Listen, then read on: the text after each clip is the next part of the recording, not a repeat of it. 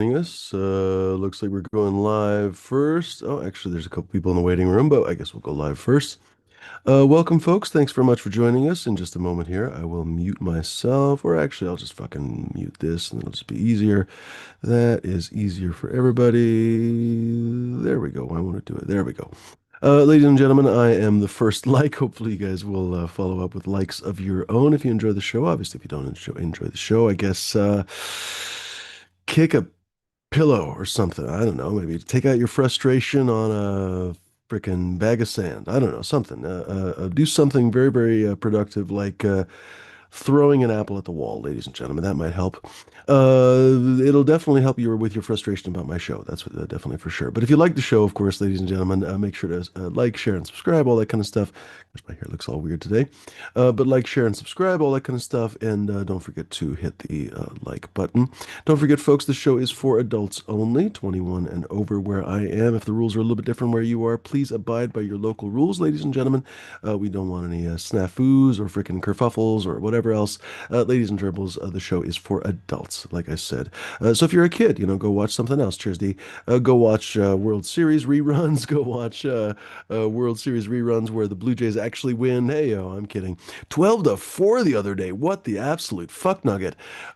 Crazy, crazy. Was that a record for a World Series game, or has there been a higher score? I'm not sure, but that was awesome. That was a lunatic game. Of course, I didn't see it. Of course, I didn't see the fucking game, but I heard it was just absolute lunacy. Blue Jays won, by the way. Kicked the absolute shit out of the Dodgers. Ladies and gentlemen, welcome though, like I said. So please abide by your local rules, like I was saying earlier. If the rules are a little bit different than they are, I think I already said that, but just in case, if they're a little bit different than where I am here, please follow your local rules because it would just be ridiculous to get in trouble for, talking about pretty plants and all that kind of stuff. Ladies and gentlemen, I need to keep that reminder so I can actually do that tonight. Anyway, what was I getting to? I was getting to the friggin' gist of the show. Ladies and gentlemen, welcome. Thanks very much for joining us. If you want to hang with us, you are more than welcome to. It is actually an open panel. This is meant to be a conversational show. Please visualize in your mind of eyes or whatever the fuck.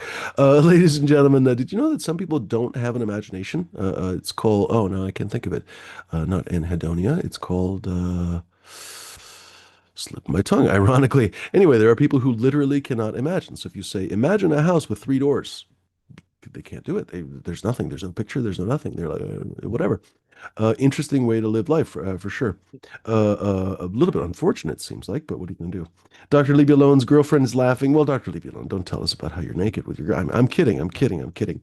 Cheers, though, Dr. Leave You Alone. Welcome. Good to see you chooching along with that train. Welcome, Dr. Libby.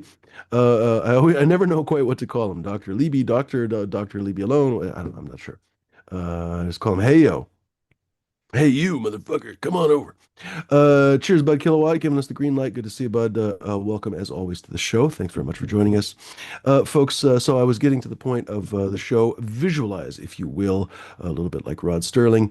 Visualize, if you will, ladies and gentlemen, a house of horrors. No, I'm kidding, although it is the Halloween season. We could honestly dress this up. I could probably honestly make an AI image of fucking horrible cannabis plants trying to kill us. But ladies and gentlemen, imagine not a scary, terrible place, but rather a happy place, ladies and gentlemen. Place where you can come, puff a couple marshmallows with us, smoke a little bit of meat, if you know what I mean. Your mom definitely knows what we mean. And hang out with us, hang out with some good friends. We'd like to have some stimulating conversation, ladies and gentlemen. Your mom likes to be stimulated, but she doesn't necessarily like the conversation. She's kind of quiet that way. She gets a little bit louder later, but we like to have stimulating conversation on this show, ladies and gentlemen. He's showing the whole lot. He's showing a whole lot of shit right there. Ladies and gentlemen, what am I trying to say? It's a fucking cannabis cafe. What can I tell you? It's basically, I probably shouldn't have said the dangerous word, but ladies and gentlemen, it's a cafe, a cafe of many weeds, a cafe of many plants. We love all our plants here. The orchids, the tapioca plants, the fucking redwoods, what else? The Amazonian giant trees, as well as all their fucking flowers. We're welcome to all of those, ladies and gentlemen.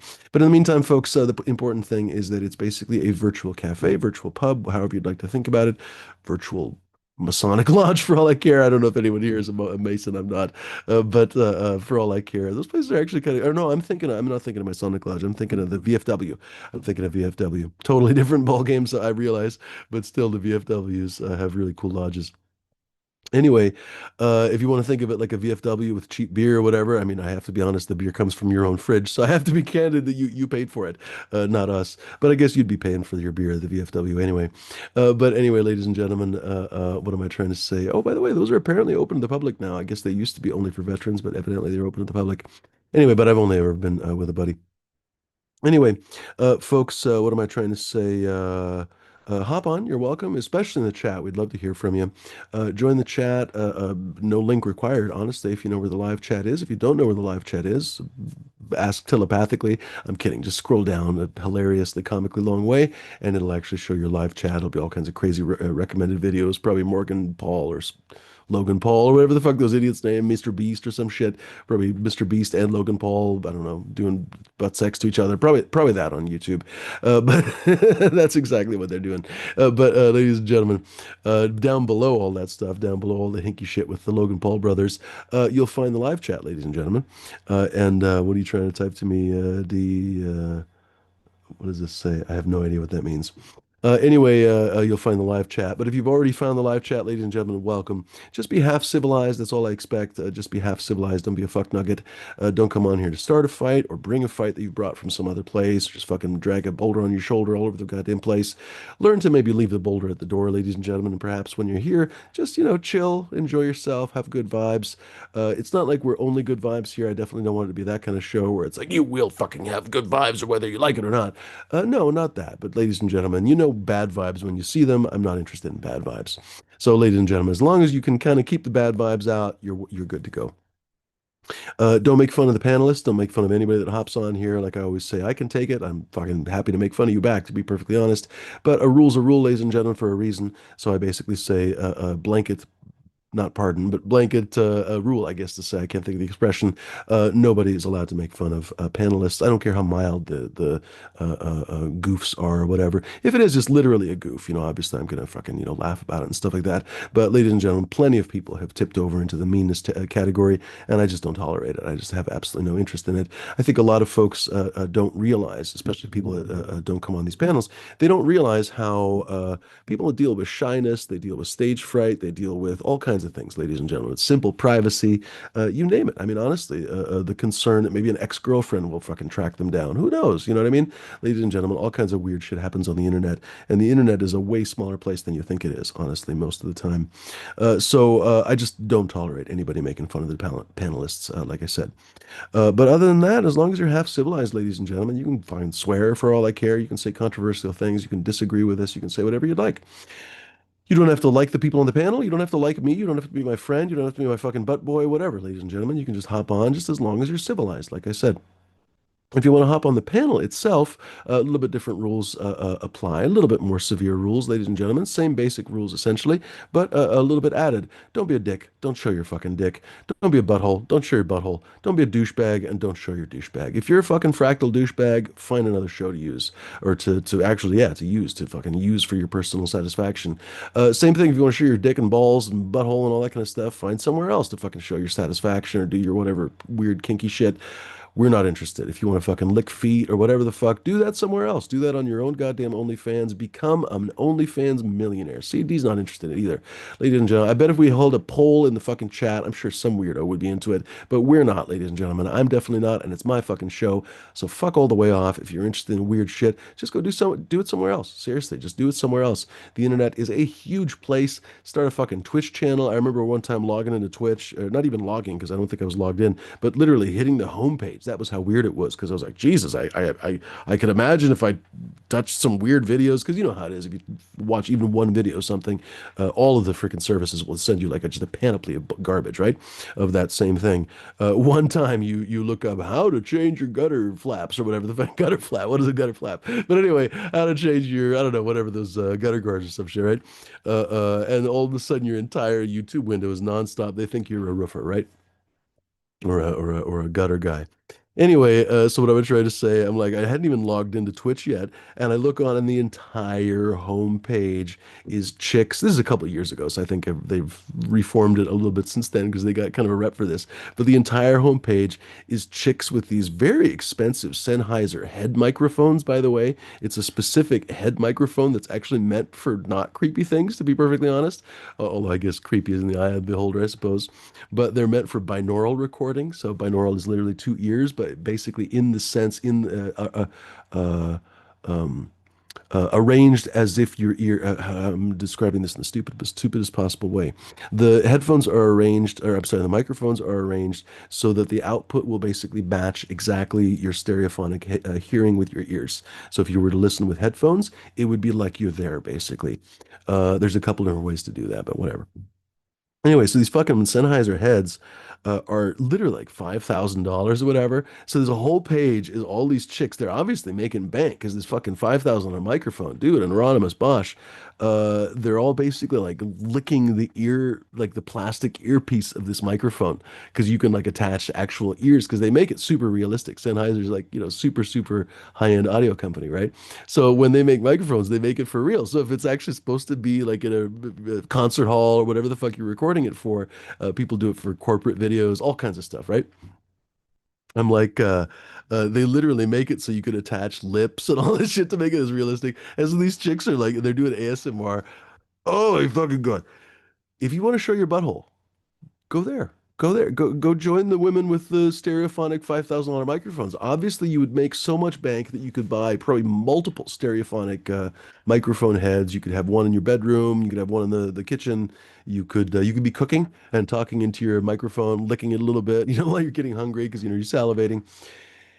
Don't waste your talents here, ladies and gentlemen. You really your talents are wasted on us. On the likes of Dr. Leave Me Alone, I know he doesn't even know what we're talking about with the weird ASMR shit and the freaking dicks and balls and wallets and buttholes. Boys and girls, don't waste your God-given talents of butthole aptitude. Go start your own OnlyFans. Go do it somewhere else. Enjoy yourself. Start your career as a whatever the fuck. I don't even know what that's called, honestly. Buttholio. I think that's probably what that's called. Do you think that's what that's called, D? If you are a professional butthole exhibitionist, would the career name be Buttholio? Would that be like the tax form? Sounds legit to me, man. That's it. That's it. I think that's too Yeah, legit to yeah. quit, to be perfectly honest. Yeah.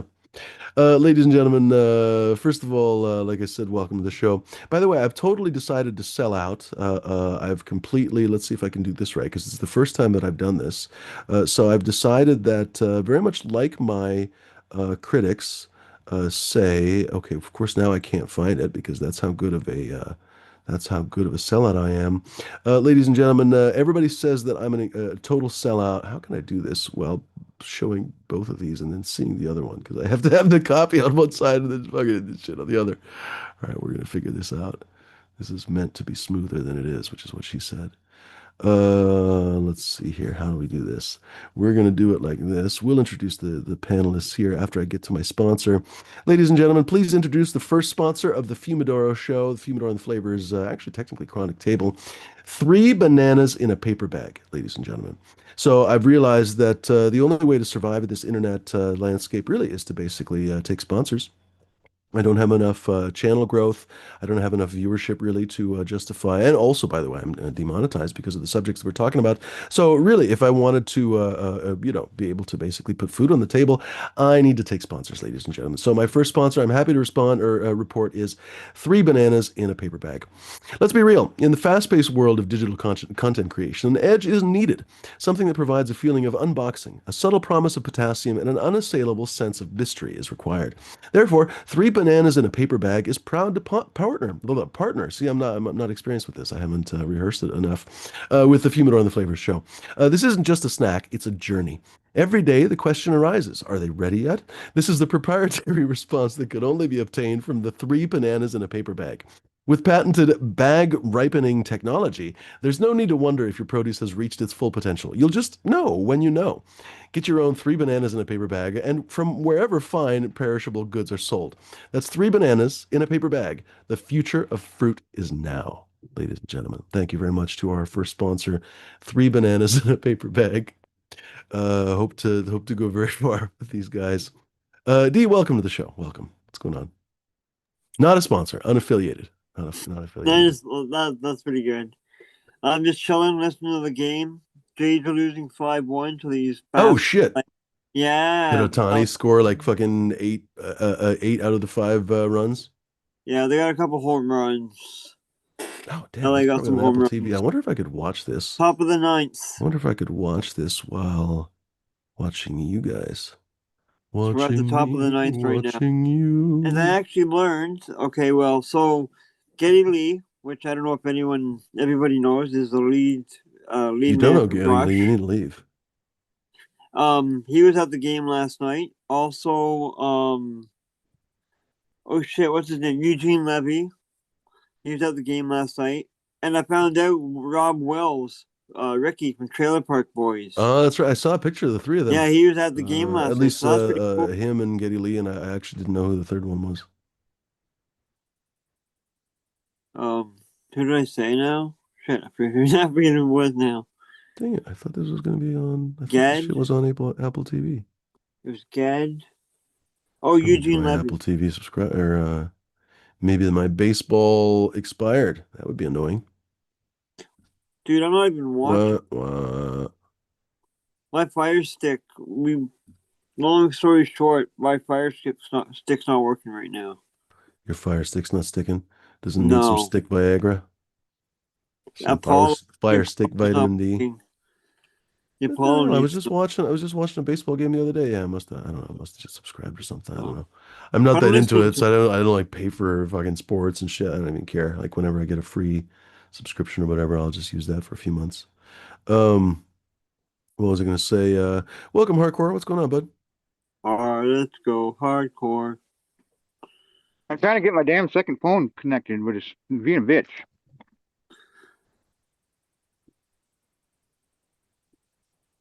Can you hear me? Uh-huh. Yep. Yeah. Go for it. Can you still hear me? Yep. Yep. Oh, so I was gonna do a give you guys an aerial view here of me fucking around for a minute, but That's what she said. I'll just give you an aerial view for a second. Oh my God, I'm still in top chat, ladies and gentlemen. I broke my own rule. Ladies and gentlemen, I heartily recommend switching to live chat. You get a less filtered Whoa. chatting experience. See, Rory Gardner's comment hadn't appeared, although in fairness, he may not have written it yet. But ladies and gentlemen, a good example, if it hadn't been written, top chat oftentimes filters comments in weird orders, shadow bans people randomly, and all kinds of weird shit. So, ladies and gentlemen, I always recommend to switch to live Oh, chat. just all Chats these come guys in just the going order up they were here. received, all that kind of stuff. Go for it, Come hardcore. on, come down. What's that, hardcore? Oh, I was just talking to the guy here. Oh, right on. Yeah. Cheers, doctor. Leave you alone. I got a little bit of a bone to pick, honestly, with the cannabis community. To be perfectly honest, I had, I think, a really good idea the other day. I mean, it's a good, bad idea. It's one of those things. So I had an idea to help people, basically, that are I know they're going to suffer, basically, the next few months. And unfortunately, it has to be done because a lot of people are going to be basically suffering. So it just occurred to me, I read the other day that 20 or 25 states, I don't know what it's up to right now, are going to lose SNAP funding basically as of whatever, November 1st, just basically next week, because I think it comes out in the beginning of the month. And not all states rely on federal SNAP funding for, it has different names, right? SNAP, EBT, food stamps, it's all the same thing, right? So a lot of times people might remember the name food stamps. And once upon a time, I think it was actually food stamps because I remember seeing it like on TV and stuff. Thankfully, my family never had to use food stamps, but God damn it, a lot of people have to. Anyway, the administration has made, in their infinite wisdom, the decision to continue with their excruciatingly expensive ballroom. By the way, you can build an entire skyscraper for $100 million, and they're spending $300 million on a ballroom. Well, whatever. That's the president that you guys voted for. He's decided to cut SNAP funding for a ton of people, and I don't think anyone knows how many people are going to go hungry. Mind you, for our international viewers, for example, this is directly during our Thanksgiving season, right? Like Canada already had their Thanksgiving, and I would say that American Thanksgiving is one of the American holidays. First of all, it's one of the only American holidays that other countries don't celebrate, right? Because obviously Christmas and those kinds of things, many other countries celebrate. Independence Day, they celebrate their own Independence Day, not obviously our Independence Day. Mexico has their own. It's not Cinco de Mayo, of course. But what am I trying to say? Thanksgiving in the end of November is a uniquely American holiday, and it goes back to our arguably kind of bullshit narrative and everything else, and it becomes a tremendously important thing about a tremendously important thing culturally that you learn about as a kid in school. In school, they make you make well, it's not like there's a gun to your head, but I mean, like basically you do projects where you do paper turkeys and shit. I mean, like you draw turkeys when you're a little kid with crayons, and of course, hardly anyone is recognizable except for the one, genius artist in the class that grows up to be a fucking great artist. Um, Anyway, you guys know what I'm talking about if you grew up in the US, right? Like everybody's all about fucking Thanksgiving with the Pilgrims and the Pioneers and Squanto and all this shit, and three-quarters of it is nonsense. Nobody ever asks how the fuck he knew English. Da, da, da, da, da. He just conveniently knew English, by the way. He's always just hanging out by the fucking Pilgrims. Anyway, a whole different sordid story of his life, right? Slavery and misery and murder and everything else, and his entire community dying of disease and all that kind of stuff. Anyway, but ladies and gentlemen, there's a whole origin myth that gets sold to us basically along with the uh, uh, um, Pledge of Allegiance that we have been forced, all of us basically since the 1950s to recount in school. All of us fucking have done these things. We've had to sing the Star Spangled Banner, and it becomes basically this cultural brainwashing. It is literally cultural brainwashing. Now, don't get me wrong, that's not always a bad thing. That's a complex discussion for another day. But the point is, it is basically cultural brainwashing. And so it becomes important on a level that any other random meal could not possibly be. Any other random meal of the year is obviously important. If you have a family, if you have children, even if you're fucking hungry, any meal of the year is obviously critical. But Thanksgiving dinner is something else. And of course, some people have it in the afternoon, which I've always hated. But, I'm a weirdo, right? I'm always like, well, dinner should be at dinner time. But anyway, long story short, it's a super, super critical holiday, and I think it's brutal and sadistic on a level that we've already known as a parent, basically, from this administration, but we don't really need to be reminded, I think, how sadistic they are. But in the meantime, we have to, I've realized, like so many people that work in disaster zones. I was just watching a little bit of a video, thankfully, because I can't deal with too much of it, about this particular organization. And there are multiple organizations like this around the world, but in Israel, they're called Zaka. It's a religious organization. I don't know how religious they are right now. I didn't watch about that, but they're responsible for basically in Judaism, the integrity of the body is very important. Basically, after a person passes away, it's very important that you quite literally get all of the pieces of the body and bury them together. I'm not religious, but obviously I can respect people who are, right? Anyway, so Zaka for decades has been responsible for all of the disasters as well as terrorist attacks, of which there have been many in Israel, to pick up all the bodies. And like I said, they're not the only ones. After 9/11, there were some really horrifying stories. Where was I going to with that? I got fucking completely lost my train of thought on that. Oh, damn it, I lost my train of thought. I was going to an interesting point, I promise. I'm not even high. Um, That'll work. Fucking hell, I lost my train of All thought. right. Go ahead for a second, hardcore. Maybe it'll come back to me. You set them on the inside there Oh, he's just talking to random people. in the morning. All right. All right. Okay. Uh, Dang it, I lost my entire train of thought with that. Okay, so I'll just dial it back basically. Uh, uh, uh, um, oh, it's like almost coming to me, but it's not quite. Maybe I'll roll a joint. Maybe that'll help. Ladies and gentlemen, your mom likes joints, and that definitely helps her. She's told me many times. What was I going to say? So in the midst of this, I'll just dial it back basically to the point. In the midst of this lunatic administration that's basically causing us all kinds of suffering one way or the other, in January, a lot of people are predicted to effectively lose their health coverage because although they're not technically losing it, the subsidies are apparently going away thanks to this government shutdown. That's one of the biggest points that the Trump administration is trying to do is actually to cut all the subsidies. So people that are, for example, now paying 40, 50, 60 bucks a month, you hear from a lot of people like that, for healthcare, thanks to the ACA, will jump in many cases. And we know this. This is not a hypothetical. Idaho has been the first state to have their what is it called? The open enrollment market open up, and people are getting the actual prices they will be paying in January, and people are jumping from 40, $50 to $2,000 a month. So a lot of people will physically not be able to pay for healthcare. So that's on top of all of that. They've decided to cut food stamps during the holiday season. And if you've never known anything about poverty, many things in life just cannot be avoided. And one of the worst things I think I've ever heard about with poverty is that Murphy's Law always applies. So for most people, Murphy's Law is one of those things that you can kind of be like, God damn it, I'm a fucking unlucky person. But when you're This poor, guy? if your car could break down, it will break down. If your kid could break their leg while you're out of money, they will break their leg when you're out of money. If your fucking water heater could go bad, and if you're lucky enough to own your own house, when you're poor and your water heater could go bad in the middle of the fucking holiday season, that's exactly when it'll go bad. So what ends up happening is you end up being short and short and short and short and short, and hence the payday loan industry has exploded and dominated, exploited a lot of people in this country. A lot of industries actually exist to fill those gaps exploitatively for people. So what's going to happen is people are going to try to survive this month, as anyone does, because of course people do try to survive. It's the human race. We've tried to survive all kinds of things, meteors and diseases and everything else. And so people will struggle to survive.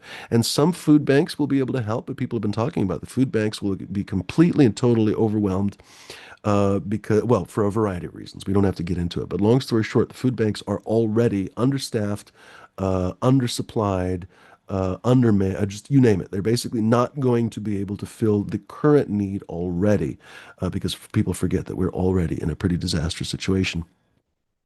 You can go to places like Portland and see the homeless crisis for yourself to wonder if you wonder.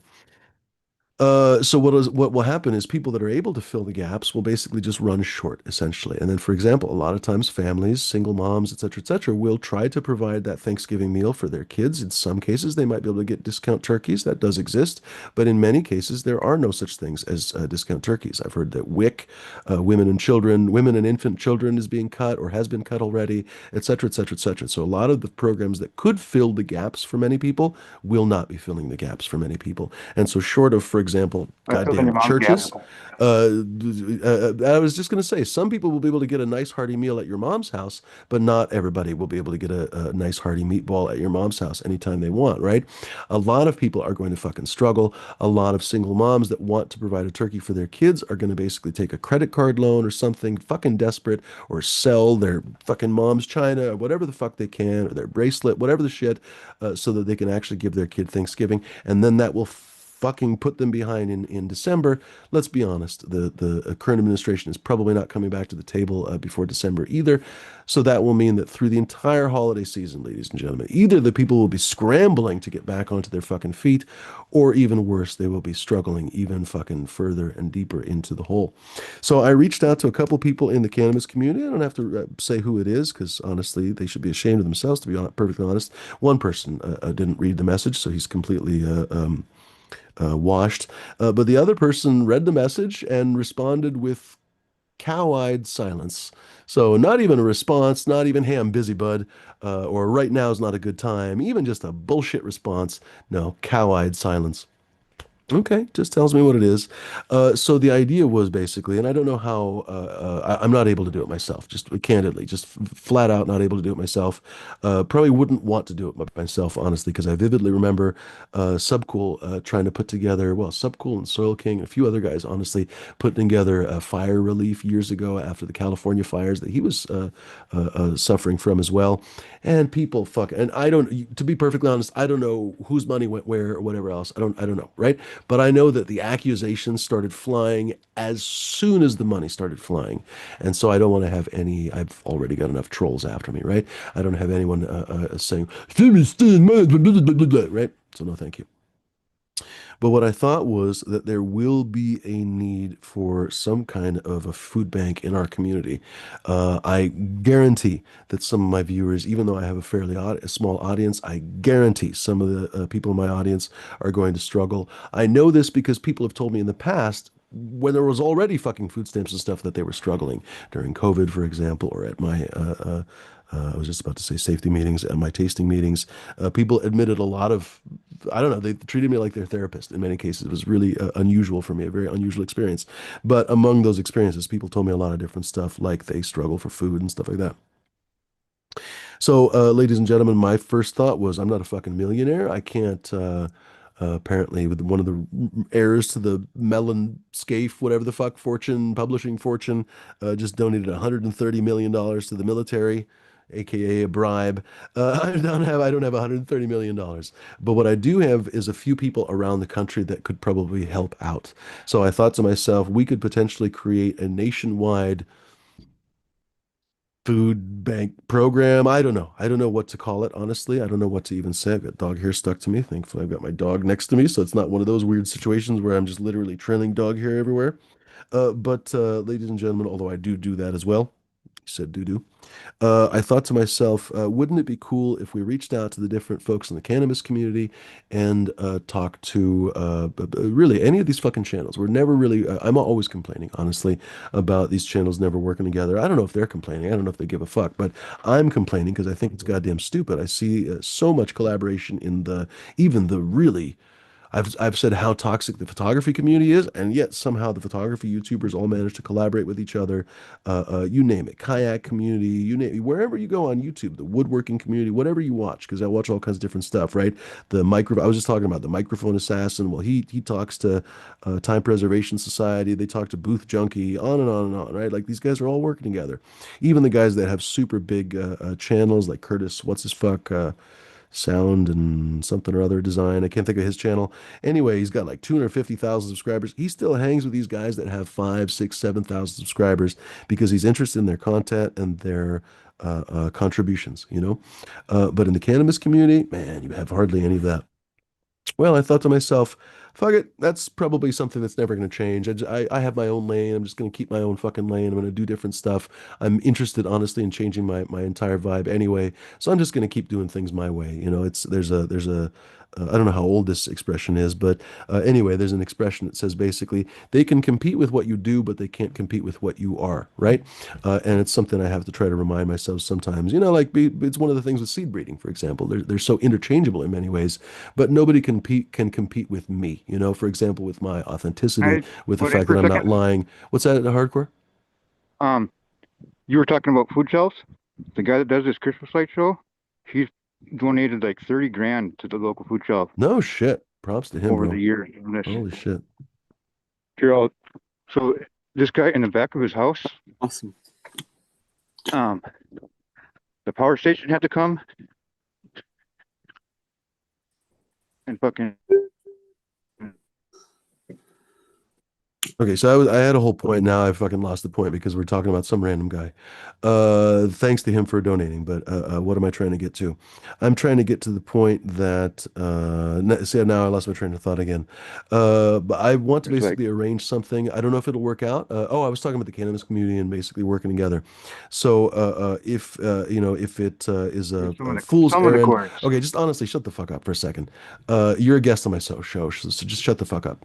What am I trying to say? I'm trying to say that I want to work with other folks in the cannabis community if they're willing to help folks that are watching all of our different shows who will probably be hungry. And I thought to myself, like I said, I don't have $30,000 to donate. Honestly, I don't even have probably hundreds to donate, but I definitely have organization ability. I have, you know, people in my audience, and I know there are reliable folks around the country that could help run these things. Basically, my thought was that, for You have example, one less instead of panelist to Central worry about though, because Hardcore, just be quiet for a second, man. Holy cow, seriously, just let me finish my fucking thought, man. Fuck. If he wants to fucking talk over me and he thinks that's not okay, he can eat my ass. Jesus fucking Christ. The fuck? I'm literally trying to say something. He's talking over me. I don't care. I just don't care about his fucking butt hurt. Jesus fucking Christ. You guys come on my show. I don't sell any seeds with this dipshit fuckery with hardcore coming on here. Give me a fucking break with him showing off his CBD. I don't know how to express this. in my view, this is a happy place to enjoy the internet, to enjoy friends, to enjoy cannabis conversation. But I catch so much shit from you fucking people. If you can't shut up for 10 minutes while I talk about shit on my show, then you don't belong on my show. I don't know how much more clear that I can be. Honestly, if there's any more shit like this right now, or if anyone doesn't hop on here in a little bit, the show will be over. I don't give a fuck. I don't give a fuck, ladies and gentlemen. So this is a good example. Cow-eyed silence when I reached out. Now, granted, I only reached out to two people, and one of the people didn't see the message. No problem. Hey, the guy's busy. I know he's busy, and I know he doesn't have to. I don't check Instagram every day, but the other guy checked, didn't respond, didn't say shit. Okay, that tells me he's not interested in any way. Because I actually didn't tell him what I was talking about. I just said, hey, could you hop on a Zoom call for 10 or 15 minutes? Didn't even give any details. So this is, I have to be frustrating. This is a good example for me about how any time that I've ever had anything that I thought was a good idea, I don't know if they are good ideas, because obviously I'm not Jesus or some shit, right? But if I thought it was a good idea and reached out, just died on the vine. Just died on the fucking vine. What is this? Sopranos died on the vine. By the way, that guy that said that died on the vine was actually a fucking mob guy. He actually got busted. He and Larry Boy Barese. And there was a few guys on The Sopranos that were actual mob guys, like active mob guys. But he and Larry Boy both got caught during The Sopranos. Anyway, what was I going to say? Cheers, by the way, folks in the chat. Welcome, bud. Cheers, Jack. Cheers, DC Jeff. Good to see you, buddy. What's that, bud? Hi. Welcome, welcome. That's about it. That's about it. I basically got to the gist of what I was getting to. I am honestly disappointed when I reach out to folks in the cannabis community and get so little back. And I have to be honest, that's one of the reasons why I basically just stopped at those two people, because I was like, all right, that's probably going to be a good reflection of the response that I get. A lot of the folks in the cannabis community either have heard that there's something wrong with me or something in some unspecified way, and so just kind of don't respond to my DMs. Literally, like I've reached out to quite a few people, and they just don't respond to me for some weird reason. I don't really know what it is, to be perfectly honest. But whatever it is, maybe they just don't like the cut of my jib. That's fine too. Many people I know probably wouldn't respond, and also I guess just based on this, I guess I'm not optimistic. I don't know, but I think it's important enough to put it out there. I think that there are a few people. So my idea was, I guess I'll finish with that. My idea was that around the country, we have a few people that probably could run a little food distribution center or something, we'll call it, right? So just for example, it doesn't have to be a Bud Kilowatt, but for example, Bud Kilowatt's our man in fucking, what, from Pulp Fiction, our man in Anaheim, no, our man in San Diego, Smashed, our man in Massachusetts, whatever. It doesn't have to be any particular person. But I thought to myself, that could be a point of contact for folks that need anything. And then basically we would, as a group, for example, come up with a list of staples. You know what I mean? I don't know, a bag of rice, fuck it, whatever. Right? I've never done this before. But we could look up what food banks like to provide, whatever it is. And then basically we would, I don't know, arrange, because I don't know how much money there is in the community. I don't know how much money you guys are willing to send or anything else. But if folks are willing to send money for it, then it'd be like, all right, send, like I said, Smashed or whoever the fuck directly $100 or whatever you're going to send. And then he goes to Costco and then buys a bunch of rice and then gives it to whoever the fuck wanted. And then I thought basically the way that we kind of tie it into our community is that I would be happy to donate really a bunch of seeds, honestly. So I thought to myself, every package, honestly, could have your mom likes big packages. Every package could have a pack of seeds, basically, because I don't know, if you are struggling with food, you probably are struggling to buy seeds. So you could use probably some fresh seeds. That would be nice. And I thought to myself, that was one of the things that I thought. I was like, well, we could reach out to other breeders. And this is something, because I think there are probably a lot of cool breeders out there that I bet would be hip to this, that are not as fucking weird as cannabis people. Because the reality is most cannabis people are just fucking fake. I have to be frank. It's the same thing with all the other, whenever you go on YouTube for photography or whatever else, most of the time the people that have big YouTube channels are not actually photographers, right? Because if they were a photographer, they'd be busy making money photography, photographing, da, da, da, and then every once in a while they'll show up. A good example of that is one I follow, Lindsay Adler. She has her own channel that she occasionally does some stuff on. She has some of her own show or what do they call them, tutorials you can pay for, and then she shows up on like Adorama. But I mean, she doesn't have a fucking million person a channel or 5 million person channel like Peter McKinnon, because she's actually a fashion photographer. Peter McKinnon, on the other hand, is a YouTuber. You know what I mean? Anyway, so that's a lot of the cannabis community. They're not actually fucking weed people. They're just YouTube people that do a little bit of weed stuff for the most part, right? Myself included. We're all fucking weirdos. Anyway, so what I was saying is that we could probably get some breeders involved, and we could basically throw packs at people. You know what I mean? Like I've had that before. Sub was the first example. People like to think so badly of Sub, but you know, I can't defend everything he did in life, but I definitely saw another side of Sub. He happily, gleefully sent me dozens of packs to give out at my meetings, and said, just give these out, just literally give them out. Didn't want any money, nothing. He just said, make sure people grow them. And so that was my rule for people. If you want these packs for free, just promise me to grow them. And that was it. Just promise me to grow them. Or, you know, I'd give them out as prizes, for example, for the contest. But we gave out dozens of fucking packs. Anyway, I'm sure that there are breeders that would be willing to give out packs, especially for folks that need it. And I also thought to myself, hey, if folks donate, maybe they deserve a pack as well. So that was kind of where my thinking was going. And mind you, I was only really thinking about this on what, Thursday or something, reached out basically on Thursday and haven't heard fuck back from those people.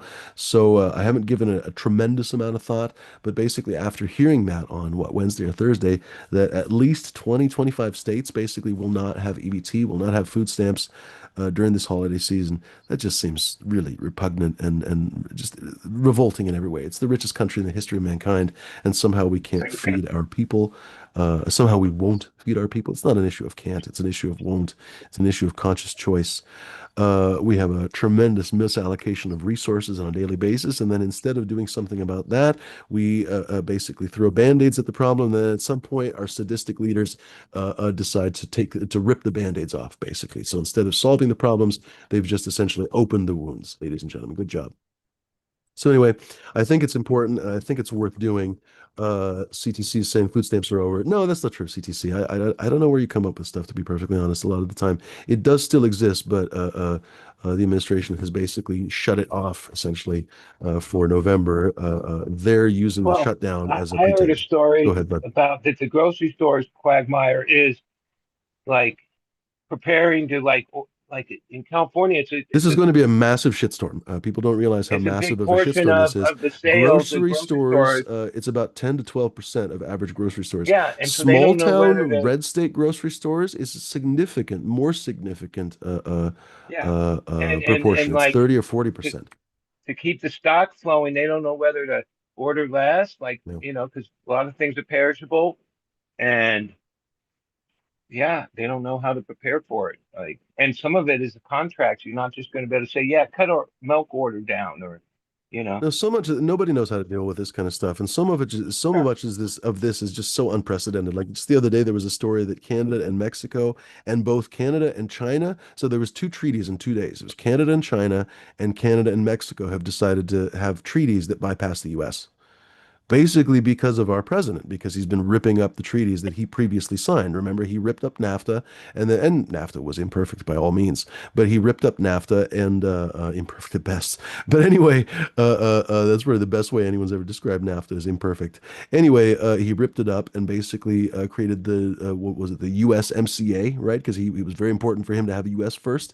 And then when he came back into office, he said, "What idiot signed this USMCA?" He didn't even remember that he was the guy that signed the USMCA. And of course, none of his apparatchiks, I guess, are, I don't know, what, brave enough or whatever to tell him. Of course, self-serving probably helps them to just continue the lie. Anyway, he didn't realize that he was the guy that signed the USMCA, tore it up, and then basically has been talking about some new deals that Canada and Mexico realize are not worth the tissue paper that would be written on. So they're signing their own deals. Art of the deal. Art of the fucking deal. Anyway, but that's stuff that doesn't affect us as much as the fact that, like I said, it's guaranteed that people in the cannabis community will be starving and will be struggling. I don't know, starving is maybe an exaggeration, but Well, isn't the bigger threat struggling. the shutdown? Eventually, at a certain point, it crashes the dollar, right? It crashes the dollar, meaning the Oh, so dollar many of means these nothing. things are they're Like playing with you can fire only that they play don't with it so understand. long, and this time it seems like it's going to go a lot longer than all the other years. Because every year, a lot of people don't understand that this thing is just to extend the debt limit. right? Like just like on your credit card, you can request No, a they higher already did limit. that. They already extended the debt limit. This is now to pass a continuing resolution, basically, to fund the government for the next year. And if I'm getting it right, I think I'm getting it right. I think it's And the debt limit. The debt limit's like going to go up to No, the debt 38 limit trillion. already passed. Debt limit already Oh, passed. This is okay. something else. Yeah, I Yeah. don't follow it too close, but Um, I know this this is one always of the starts problems. A every lot year. of Americans don't really follow this stuff, and when they start to hear about it, oh my God, there's a lot to it. So, yeah. You know, already in the years past, lowered our credit rating in the World Bank, and Yep. then Yep. That happened. I mean, it is risking the dollar crashing, like at a certain point, because it not only are they not paying But a lot the of things are domestic, risking the dollar crashing because, for example, the yeah, way he antagonizes our allies, there's a good reason to think that one of our major allies will just stop using the dollar as their reserve currency. For example, a lot of OPEC countries have threatened for years to stop using the dollar. Saudi Arabia would be the big one that basically, if they stopped accepting dollars and started accepting even just both dollars and fucking renminbi or whatever, that could potentially crash the dollar because basically the dollar is no longer, like a reserve currency with gold, for example. It's essentially a reserve currency because everybody fucking wants it. Among other things, you have to pay for oil with dollars. So that basically essentially pins the value of the dollar to the value of oil. and ultimately, legal cannabis purchases are tied to like the amount of disposable income people have, and the tighter that gets, the less cannabis is bought. Hmm. I mean, Yep. even here, people are going to have to make a choice. Some of them that have EPT. Yep. Well, do I save this money to get food because I don't have my food card, or am I going to buy an eighth of weed? Hmm. Most people are going to buy the weed Which, and figure out how to I afford mean, the a lot weed. of adults would make whatever choice they make, like we've all known people over the years that would buy the weed instead of the food, right? But I mean, if you have kids, Yeah. for example, it's a completely different story. So, and that's the thing, disproportionately folks on food stamps are oftentimes single women with children, et cetera, et cetera. And yeah, it's inhumane and it's, what do you expect from these fucking people, to be perfectly honest? Oh, what are our trolls? Yeah. I mean, it's a shit show. That's so acting like Hitler. That has to be fucking Steve right there. That has to be Steve. Steve is still obsessed with my fucking show all these years later, and he has this thing. He always comes on with these weird fucking names. It's either Rasta shit or gay shit because I don't want to describe his psychology. I'm not a psychologist, so I don't want to get into it. But it's very telling. It's always the same shit. It's always calling me fat. So he thinks that I'm fat, and he thinks that I'm like ashamed of it or something. I don't care. Call me fat for all I give a shit. I don't care, motherfucker. Fucking call me fat until the end of the world. I'm at Dumb Big Brother. fucking Momo with a garbage disposal voice. Enjoy your life, dipshit. Why he fucking obsessively watches my show, I have no idea. I have no idea. None whatsoever. I haven't seen him face to face for over 3 years. For 3 years now, this guy obsessively watches my show. This fucking idiot. Whatever. Enjoy it. CTC says you thought I was Zelensky. That's actually a compliment. He's a pretty chill guy.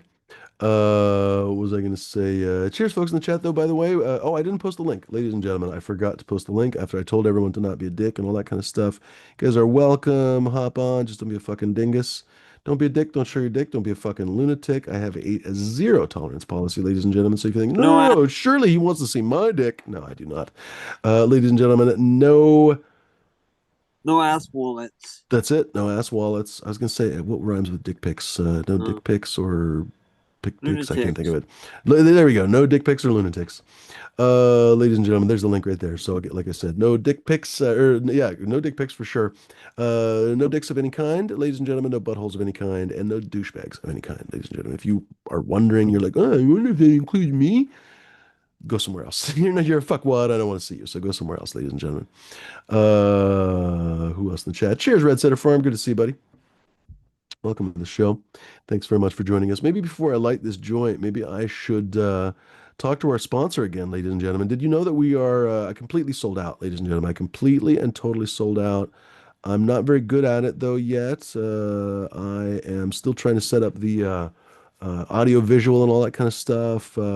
get it all situated, ladies and gentlemen. I'm not getting paid all that much. I have to be honest. These guys are kind of screwing me a little bit, but it is what it is. Like when you start with your first sponsor, you start small and then you move up a little bit in the world. On the bright side, I get to keep the bananas, ladies and gentlemen. So first sponsor of the Fumidor and Flavors show, ladies and gentlemen, is 3 bananas in a bag. Ladies and gentlemen, you heard it here first. It's delicious. It's nutritious. It's also shaped like a wiener. Your mom likes it, definitely. Is your snack game in a rut? Are you tired of single, disconnected bananas? A solution that is scalable, sustainable, and delivers maximum yield as needed. Introducing 3 bananas in a paper bag. This isn't just food, it's a platform. The entire fruit delivery ecosystem is being disrupted by offering a seamless, all-in-one experience. Beta testers report a 300% increase in ripening efficiency and a staggering 85% boost in "what are you doing?" questions from roommates. 3 bananas in a paper bag. Stop buying, start investing. Ladies and gentlemen, 3 bananas in a paper bag. Thank you very much to our first sponsor at the Fumidor and the Flavors show, where we take these things very, very seriously. You too could be a sponsor. Let me know. Let my team know. Let my people know. We'll be happy to film some. That's a hell of a peanut you got there. That's what she said. This is the next sponsor coming up. I heard G's nuts. Nice. That is quite a nut, though, D. Yeah. Show us that absolute nutstrosity. You got to hold your hand behind it. That's what she said. Hey-oh. Nice. Your mom said that last night. Yeah, she did. I got a couple of your. We got it on video. Oh shit! I lost my nuts. That's the other one. Oh, yeah, here it is. Hang on. Your mom almost lost some nuts, but then she found them. There's the second one. Holy shit. Did they come in the same bag? I'm not sure. Oh, You definitely have some nuclear No. nuts. that's what she said. Mm-hmm. Yeah, she did. Hop on, guys. Come hang out. Let's treat my. Yeah, I'm having a Folks, hop joint on, people. and a cup of coffee, and then I'm headed to my back in the room that I'm harvesting my room. Usually I Nice. have a helper, but no helper tonight. It's hard to get someone to come and start at 8, 9 o'clock. I don't have night owls in my If room I could anymore. I don't borrow. know why Hardcore is so mad. He's still, well, I guess he's not still talking about it, but he was still talking about it. Hardcore, I was in the middle of talking about something and you were talking over me. If you can't understand that that's weird, I don't know what to tell you. You're not right for the show. And by the way, I took away your wrench last week because you posted some shit about fucking Voldemort. I've said very clearly I don't want to talk about that fucking guy anymore. I don't want his name on my show. And you know better. You absolutely know better. You're always pushing fucking buttons. If you don't want to be on the show, that's not my problem, honestly. Come on, seriously, that's not my problem. If you want to hop back on, you're more than welcome. You're more than welcome, as long as you're chill. I don't need the weird shit. I don't need you posting fucking comments about so and so that we don't need to talk about, et cetera, et cetera. That guy has cost me enough. And honestly, none of it was worth it. That's the thing. None of it from the beginning of anything was ever worth it. I've known him since I was a little kid, ironically, but weirdly enough, I don't remember. I told you guys that story about how my mom was a violinist, and basically he and his wife, you know who I'm talking about. I don't want to say his fucking name. He and his wife had a booth at this arts festival down in Southern California. And my mom was the concert master, and then basically she was the rep for the musicians, and he was apparently the rep for the artists that had booths. And so basically they knew each other. They would meet with management, like they actually knew each other, basically. Whatever, it doesn't fucking matter. But I've known him directly, basically in this context for 6 or 7 years. I met him like maybe 2018, I think, 2017 or 2018, with the predecessor, basically, I guess you could call it, to this show where we were meeting together. This is in 2018 or 2019 with like 4 or 5 of us. It was Farmax, Tara Lee Live, this chick from Tacoma area. This other guy who I'm blanking on his name, he's actually from more the Salem area. Anyway, we tried to do this show. Actually, Dee was watching that show way back when. Yeah, What's that that's fucking cool. guy's name? I have absolutely fucking forgot his name. God, that was a long time ago. Where was I going to with that? I just lost my train of thought again. I'm not even high. Ladies and gentlemen, I have to light this joint because apparently my brain doesn't work. Seriously. Brains. Dee had some chill. God damn, this fucking weed is not dry yet.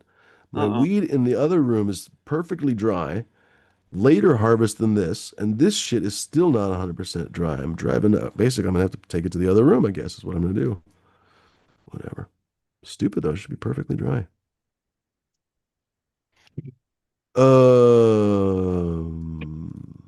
How did I fucking, what was I trying to say? Oh, I was talking about what's his fuck. So basically, I met him through the chick from Tacoma, basically, and it's not worth going into. But I've known the fucking guy for years. None of the interactions were ever worth it, honestly. Like I would give them all back, and I'm being super, super sincere about this. I voluntarily let Tio go. Like I voluntarily let Ag. He gave me Agnes. What was the other one? Like I voluntarily let all of them go. I just didn't want them. I don't want to be associated with him. I don't want to have anything to do with him. I realized the other day, actually, to be perfectly honest, if you guys didn't know what the name of the show meant, the name of the show tonight is so funny we're talking about it. Uh, um, what did I fucking? Nobody expects the Soil Inquisition. Is that what I titled this one tonight? That was what I meant to title it. Where am I at? Three bananas in a paper bag. Yeah, nobody expects the Soil Inquisition. So I was working on something else the other day, and I was like basically trying to find historical figures or thinking about historical figures that gleefully burned people to death. I realize that's a weird ask, but whatever. It was a specific thing, and so I was going there, and the first one that came to my mind was Torquemada, basically famous Spanish Grand Inquisitor, who I believe himself was a Spanish what do they called it? Converso, a converso. So he was born Jewish and became a Catholic inquisitor, basically, and primarily was an inquisitor for so-called or accused, alleged reversos, basically Jews and Muslims both. Who were forced basically at the gunpoint, I mean, at sword point, I guess back then. I mean, they had guns, but at sword point to convert or die, pretty much. Convert to Catholicism, convert to Christianity, specifically Catholicism back then, or be put to death. Or you could always leave if you were super lucky, but not. They didn't always give you the option of leaving. It depended on who the inquisitor was. Anyway, he gleefully accused thousands of people, actually thousands of people through his career, of supposedly not converting to Christianity enough, basically, and secretly being still Jewish and or Muslim, and then basically interrogated them with fire. And that sounds just like it was basically. So they made fun of it in Monty Python with Nobody Expects the Spanish Inquisition. But Torquemada was the fucking guy that gleefully burned people at the stake, burned their balls off, burned their ass skin, you name it, burned them alive, on and on and on. And their prize, by the way, for admitting that they were guilty was being burned to death. So super, super, super guy. Anyway, extremist of the extremists, basically. And again, as it happens, I believe, I could be wrong on this, but there were plenty of other Grand Inquisitors that were Jewish conversos that became these vicious inquisitors. But I'm pretty sure Torquemada was one of them. Anyway, it occurred to me that this Voldemort motherfucker that I talk about, he's basically that because he essentially has functioned only as a force for ill in the entire soil community. A lot of people know him for his soil mix that he ripped off from Cornell. A lot of people know him for his soil knowledge that he ripped off from other people, etc., etc., etc. But in the meantime, instead of having a positive impact like he could have, he spent all of his time gleefully reporting Elaine Ingham and Dragonfly Earth Medicine and this company and Kiss Organics and da da da. And I know this because he said it on my fucking show on camera, happily with a grin on his fucking face that he reported these guys and he reported these guys and he reported these guys, one after another, going to conferences and acting like a sawed-off butthole you name it, just confrontationally destroying every possible interaction you could have in the tiny organic soil community. So it occurred to me basically, just like Torquemada, he ended up basically being not recounted. What's the word for it? Can't think of it. He lost favor with the Vatican, and the Pope basically essentially exiled him to house arrest basically for the last number of years. He tried to regain relevance and stuff, but his entire shtick basically turned out to be a complete total waste of time, obviously, because as any idiot could know, being an extremist and burning people for their fucking ideas is a terrible fucking idea, especially long term for your society, et cetera, et cetera, et cetera. Anyway, he ended up basically becoming the butt of many jokes. As I think this particular individual may eventually become, because so many people have been fucked by this guy that when you talk to people, it's actually rare. Like in Oregon, it's rare to find somebody who's like, oh yeah, he's cool, dude. He's a super nice guy. They know him, but that's about all they'll talk about him because most people don't want to be mean. So anyway, Soil Torquemada. I was like, oh shit, I should get that on a t-shirt. So if Hardcore is still watching, I haven't watched the chat for a second here. Hardcore, if you're still watching, the reason why I removed you as moderator was because you kept doing shit like that. It was one bridge too far. And by the way, I don't mean to say that you'll never be a moderator again, but I just, at the moment, I felt like, you know what, this is too much. It was literally one of the last comments of the evening. So I was like, no thanks, Hardcore.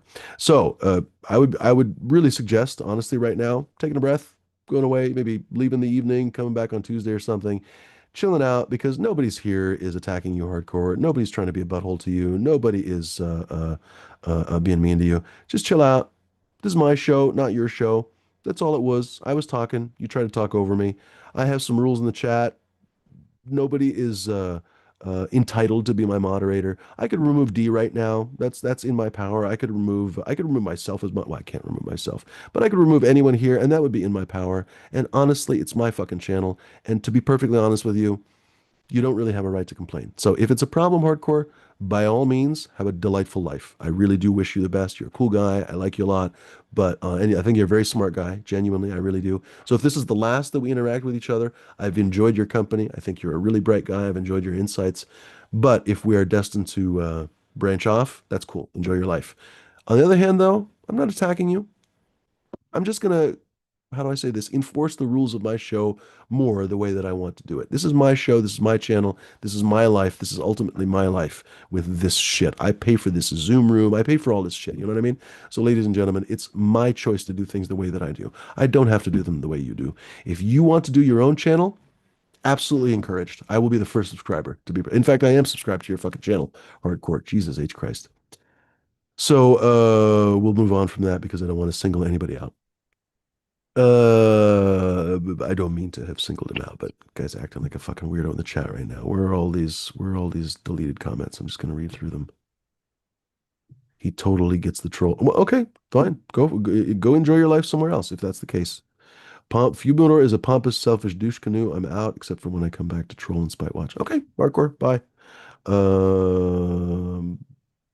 Hide user on channel. Jesus Christ. Yeah. All right, bye. If you guys want to cut the show now, I'm fine. I really don't give a fuck. So what do you want? What do you want to do?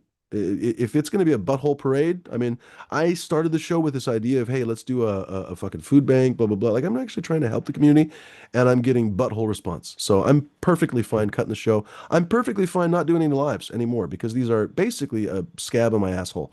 I'd be perfectly fine completely doing recorded content, doing my own shit. So if you guys are not cool with this or whatever, I'm fine with that. I'm absolutely fine. So what do you want? You know what I mean? What do you want? Turn it around and keep it going. Okay. Well, Bud's the only guy with cool vibes apparently right now. So yeah, Yeah, if you guys cool. want to have I cool could see vibes, the Billy chill, you want to Craig just fucking goof play off, and that's fine. But get ready to when I say a harvest. zero It's all tolerance about good policy, vibes. I mean a zero tolerance policy. I don't give a shit who you are. If you're gonna act like a fucking butthole and talk over me and be rude to me, bye. Enjoy your life.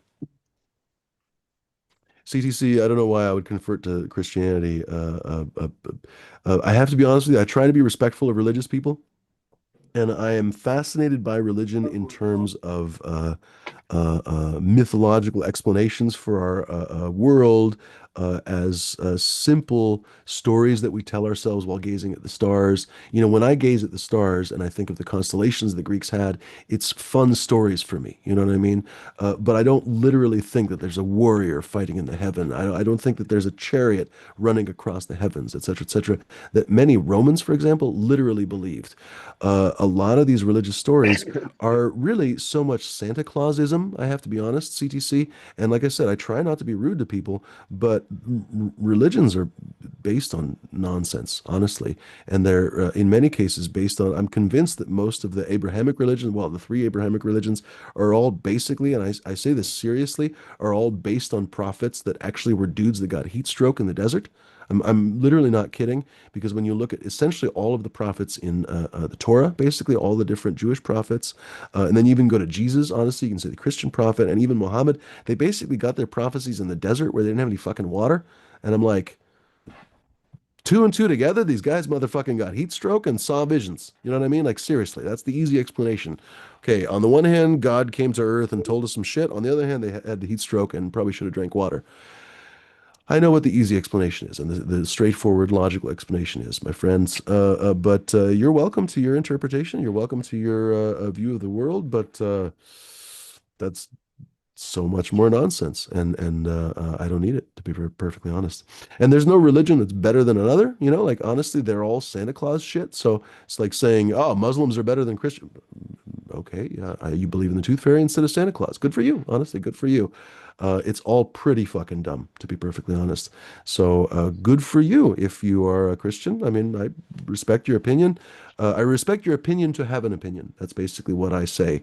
I don't respect all opinions, because some opinions are stupid. Honestly, some opinions are fucking dumb. Like well done steak being good. Some opinions are fucking stupid. But I respect your right to have a well done steak and thinks that's the best steak for you. I mean, I don't give a fuck what kind of steak you put in your mouth.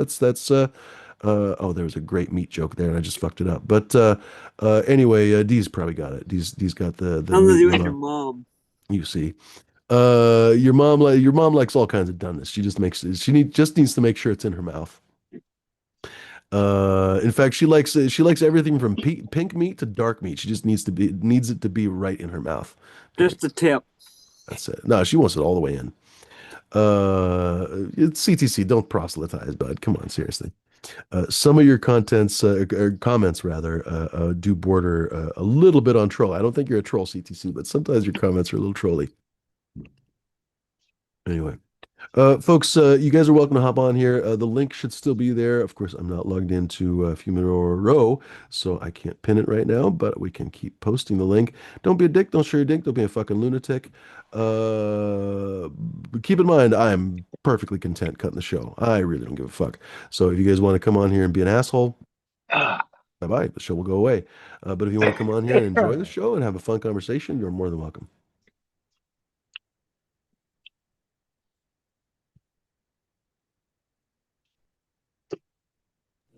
CTC, stoned is the way of the walk. Here you go. By the way, I don't see anybody commenting on the food ideas. So yeah, Oh, same shit, different day, basically. I think it's a good idea. Well, I appreciate it. Thank you, D. Folks, if you're interested, like I said, this is very, very early planning stages. I haven't really worked it out at all. I really want to avoid the situations that I remember seeing in not even just the cannabis community, but other different places where people have tried to do fundraisers. It's really easy for people to start pointing and also easy for people to actually start stealing money too. That's happened too. So, ladies and gentlemen, I don't want to get involved in that, but I think it would be really helpful for us to, in some way, work on this somehow. There must be some solution we can offer. My simple thought was, hey, I'm willing to throw $100 at it, for example, and throw a bunch of seeds and whatever else. I can go to Costco and buy a bunch of shit. A couple of my friends here in the area, Bingus is nearby, et cetera, et cetera. We can all basically throw together and put together a couple nice fucking grab bags for a few people. And then whoever needs Remember, it would reach out to us here in the Portland area, and you we would can't basically keep what deliver it, you because don't give shipping that shit away. would cost a fortune. What's that, bud? You can't keep what you don't give away. That's one of my mottos of life. You can't keep what you don't give away. Well, a lot of people end up keeping it though. That's a problem, of course, too. But even then, overblown. Believe it or not, a lot of people in these kinds of food drives and stuff are quite honest. But there's always somebody that fucking rips it off. So it happens. You know what I mean? So I don't want to be involved in that. I don't want to realize that someone that I know and trust is actually not trustworthy. I really don't want to deal with that. And I also don't want to, because I've done that enough. But also, I don't want to be accused of fucking stealing people's money and shit like that. So. If you guys have any ideas, if you're receptive, I think I have some ideas of who might be receptive to this. I have some ideas of who might be, uh, uh, I don't know, capable, I guess to say, of organizing and all that kind of stuff, and not screwing it up in some way. Let's be perfectly honest, because I don't need that. So if you know who you are and you are interested, please let me know, because I think it would be really helpful. I think that there will definitely be some problems, even in our cannabis community, with people running out of food, and I think it would be really nice for us to do something about it. And there's enough of us channels and everything else that we could really make a difference if we actually worked it out. And honestly, if one of the bigger channels wanted to take it over as an actual Kickstarter or something, that's fucking fine with me too. I just don't want to be accused of stealing money. I don't want to get a big tax bill at the end of the year, because what was his name? Tricky D, I want to say years ago, got 10 or 15 or $20,000 in donations. All of a sudden found out he had to pay tax at the end of the year. I'm not sure if it was him or somebody else, but anyway, it was somebody that basically got thumped for that. No, thank you. So if we could keep the donations small to any particular regional captain or something, I think that'd be super helpful. Or direct donations instead of cash, because like I say, plenty of people are in the area. We could have a great smoke sesh together, right? Like who needs an Only excuse fun. to get together and have I didn't hear what you said, D.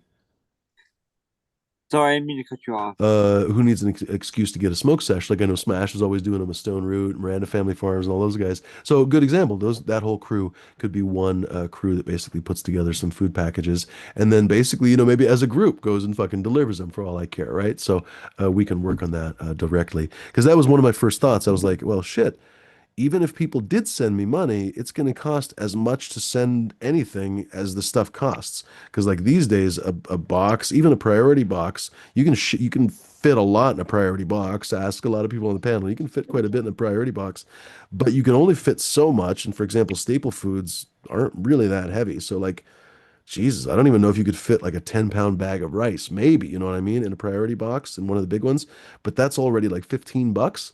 And I think honestly, No, it's the over fucking 20 now. is it over 20? They keep raising it Yeah, literally every time I go to the post the office. post office, And they every keep couple months. all kinds of new rules and stuff. Oh my God, I hate it, honestly. That's what happens when you mismanage stuff with DeJoy running things. Anyway, so I doubt you could, for $20, you could literally a bag of rice is like $18, unless that's more expensive now too. Last time I looked at Costco, a bag of rice was like $18. Uh, it's going to be cost twice that to send the fucking thing. It's ridiculous. You know what I mean? So it would make a lot more sense, I feel like, to donate directly. I, So anyway, anyone who's interested, please let me know. I got a couple good ideas. Right on, D. Go. Well, how about well, first, you can always do start a GoFundMe where people can donate to that, and because the link, Well, I've uh, never done that before. Okay, I could look into this. Anyone who has an experience with that, please let me know. Can you send up GoFundMe's kind of like a corporation, basically in an entity's name that isn't your own? or another way is somehow if after you collect the money, instead of having to worry about like sending food to people directly and so all the shipping, what about like buying shit on Amazon, like food on Amazon and Getting shit food and it shipped that way directly. because you can Problem is, I actually think Amazon has removed the ability for you to ship stuff with Prime to your friend. Okay, now I can't swear to that because I'm not a regular Yeah, Amazon you can't. customer. It has to be your home address. Yeah, yeah, yeah. So in other words, they won't allow that. That's unfortunate. You used to be able to do that, but not yeah anymore. So that's a no-go. And people would have to have a Prime membership in order to do this. If they're already struggling, they maybe have a Prime membership, but I'm not going to assume that. So that's hmm. not a good idea. Yeah, okay. Um, and the same thing with the GoFundMe. I'm worried that I'll probably have to use my name as the responsible party or whatever, because even when you start a corporation, somebody has to basically start it. Um, and I just don't want to. I don't want to have any problems like that. I don't want to have tax issues. I don't want to have. I don't want to Yeah, be. true. Guaranteed. Hardcore goes on the Wednesday show and tells them, I was there when he started ripping everyone off. Guaranteed, you know. So, no thanks. I know this community well enough. And funny enough, that's literally always been basically what it was. It was always some little thing that set someone off. I don't even remember what it was. 95% of the time, I can't even fucking for $1 million. But I remember the one dude in New Zealand, he got off on one little fucking thing, and I couldn't even really figure out why he was mad. But all of a sudden, he's my enemy of my enemies.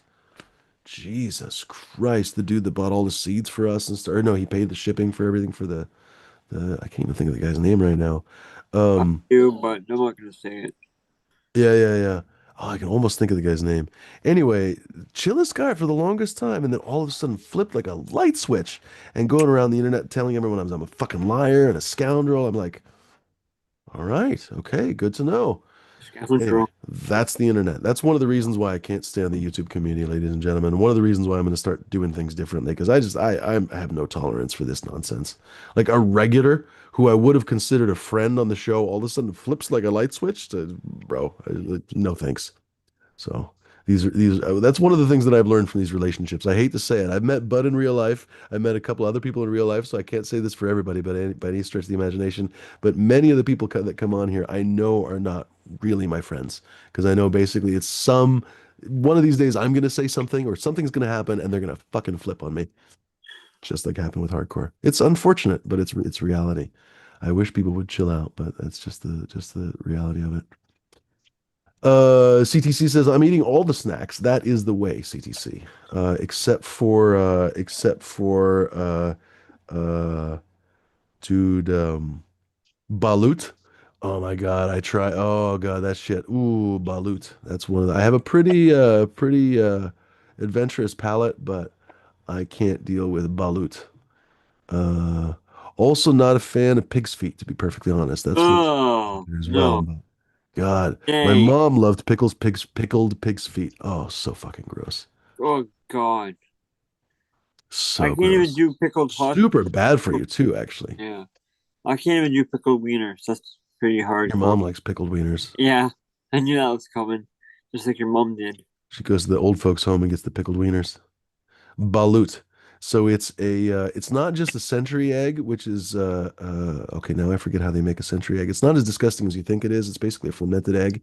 But they ferment Oh. it properly. But this is actually a not pollinated. What's the word? A fertilized chicken egg. Or it can be other birds as well, but it can be a fertilized egg Oh, that that's gross. basically is allowed to complete, and then they boil it, and you get the crunchy little bones and everything. And people love it. People love it. They love the little broth that comes out of the freaking eggshell and everything. And oh yeah, they just and don't get me wrong, I'm sure it's if you grew up with it, it's probably delightful. But no, thank you. No, thanks. So when you say you eat all the snacks, maybe except for that one. Maybe except for that one.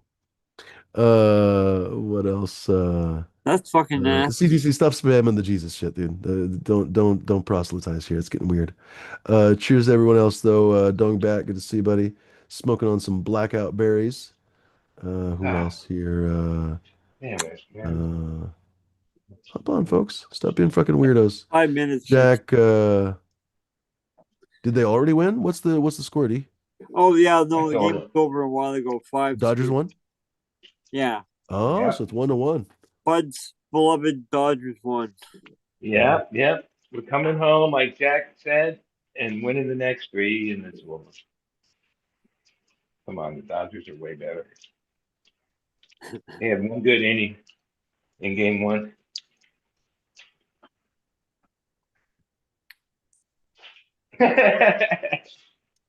Sorry, D. There's just no way Canada's gonna win the fucking World Series. We'll Ain't see. gonna happen. It's gonna happen. What's this He shit? does get to wear his I love BJ's shirt though. I want that shirt. Actually, believe it or not, do you believe it was last year or the year before you were able to get those at Walmart? Nah. Yeah, I love BJ shirts.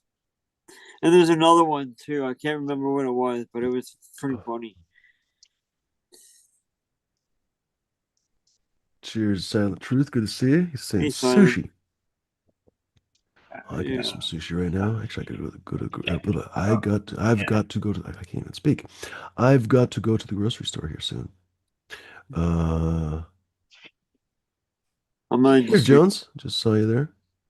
He's saying Jesus didn't eat pork, shellfish, would be Yeah. so angry that man made another god.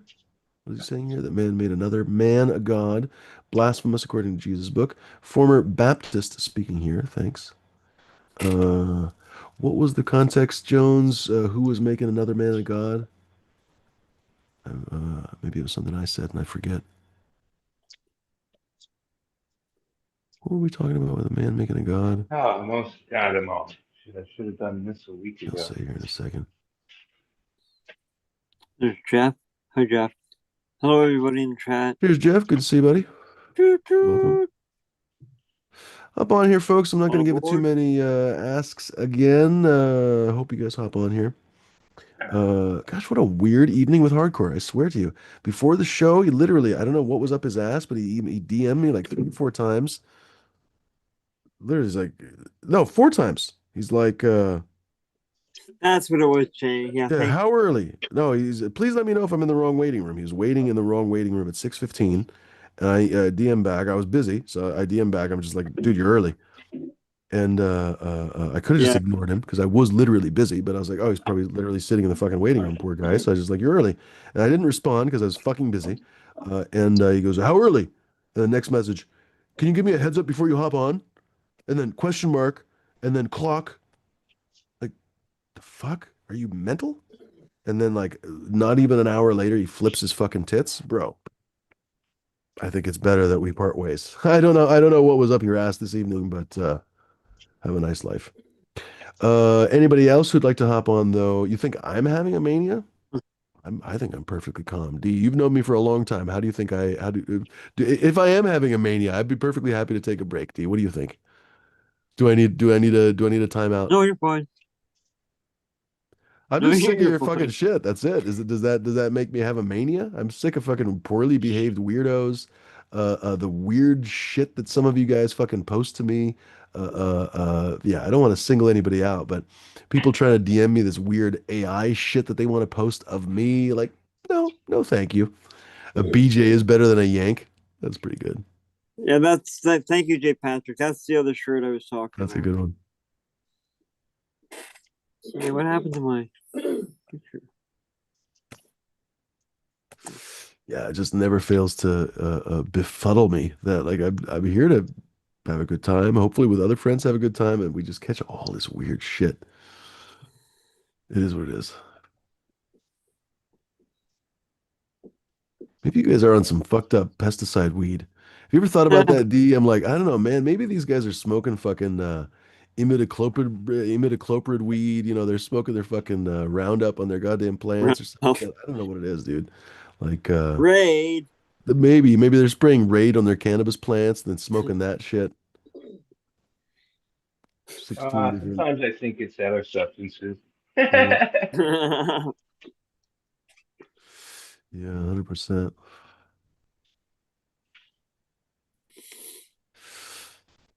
Cheers, J5. And What's going on, buddy? I've had experience where I talked over you a couple times. Like the first time you give hey, you point it out pretty sternly, then okay, either get mine or you get kicked off. That's it. I'm talking about something. I was literally trying to talk about trying to do a fucking food bank thing, and I had not finished my thought. Perhaps I meander or wander or talk too much or whatever, but who gives a shit? This is my channel. I own it. And It is literally I've mine. stepped on that a bunch of times, And you know what? You were like, I but like probably that's was not rude gonna to you a couple of hurt times. I me. hope I apologized. I've definitely been rude to people You didn't before, and I need to. apologize to them. That's But like like most of the time I was jabbering at the John. Jibber jabber. and that's the thing too. You know, we're pretty loosey goosey here. You know what I mean? So it's easy to forget. Like sometimes you need to be corrected about something, and there's a rational way to be to how do I say this? There's a rational, reasonable way to take that. You know what I mean? Just kind of understand, like, oh shit, I was just kind of acting out of pocket. You know, my friend wants me to chill out a little bit, or just wants to be able to speak for a second, whatever. Or you can be a fucking weirdo.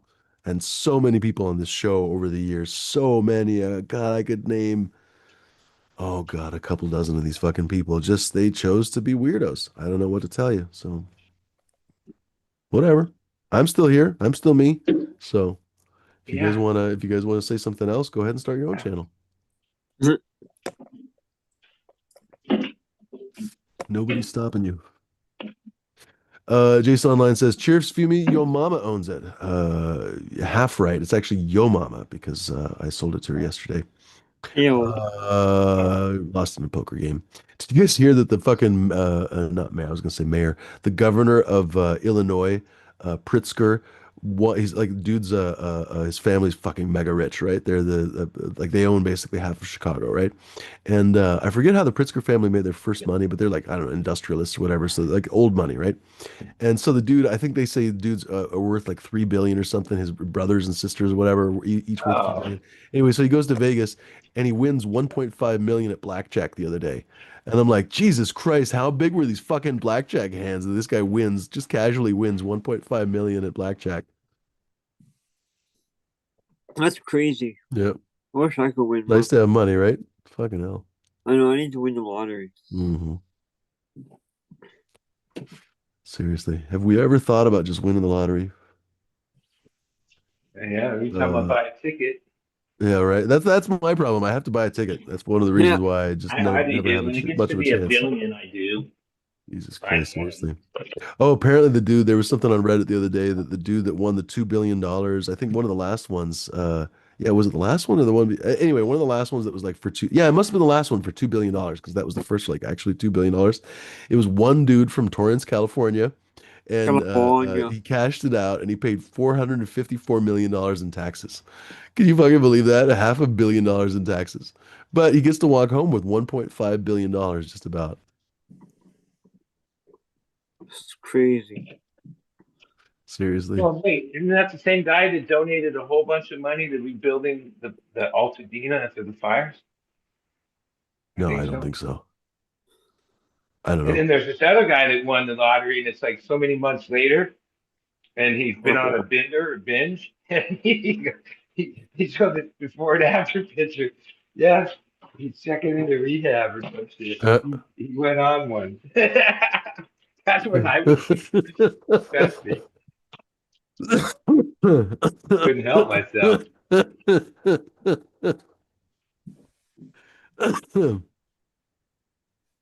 Guy's checking him in. Guy's checking himself in at the skin doctor for banging too many prostitutes in Vegas or something.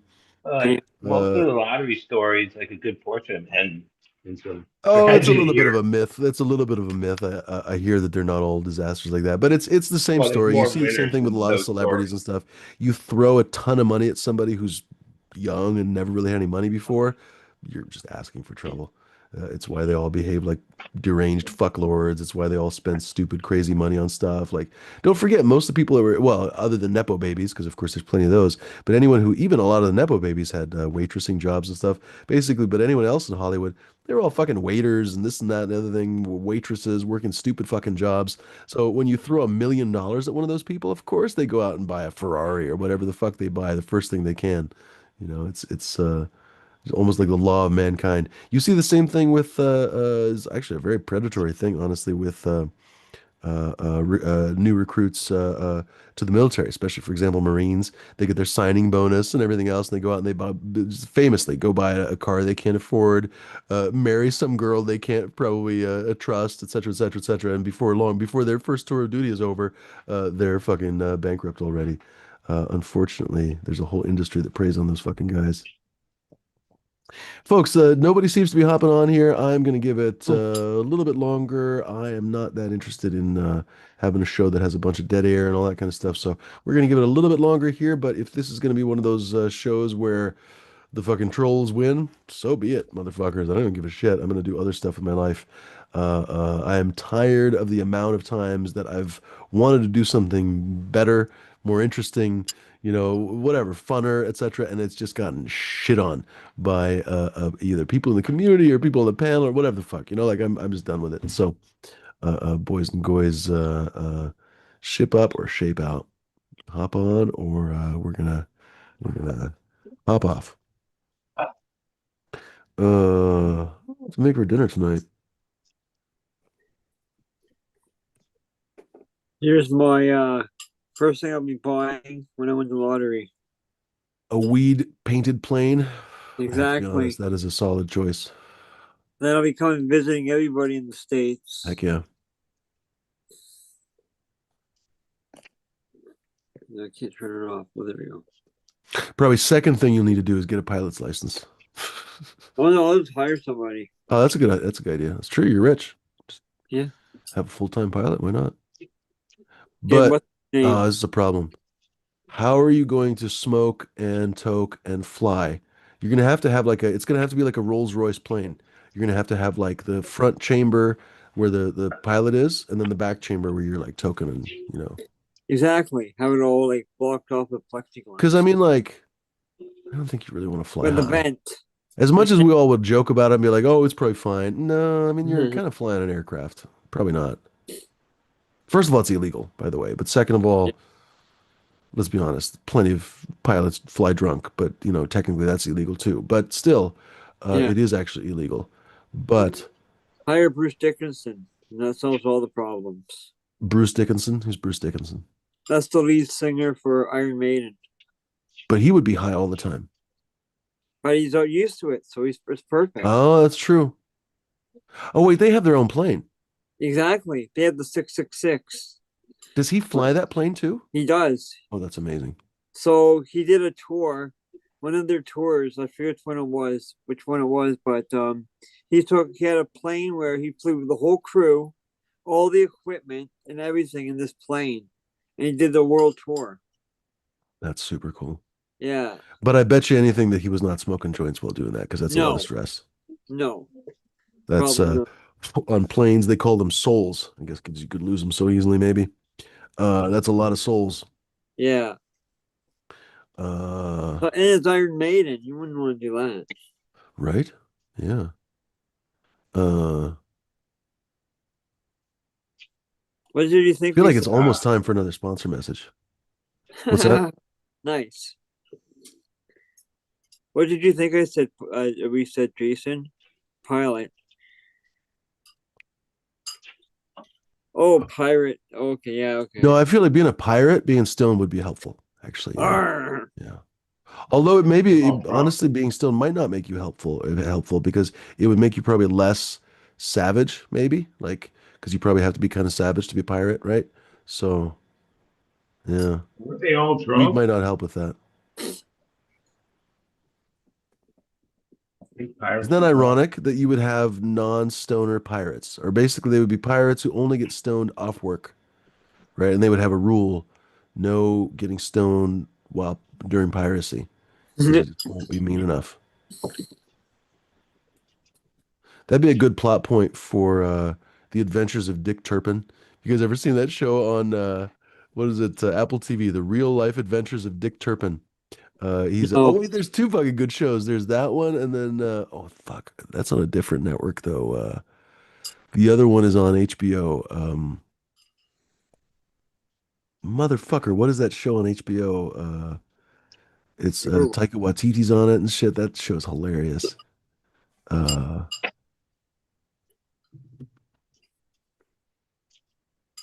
Oh, I can almost think of the name. Fuck me. Flag of Death. Our Flag Means Death. Oh, that show's fantastic. That's more of a pirate show, actually. Because Arr. the real life adventures of Dick Turpin, they're highwaymen. Arr. Highwaymen. Now that I think about it. They stop you and then say, stand and deliver. Which always sounded like an oddly sexual pirate request. Stand and deliver. Oh, Boom, fuck. chicka, boom, boom. Nobody talks about the booty, except for when you're at your mom's house. Then we're always talking about the booty. Ah, yeah, I beat the two. Jason Online says, I was pretty sure I was a pirate in a past life. Excuse me. All right, erase that. Were they ramming the ramicades or barricades? I was trying to Arr. Hit paraphrase with the our ramrod. president talking about the War of 1812. Hop on, folks. Come on. We're getting there. We're getting to the point where I'm going to cut it. So hop on or Pizza.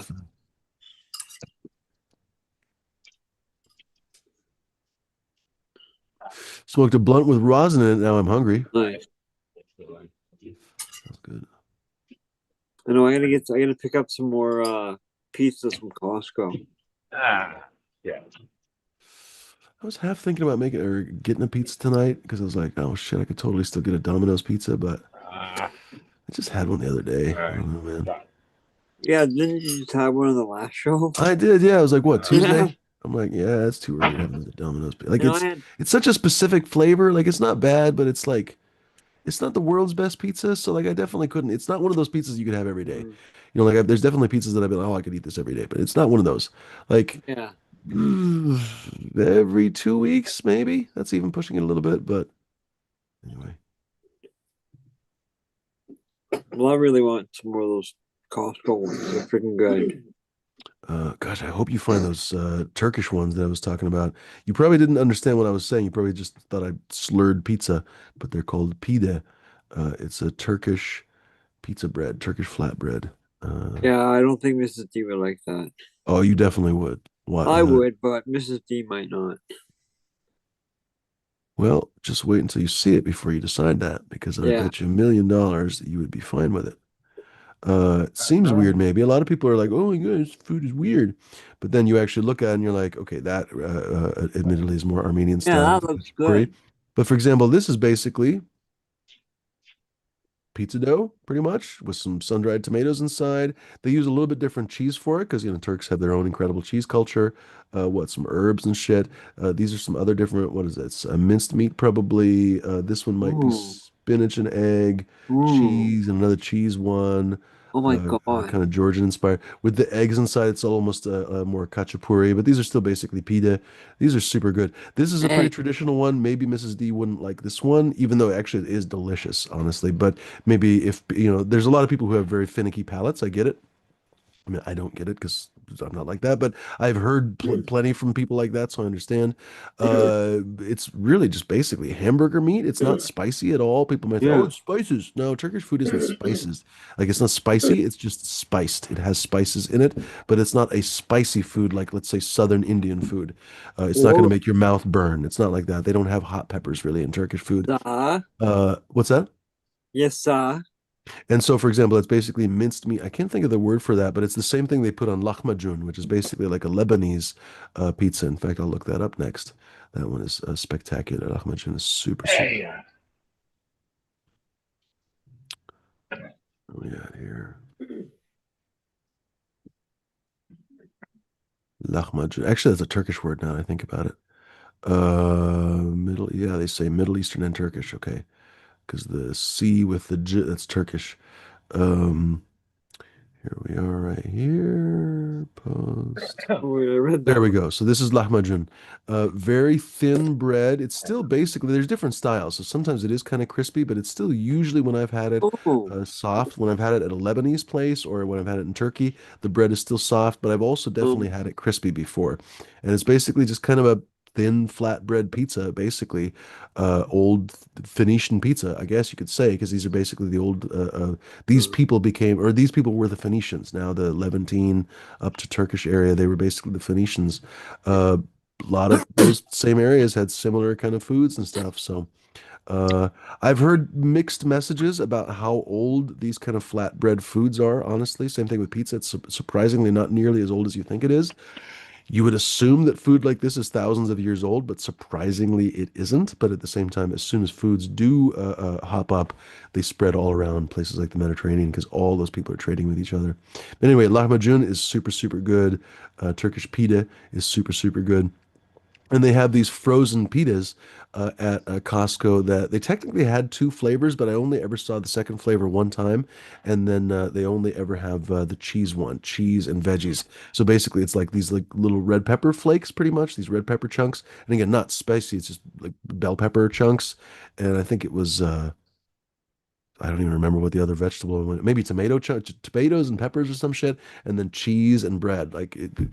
Almost the most inoffensive food you could possibly find. So I would very much recommend picking those up if you ever see them, D. Super, super yummy.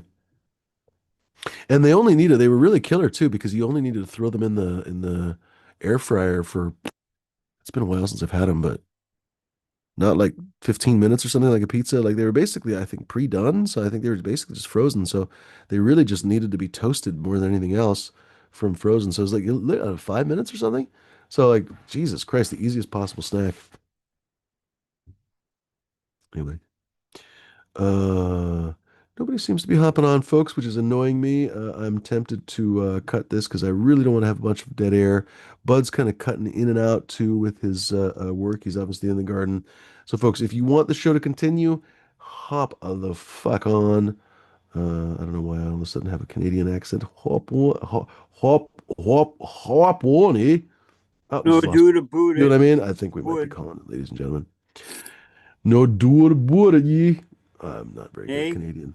Take off, eh? Sound like a Don't be a hoser. dip dick that's running slowly. It's an old head, the tape head that's dirty. It's running like that. It sounds more like that. Or I can talk like the R in the car. That's it. Gotta pack the car and have it, Got a yad. car by the R bar. Jason Online says, Fumi, you are the cure to dead air. Thank you, Jason. Hmm. Might be time to do another sponsor segment, ladies and gentlemen. You heard it here first. I've decided We. to sell out. Oh wait, I needed to. Oh god damn, I didn't put the copy where I can actually read it. Hold on, please hold. Here we go. All right. Now I'll actually be able to see the fucking thing. There we go. There's Bud back. Okay, where's my fucking Yeah. banana? Somehow my phone's Wi-Fi and it doesn't work as good as my phone. Ah, oh, it's getting You know what bad. doesn't do that? You know what never lets you down? Not your phone, not your computer. Those let you down. Your car might Always even let you down. mom. But you know what doesn't let you down? Even your mom might let you down. But you know what doesn't let you down? Three bananas in a paper bag, ladies and gentlemen. They will never let you down. And where's the copy here? Thanks to our sponsor, first sponsor of the Fumidor and the Flavors show, or actually the Fumidoro show, because technically we're on Fumidoro right now, ladies and gentlemen. I realized that I needed sponsors to help me really get by, you know, to really move forward in the world and honestly to put food on the table, stuff like that. So I thought it's time to sell out, ladies and gentlemen. So first sponsor. Yeah. Hope to find better sponsors, faster sponsors, stronger sponsors. But in the meantime, ladies and gentlemen, I'm happy to report that I have a loyal sponsor in three bananas in a paper bag. Ladies and gentlemen, life is complicated, but finding serenity shouldn't be. In a world full of noise, sometimes a moment of quiet contemplation is all that's needed. A moment to pause. That's why three bananas in a paper bag is a secret to centering yourself. It's about patience. It's about the simple, natural rhythms of the universe. Every day, the slow, silent ripening reminds to be present. The bag isn't checked obsessively, it is allowed to be. Because with three bananas in a paper bag, the journey is the reward. Three bananas in a paper bag, your path to the inner peace. This is fucking so ridiculous. I can't even express it. Ladies and gentlemen, our sponsor, I'm so happy with three bananas in a paper bag. Thank you very much. I won't tell you what my rate with the three bananas in the paper bag was, but I will mention that I get to keep the bananas. So I'm very happy about that. Thank you very much to three bananas in a paper bag. Ladies and gentlemen, make sure to get your own three bananas in a paper bag. Also, hop on, ladies and gentlemen. We'd love to hear from you. As you can see, we take everything here very, very seriously. Oops, I accidentally added 5,000 things to the comment here, so I delete that. There we go. Instead, we'll paste. God damn it, I keep doing it over. Oh, that's why, because I was just pasting that. That's fucking ridiculous. So now I have to recopy the link for you freaking people. What do you mean, you people? To hop on here. There it is, ladies and gentlemen. Yeah, I know. Join. Nice one. All right. What's that, bud? Ah, this was a nice smelling one. It's a sugar crasher. I Mm. parsed it cap chunky first. It smells good, but sure, when you cut it down, there's a Oh, certain yeah. aroma of any of the sherbs. It fades a bit as you dry it, but when it's fresh, you can't miss that it's a sherb. I've got a new one too. Actually, not too different from the Sherb. I wouldn't be surprised if they're related a little bit distantly. What's it called? Rosé. Well, it's not new to me, but I've finally finished the testing. Basically, took me a long time to finally test it. Haven't finally smoked the flower yet, but it's basically dry enough. I'll probably smoke a joint of it tonight, maybe, maybe after the show or something. Smells fantastic. It's got this really, really um, uh, citrusy, fruity flower smell. I remember the description because I got the cologne when I was down in California. I think they said it's supposed to have rose overtones or something. Anyway, I forget honestly, but a couple of my friends down there were like, "Oh yeah, whatever, it doesn't matter." So I was like, "Fuck it, I'll pick that one up too." Should be lovely. Should be lovely. It sure is pretty. So I'm looking forward to that one, but we'll see. Yeah, maybe a live smoke report. Actually, that's not a bad idea. Maybe on Tuesday. Because honestly, if it's just dry enough now, it'd be even better on Tuesday. So I'll bet that's actually not a bad idea. Got a couple out there. Let me think. What's the other one? Ooh, blinking. Mm, Stronana finally. Stronana. Stronana is a tough one because Stronana doesn't have the best yield, and it's definitely a stretchy plant, but those fucking terps. So I don't know. We'll see if I keep working with that one. Uh, um, we'll play it by ear. That's some chunky looking shit right there. God damn. Is that the Sherb Crasher? Yeah. Holy cannoli. Good looking. Yeah, well, the capsup, he's chunkier. Hmm. I only grew 6 of those on this tray. I'm Thought I surprised had to see, two. is it just me or is the Sherb Crasher green? I would have thought the Sherb would be purple. It's got a tinge of purple, but Little tinge. Gotcha. it's not the purplest. I gotcha. Uh, no.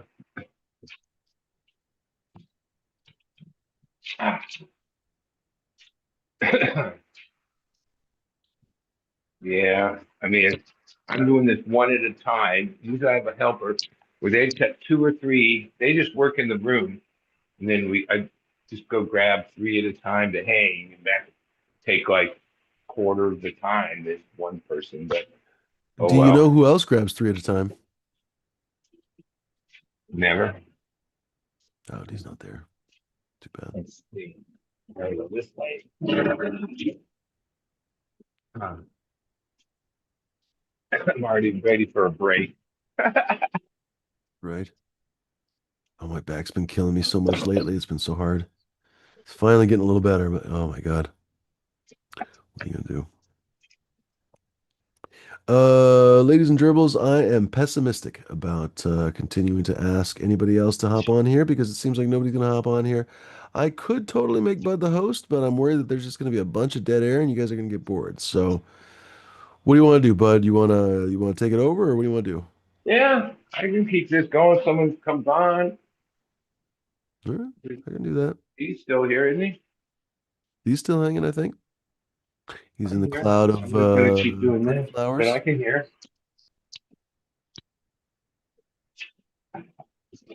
D got it. Nice.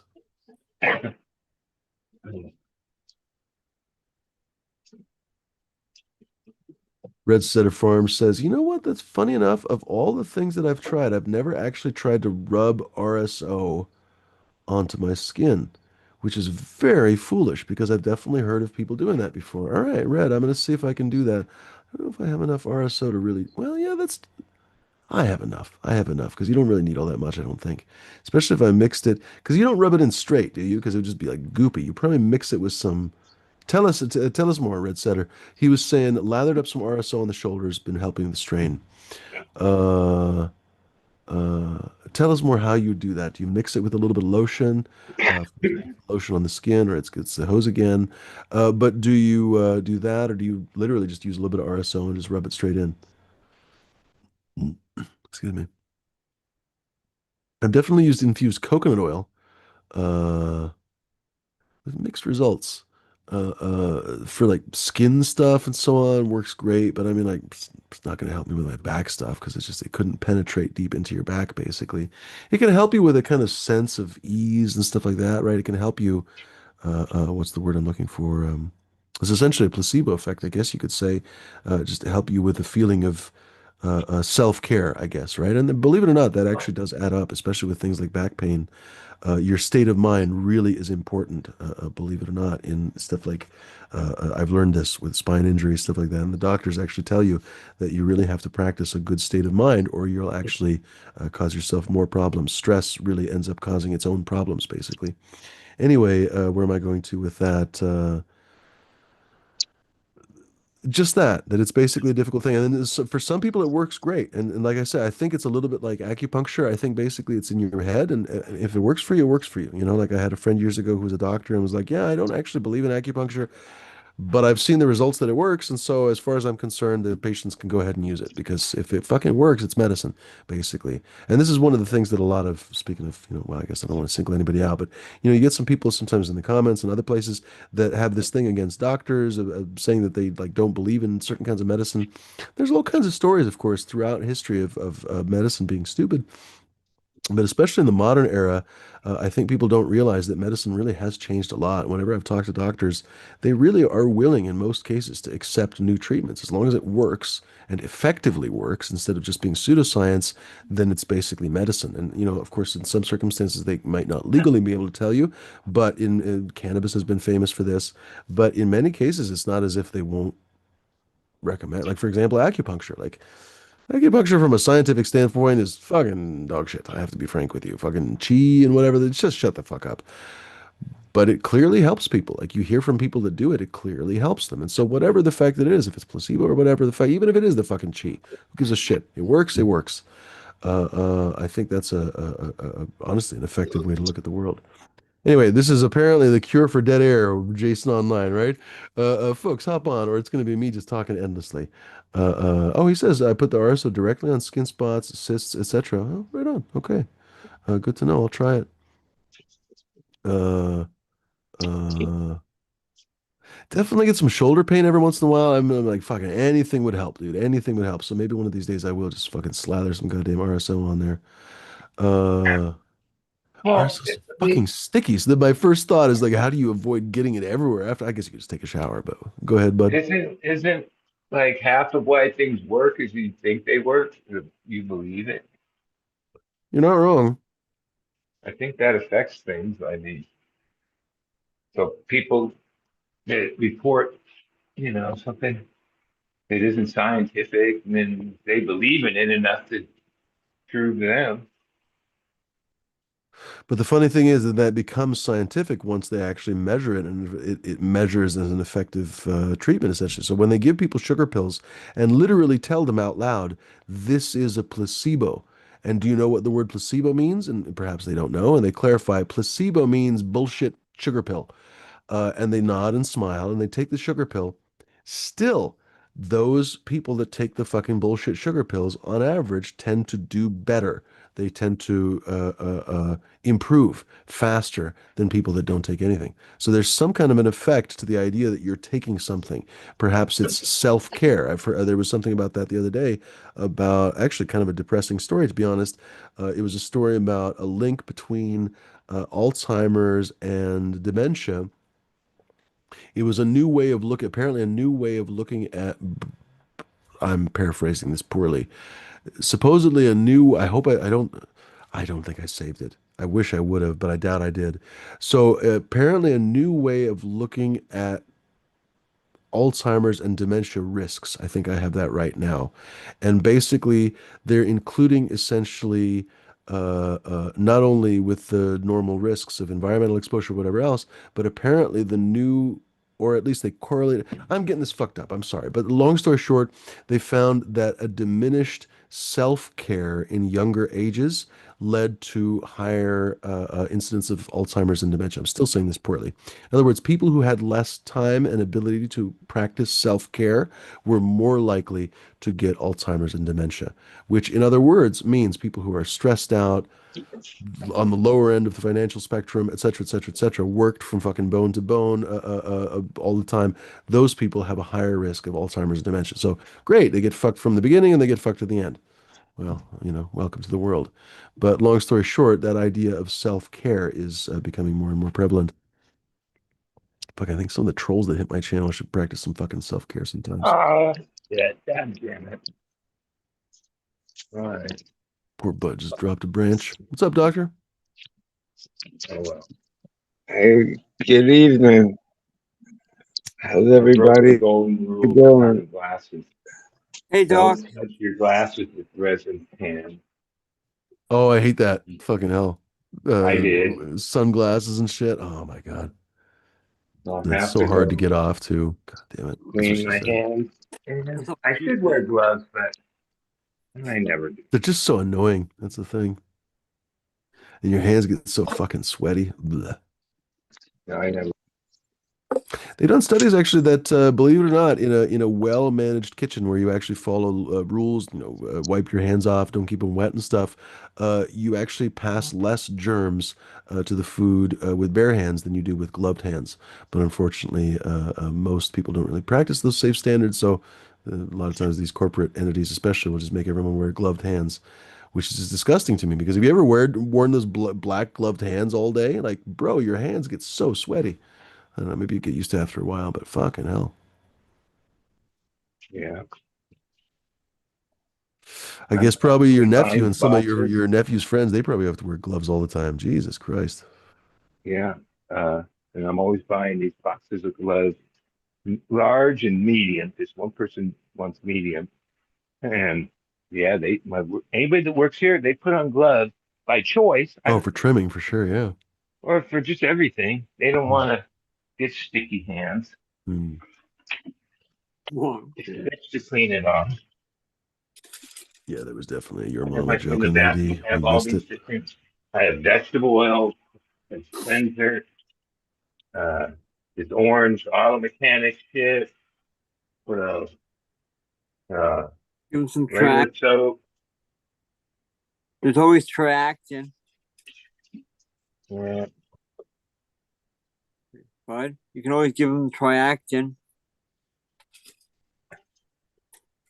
And Traction I get a buzz like, from like all the manic. resin in my hands. Somehow, like, yeah, it breaks through somehow. Like, I think if you wear gloves, you don't get bugged when you're trimming. But if you don't, you're gonna get a bug through the resin on your hand. Red Setter says his shoulders are fucked. The RSO has been helping tremendously. That's good to know. I occasionally get what's it called? Bursitis, which is just inflammation in your fucking shoulder. And dude, I've had it before. Thankfully, not for a few years, but I had it a few years ago where it was like 3 weeks long, where it just immiserating fucking pain, and almost nothing to do about it, and just waiting. Remember talking to my friend back then. She's like, "I'm sorry, that's one of those things that it just happens."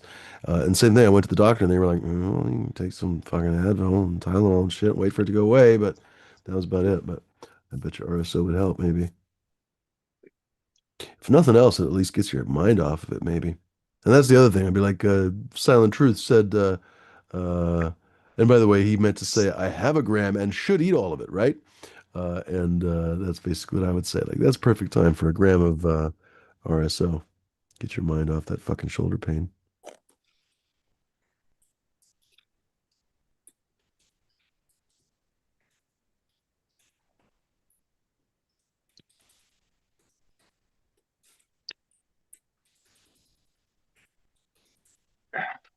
Doctor's hanging in his basement there. Looks like it's nice and chilly. It's cold here. Holy shit. Fun fact, in China, they don't really use central Oh. heating. So in the wintertime, people just wear, even to this day, honestly, in modern high rises even, honestly, most of them don't use central heating for some reason. And just culturally, just a thing that they don't do. And so they just wear coats and stuff indoors. And I always wonder to myself, like, but don't your hands get cold? Because I'm like, if it's 50 degrees inside or 45 degrees, like, don't your hands just get freezing when you're trying to write something or type? I don't know, maybe get used to it. Well, they get used to that. Hmm. You need a puffy shirt. It's the puffy coat. I don't want to be a pirate. Much as G thinks he likes hot and wants to be in 100-degree weather, most likely he'd be the first to fade, Right? right? Because he doesn't have the He's not used to it. acclimation to He's not used to it. That's it. true 100-degree weather That's is it. If the plane goes down in debilitating. Barbados, don't count on Yeah. D. Dude, I'll be like, I'm set. See you guys later.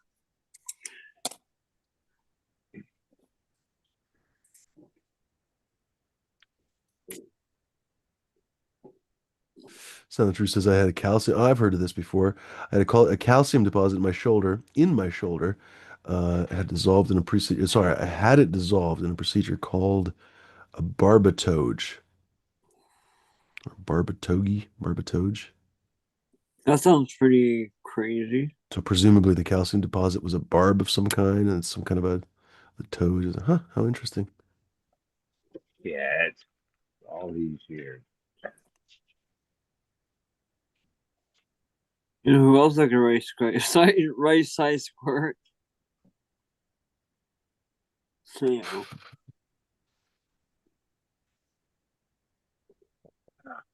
That's the classic one. But come on, Silent. Go hard or go home. Take the whole gram. Do it. Do it. Do it. Do it. Do it now. I kid, but some people are more affected by edibles than others. I have this just lunatic tolerance. Just it's seemingly for everything. It's actually kind of annoying because like I've said this before. Like it's not that I can't get drunk. I definitely can get drunk, but like it takes so much alcohol that it's just kind of annoying. You know, like basically when I go to a bar or something. I'm not a lunatic, so I'm not pounding shots or beer with something with somebody. So like if I actually wanted to get tipsy, I would have to drink like maybe 2 or 3 beers an hour, which is just like kind of too much, like too much drinking. So I just get bored with it, you know what I mean? And same thing, like if I'm with friends or something, we're drinking whiskey or something, I kind of get bored before I really get drunk. So it's kind of useless for me. But same Mhm. thing like with edibles and stuff. Like if someone gives me a 20 milligram edible or something, I eat it as candy because like I can't feel it. I can't feel a 20 Yeah. milligram edible. But like 200 milligrams, I can start to feel already. But like 1,000 milligrams, that's when I start to get wobbly. And so it's kind of annoying because like I've known plenty of people that can get ripped off 5 milligrams. And I'm like, dude, I can't. I have to get custom. I have to make my own custom edibles and stuff. And even then, they're just not all that strong. Oh my God, it's a little I annoying. can So I can eat 1,000 milligrams, no problem. yeah, I don't, Smash was talking about it, the same I don't thing. even It's feel like it. I I don't know don't what even it is, feel it in man. my It's not even pinky. like I take edibles all the time, so it's not like I have a high tolerance to edibles. It's just I just naturally apparently have a high tolerance, and I can just eat the shit out of edibles and barely feel them. Once I start to I'm a get up to like proud a lightweight. thousand, 1,500, then I start to really enjoy it. But yeah, Considering I've been consuming shit for 50 years, I'm that's still a it. You must have an lightweight. enormous. Oh no, you're still Oh low no, I'm a amounts. proud lightweight. No I shit. pride That's myself amazing in though. that. That's amazing. Oh, That's fucking, it. I'm the 5 gram edible. I don't For fuck with real? edibles because of Oh, that. that is Yeah. just hilarious. I smoke joint after joint, but Yeah. I get That's a it. couple, It's 3 hits, processing I'm done. differently. So I you smoke would a joint in assume parts. it's different, but that's so interesting because you obviously have. I And mean, I've smoked with you. He has plenty of a tolerance for smoking weed. So like the fact that you have that baby tolerance is just comical. yeah, but Huh? like by myself, I'll take 2, 3 hits off a good joint, good Yeah. weed, and let it go out, and then light it up after 20 minutes, Yeah. whenever, like like that. But I'm usually stoned after a couple hits Yeah. every time, right? And I'm proud of that. And other things I fuck with, yeah, I still team lightweight. Hmm. I don't need a lot. I take half Everybody's hits of different. acid. I never take a whole hit, Hmm. but that's too hot. Go figure. I've never done acid actually to this day. Oh, you done Plenty of mushrooms mushrooms and though? stuff, but yeah, never acid. Yeah, well, Plenty of shots to do similar. it, plenty of chances to do it, but I guess I just never did. Yeah, Uh, Go ahead. it's more of a long term. It's gonna keep you up for a while. That's The probably mushrooms one of the kind of big fade things. out. Like, I don't know if I ever had like 2 days in a row to do that. Because, like, with mushrooms, you're not really that high for that long. I guess even the biggest dose I've ever taken, I don't think I was really high for more than 4 or 5 hours. Like, I was happy for 12 hours, maybe, but I wasn't like fucking, you know, whatever for more than just a few hours. But I guess, with LSD, it's more like, I don't know, at least a day, right? Yeah, Well, again, I have so everybody's little different. experience. Everybody's got their own metabolism.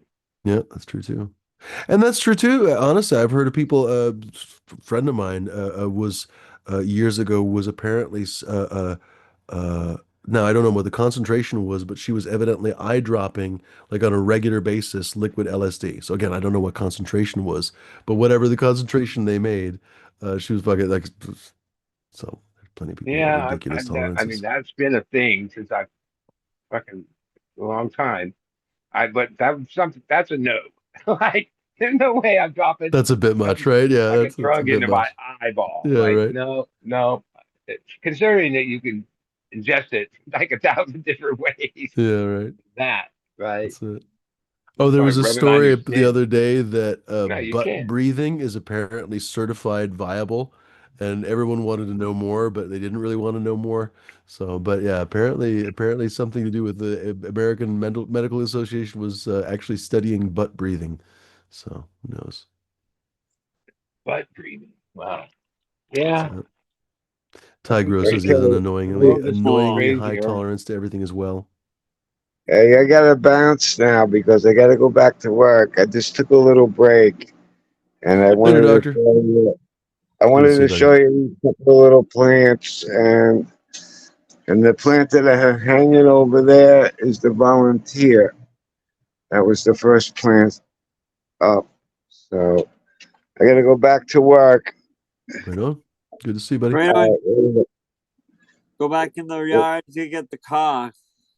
I got the CBD. Uh, Maybe I'll go on, come back on in a little no, while. he's got the New York. He's the New Yorker. I'll come back on in a little while. Once I'm doing the CBD upstairs, so All right, maybe John. I'll show you that. Sounds good, Okay. buddy. All right. Later. See you around like a circle. That's right. Next time he's on, we should ask him what New York family he was in or something. Oh, I'm God. kidding. Who else in the chat here? Nobody else. Just Red, Silent Truth.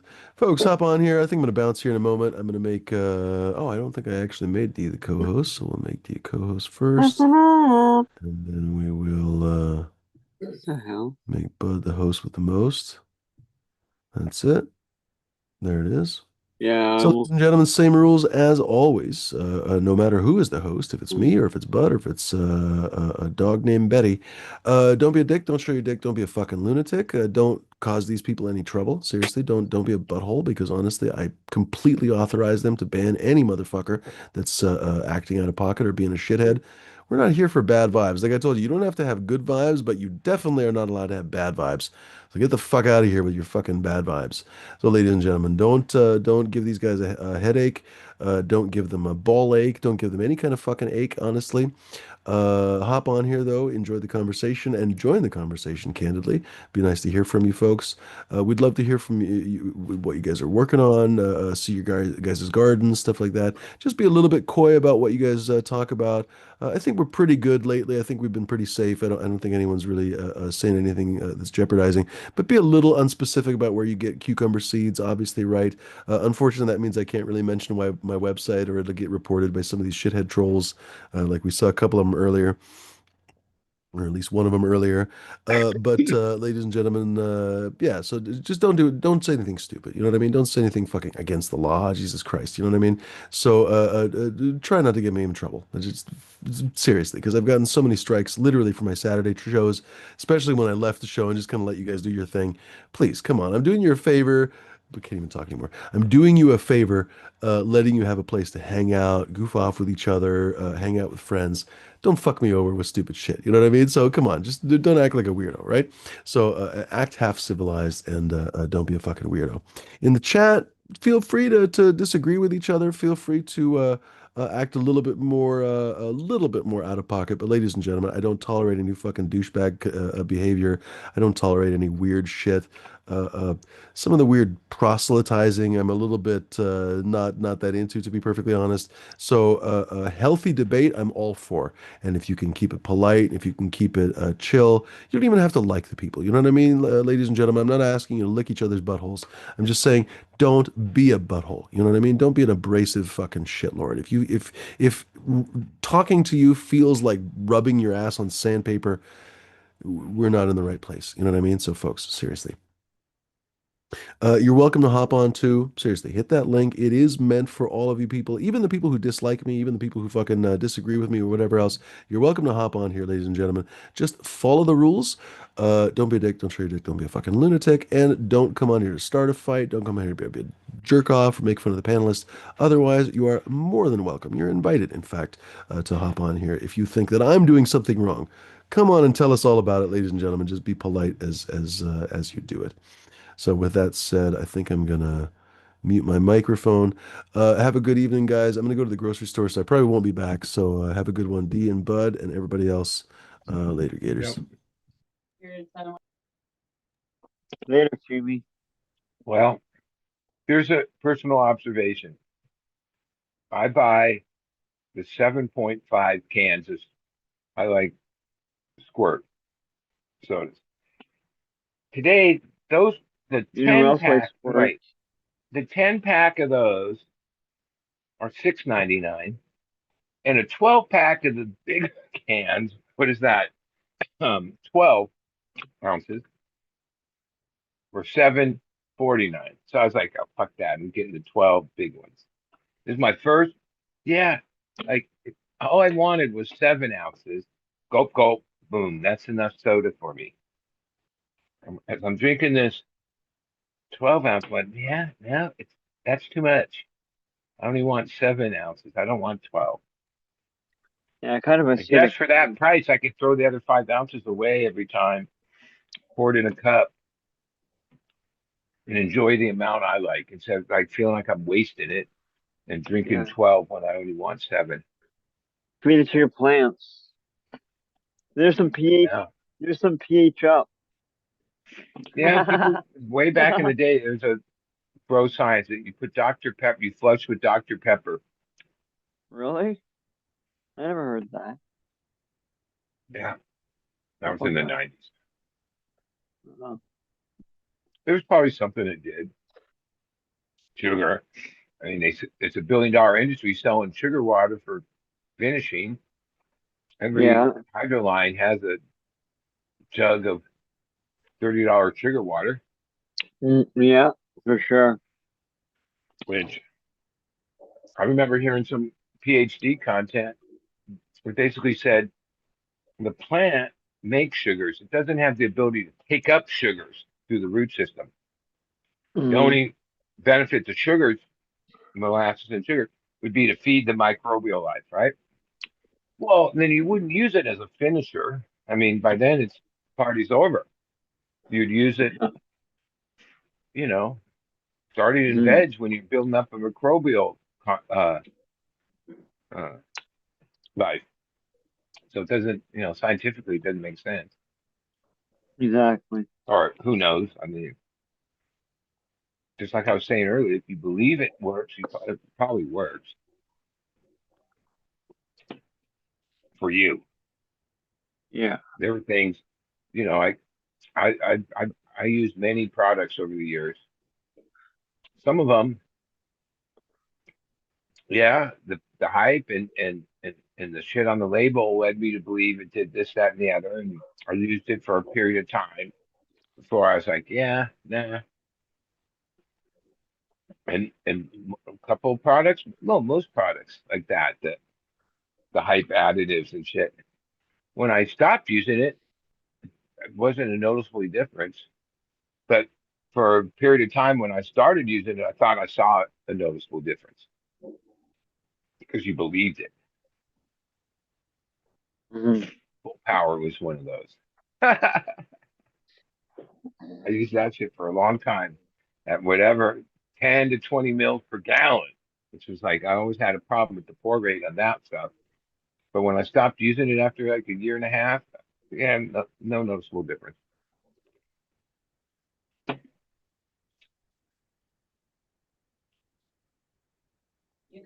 When you believe something, yeah, it's What? just natural that you believe in it, and that creates a certain play in your mind.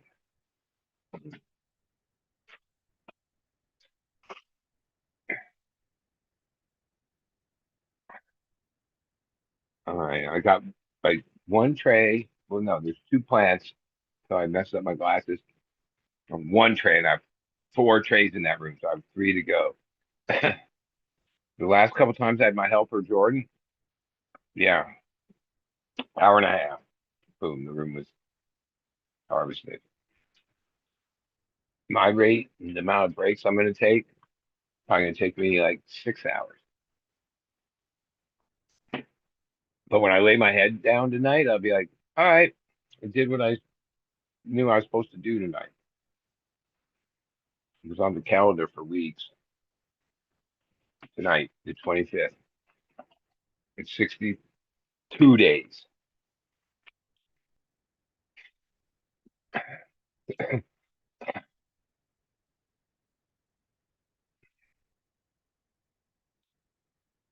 And you can't be bummed out when you're harvesting. It's like automatic good vibes. That those particular plants that I'm taking down, I spawned them, I mean cloned them, and like 3.5, 4 months, developed them to now, they're done. Yeah, well, 2 months of flowering.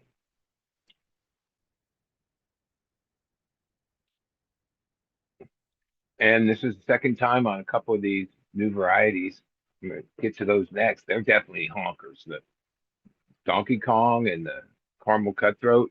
Yeah, fat, weighty nugs.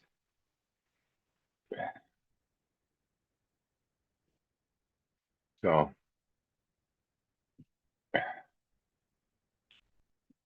excited about that.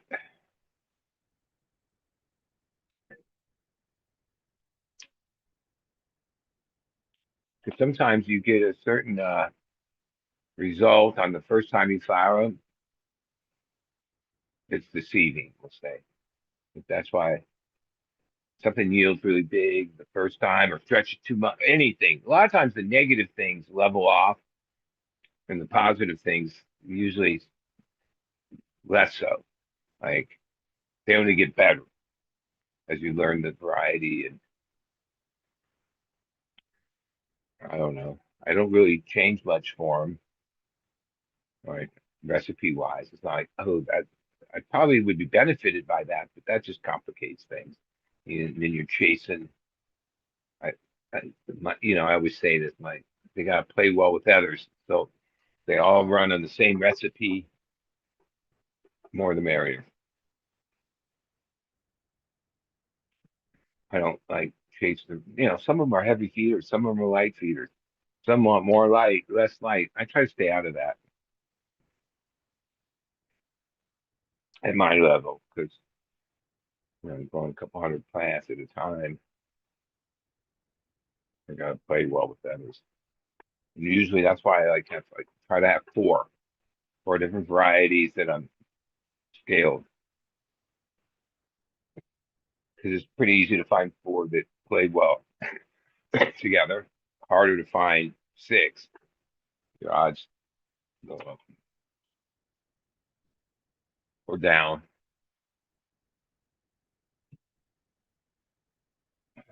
Are you smoking that hash? I thought you were rolled it. That's a good way. You put a snake like in the pipe. You're muted. Muted.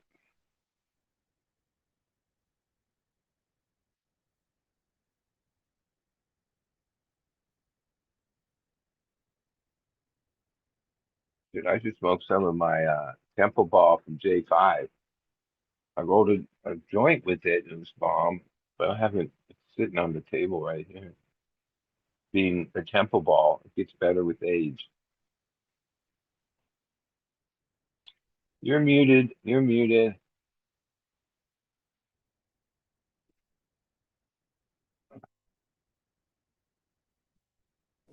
Yeah, I lost my audio, my headphones.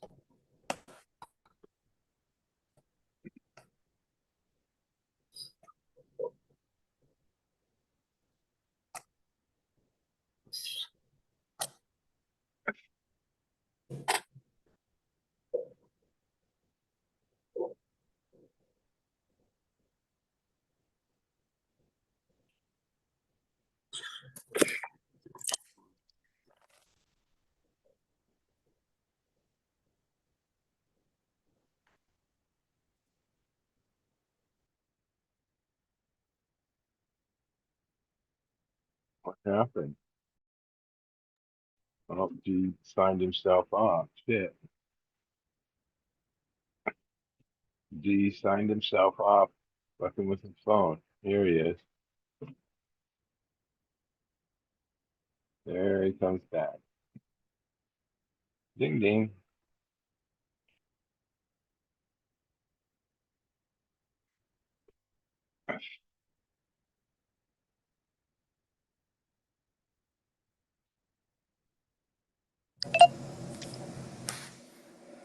Kitty kitty. All right, I'm back. My Yeah. bad. I think my headphones working now. Ah, I probably think about finishing up. I'm committed now. No matter how long it takes, I'm committed to get it done before the sun comes up. Yeah.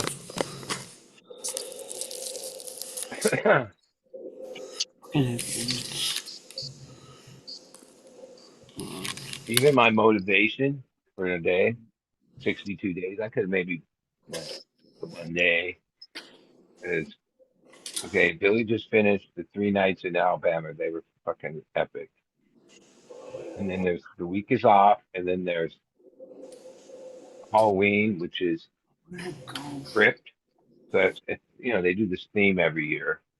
One year is Hulk Hogan, and but it's always spectacular. It's in Baltimore, the 31st and 1st. Well, yeah, if I have it hanging, I could possibly justify a quick trip. Now, odds are, nah. There's a bunch of other, the first of the month, and a bunch of shit I have to take care of. Um, but it motivated me to keep the possibilities open. But eventually get on a plane and show up. Yeah. There's no West Coast. Like he went to Europe twice and played a bunch of places he never played. Mm-hmm. Every year since I've been into it, November he does shows in West Coast. Not this year. It's a little stressed. So it's been over a year since I've seen him.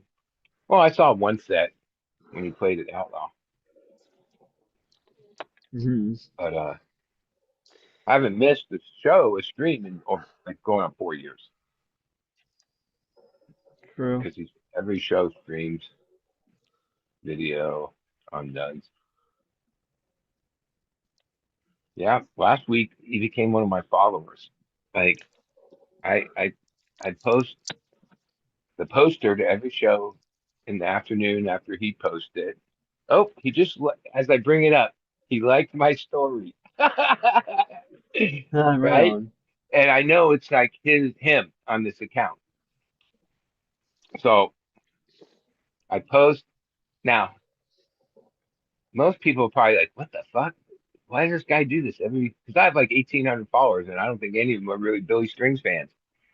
But that's what I do. Mm-hmm. I post the poster, and I pick a song to play underneath it that I predict is going to be what opens.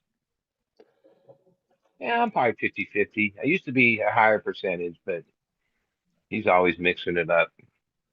Uh, and then he posts the set list shortly after the show, or I post that, and whatever song stood out to me as the best played song of the show, that's the music underneath it. Hmm. Right Yeah. now, not sure if well, when he started liking my stories and followed me, he might be onto it. At least the part about the best song played that night. Mm-hmm. But oh, I'm in tune with that. I know when he's like had a hell of a version. Um, so yeah. Now my other I'm a super fan of two people at this moment. Billy, number one, and Margot Price. Now, if I could get her to follow me, then that would be the ultimate. I'm infatuated with her. Yeah, yeah. She's probably the hottest hot there is. Don't let them bastards get you down.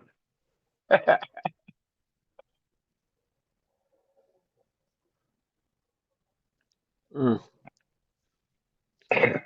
Oh, wonderful. There's some great lyrics in that song. It's Yeah, a true story. Don't let keep them fascists down, and all the cocaine in the world can't keep your nose out of my business. And yeah. uh, and I'm sure she's not doing coke, but she plays off like it. Like even this Oh, post God. picture she posted from the last shows, she's holding a bowl of like white power, whatever, Yeah. and has that line queued up to it. There we go. Yeah, she's a Cheers, bit Kenny. country, more country than I prefer, but she's Yeah. she's a crossover, but she's pretty country. For Billy, yeah, he's bluegrass. I like the bluegrass, the picking, Hmm. flat picking. You have to be really talented to play like that. No, there's no skipping. Hmm. More coffee.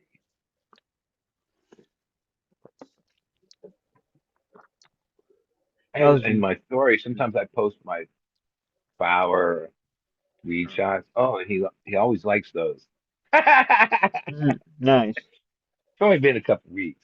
Now I've been thinking, but like he's a busy guy. Like, it'd probably hurt my feelings if he didn't respond. It was like, what would I say to him? Because like I really love this guy. Yeah. Yeah, Right on. but so does like everybody that's a Billy fan. Yeah. So what am I gonna say? Oh my God, I love you so much. You mean so much to me. Your music is like the backdrop of my life. Mm. Oh, But we'll see. oh, that dog back again? Yeah. Welcome back, Talk. Okay. That's I'm just Hulk showing Hogan. you. Okay, I'm going to show you the CBD now that I'm working on. What you gonna Okay. do, brother? Now this is, I just dumped out of the paper bag, and I can and I take got to on that pull one. out a couple of twigs. This one, I'm probably going to leave buds like this. This one ain't too bad. I'm going to see, let me get my little trimmers here, Right on. right here. If I get this, I'm cutting, I got some length on there because I cut these things, these pipe cleaners. I cut them into pieces so I can tie the bag. Show you that in a minute. Mm-hmm. Just let me show you this step right here that I'm doing. I've been doing this for a couple of days now. So I would take these trimmers, okay, and this if this blade is all pretty good, but if there's any extra, like this one, I cut this off here, just like that. Oh, Throw the twig over here. I got a bag here for twigs down in there, and I got a cushion here if I want to sit down on this. I got a bucket. I could sit down here, go through it, look at it. Then that looks pretty good. A little bit twiggy. I don't want to. I got a lot to do, so I'm not gonna take too much of the twigs out of it. Hmm. I have these little moisture. Can you see it? These little things here that I put in the bag, some of them to see what the moisture is. And we've been running around in between I never used a bag. 50 and 60 is what they've been running. So right now, what I'll do is I'll take these bags here, these other bags, I get them at the Dollar Tree. Hmm. These, it's like 4 bags in here. Okay, Take for the like a book oh. and two. I buy boxes of them. I got these larger ones here. I bought a whole box. There's like 15 or so. And this one, these are larger ones. Oh, these are giving you 6. Oh, these are the small. All the No, Twiggy these are the bags. smaller ones, but you're getting 6 now instead of 4. There was another one, the larger bags that I bought. I'm curious, how many gallons is these small ones? With the larger ones. Like some of them weigh And 15 grams, 3. some of them weigh 18 grams. And then I got these that are I never heard you. the red ones. The red instead of the green on top is 3, but my friend got me some that are 4 now for $1.25. So I How could get a little cheaper, but these are the size right here. I could weigh it. I got a triple beam here. Well, it probably says on the label how many gallons they are or whatever. I got a triple beam. I could weigh it if you want, but let's see. Well, On the green, it should say on 3-gallon here. ones are 15 grams. Let me see. The, Let me see what they the say. good ones. yeah. All right, I think 16-inch by 17-inch, what your 100. mother likes in Trebek. Um, All right, so a let me typical see. 3-gallon is 18 I'm by gonna do the 20. voice. This is 16 by 17. So Yeah, so it's probably 2 that gallons. one is this one, and the red one is 21 by 21. All right, that's a big one. Yeah, That's what so you she get said. 3 of them. So what I do in, okay, now, so this goes into here. Let me show you. I put this in here, and then I'll show you the next.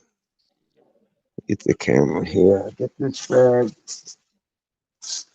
And that's a Gary price because 100-gallon, I mean, 3-gallon or 4-gallon, you get 100 bags for basically $84. So almost $1 a bag. So you're getting 3 or 4 or 6 for $1 something. These are pretty cheap. I mean, I know some people what like using price? bags You over their heads. know what I mean? And I So, hit all the ones. Well, I haven't did it since last year. I had these from last year. I didn't, and I had one basically too tight, so I could put them, make bigger bags. You know who So, like also likes bigger bags. what's that? So these are the bags here now.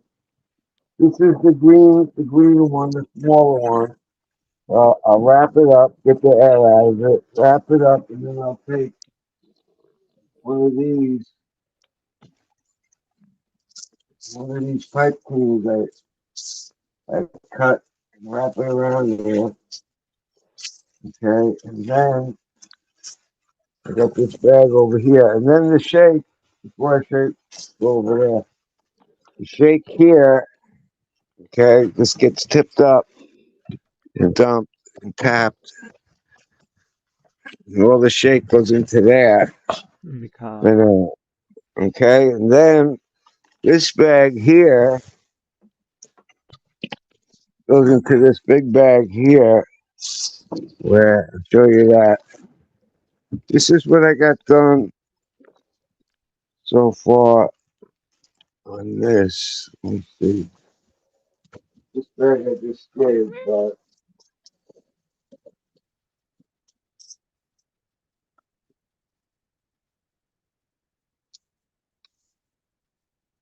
there's a little bit of pile here. I didn't weigh it yet, but that's why I cut the these. But there's all different types here now. There's different shades.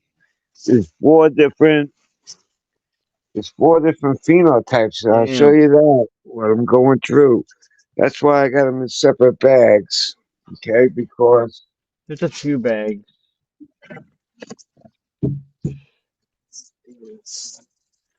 That's I crazy, got them Doc. in the bigger bags now. Okay, now what I'm trying to do is it got dark on me, so I couldn't.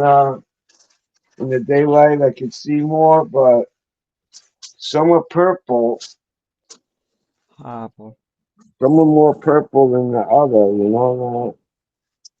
I got the bigger bag, so what I'm trying to do is get them all laid out, and you can see there's different shades because there's four different types. So it's the same, but it's four different phenotypes. Three of them are dominant No, brother. CBG. I mean CBG out of the four. So I can't like match them up. That's what I'm gonna do with this is try to match them up and get them all into like separate.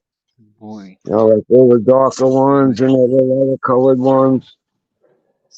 Get them in the same category because there's I different. got a question. So do you ever consume this CBD stuff? Try Yeah, it? I smoked a couple of And like, joints what kind of already. effect does it have? Oh I've man, never you smoked ain't anything. gonna believe the fact. I'm telling you, man, there's no bullshit. All right, like I smoked. I smoked some twice. All right, once I smoked it straight. Another one I mixed in with a joint. Okay, both mornings I woke up in a pub tent. Man, this thing was like crazy. Uh, And then I haven't. What do you call it? I haven't smoked any. I'm fine. It was like so. I'm gonna smoke some more and see what happens. But it's crazy, man. I'm uh, telling you, it's no bullshit. And yeah, so that's weird. But that's what I'm seeing so far. And I heard this was like Viagra for women is what I heard. I think that was CBDV. I'm not sure, or CBG. I forget which one they said. I heard that one at one time, but I ain't boy. no woman. I ain't no woman. So we'll see. Yeah, so that's what I'm doing now is bagging up that, and what I got here is all the paper I'm bags. jealous. I got all the paper bags in here. If you can see 'em. And I'm Look at all trying to that get the bud. bigger one. I'm trying to get the bigger ones out, ones with more in it, because I'm trying to get the smaller bags. I have to get them tomorrow because I don't want to use such a big bag on some of them. That's That's this. what she I can get these bags. They call loop bags at the dollar store and dollar same place you get those other things. And I can put small amounts in there just for now. You know what I mean? Because I don't know what's going to happen. This is already, if I want to put this away for the winter, good to go pretty much. You know, the humidity, like I said, it's at like between 50 and 60. So that's good. But we'll see. We'll see what happens. If I save all the bags, What does the ounce of CBG go for? Do you know, Doc? not sure. It Someone's was asking in the chat. the regular ones were going for 80 a half on some websites. I don't know if that's the same anymore. That was like over the couple of years, but There you go, I'm Jeff. not sure. It's cheaper. You got to get insurance, okay? If you do flour, it's the Uh-huh. most expensive. If you do a tincture, if you do a lotion I or a tropical, then it's cheaper. Okay, it's like half the price. yeah, So no, it's tough. It's tough to get this to the market without having much money. You know what I mean? And so that's basically the problem. You know. Then you got to do taxes and everything. It's like but he crazy. was just that. Yeah, he was just asking how much it was an ounce. That's all. Yeah, I don't know yet. I'm not gonna Yeah, probably be selling ounces. I'm gonna probably make like a yeah. lotion. For the liability that you Rub it have to on, have. ladies. It would be good. Maybe later on I could do it. It depends, you know. If we'll see what Doc, happens. and when Doc makes a lotion, ladies, you can be the one to rub it on you. There you go. Yeah. So yeah, so all the paper bags get saved for next year. I've been using the same bags for years, and I try to gonna have to put this away. I don't want to drain any more than uh, than I need to. That's So crazy.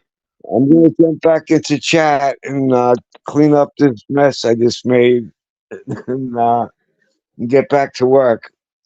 Well, that's a nice little pile of mess there, Doc. That's Yeah, for that's sure. only a start. I got like see these big black bags. I got like that Your one mom there. likes the big black bags. I got like 10 of them in the back. So and I got So's your these big mom. paper, with the paper bags. This is only the first bag. Oh I'm pretty sure. I think I started on it last night. Yeah, this my is only god. the first bag that I'm working on. Right on. That's So awesome, dude. I can weigh this. I got a scale over here that I have this chain. Okay, I tie this. I tie what do you call it with the zip with the pipe cleaner. I tie it up. Then I take this chain here. You can see it. It has a hook. So I wrap Uh-huh. it around. I wrap it around. Take the hook and hook it on so it's tight around the bag with a Reaches pipe around. cleaner is. And then I could Uh-huh. take the chain and hook it to this hook here. And I turn this baby on and I could slide this over right in the middle of the Right on. doorway and move that right into the middle of the doorway there. And I can hang the bag right there and weigh it. These are some of the weights I had Right on. from a couple of years ago with the cannabis. Probably see, I kept changing, adding, and Mm. reweighing the bags because I had to do that and how much I had to do a portal and write out how much you harvested and all this crap. Hmm. So this I don't have to do it with the hemp. So that's cool. All right, I got to get this cleaned up. I'll be back in chat. Later, Doc. All Thanks right, for the later. show. Yeah, man. All right, cool. Thanks for having me on. All right, Mm. later. Later. Hmm. You muted, bud. Seems like to grow CBD is like a lot of bureaucracy, costly. Because like You actually grow a lot of outdoor bud, that's for sure. It's crazy. yeah, And you like to grow a lot of indoor bud, which is crazy. yeah. Your grows are I crazy average too, bud. average like 15 pounds a month, give or take. Like the one room's 2 pounds over, and the other room's sometimes a little That's under awesome. every month, year round. That's awesome. And yeah. Well, I think I'm gonna jump off, bud. I'm gonna go to bed. Well, I'll hang on here for a minute, see if anybody wants to come on and chat with me as I go back to work. Otherwise, yeah, I'll just go back to work. Yeah. Don't Not forget, taking long enough everybody. break. Sorry. Don't forget, everybody. Join me Tuesday, like always, at Humidor on the Tuesday show.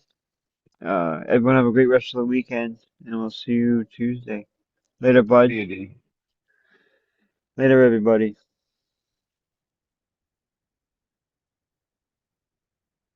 All right, people. I can't talk to myself. I can. I do. Huh, Herbie. When I talk to myself, I always think I'm just talking to my dog.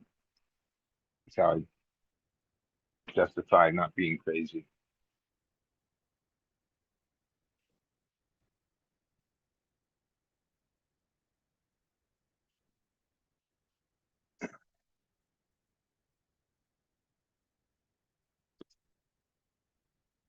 Well,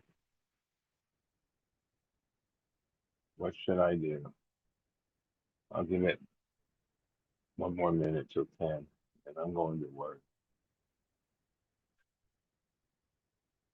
And we'll hope that somebody joins me.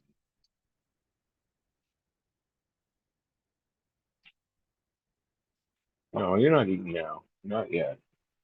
Oh, here's hardcore. All right, hardcore. Probably I'll let you speak as long as you're cool. Hi, buddy. Cheers, bud. All right, so you had a bad night? No, I'm having a great night. All right, well, I let it go. I'm not. Some You people know just are that, mean sometimes. well, whatever. I don't got no. I'm good energy, period. I try to be. Yeah, I used to try to be. As I got older, I learned how to just stay in it. Because when I get out, I used to get out and whack every once in a while. Uh-uh. Yeah, I don't do that anymore. All right, I know who that is. All right, so we keep this going. I'm gonna go to work. Is So it how'd the the fifth job pistol? come? You get the job finished? Or what that Christmas light thing? Yeah. Oh no, I just started today. I will probably put in. Well, I'm gonna work all day tomorrow, 12 hours, probably 14 Now hours, here's my thing. A Did lot you of even and hear then me 12 say for hours shizzle my Monday. nizzle? Yeah. A lot of people like, okay, What so up, when you bud? get there, they have the lights that they saved from last year or whatever. And are they all tangled up and a mess? Or are they No, all what I was doing was I was making brand new light strings. I was new ones? taking brand new ones. Yep, three different colors and twisting them together. Yeah. Because I know, like, yeah, if you have He's to had like the go ones in that someone's garage he's and they got have like boxes of lights from last year, and if one or two bulbs are broke or out, and it's like almost more effort to work with used ones than it is just to put new ones up. yeah, no, that's the fun I get to do tomorrow is because he's got like I mean it's a big production man. All the shit that he does there, like fucking um they widened the street in front of his house so cars could parallel park in there backwards. Um, they have to put a deep freezer sized transformer in the back of this place because he uses so much power. He's got like a Oh, he's million serious. watt radio station or something that reaches like 45 miles. And He's one of those. yeah, it's a lot. There's something like 40 some miles of just electrical cords, He's crazy. and everyone goes to a certain spot. They're all a certain length. But I've been doing it for 12 years. I've been helping the guy set it all up. I do everything that's up in the trees and everything that's up on the roof, and And he then has more some. than lights. He has like automated fucking characters, all that shit. No, not kind of. He's got what they would call like animated lights, where he's got like light strings that are like RG like LED strings that will have motion. Like it'll have like, and then he's got like a big screen that's just like basically a big fucking projection screen or whatever that's inside of a big wreath. But I mean, the main thing that his forte is that all the songs are synchronized to music, and he will spend hundreds and hundreds of hours on one song programming it into his fucking They're all Christmas hardware songs. software. Dude, I Mostly, have yeah. a fucking little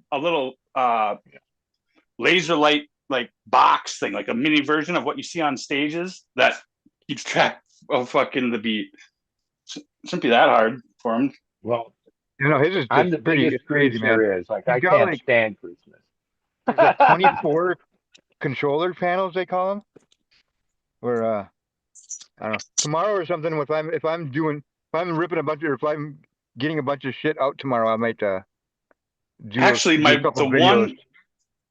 the one video I have on my YouTube channel is of that autoflower grow off, and you can see that laser light thing that I have.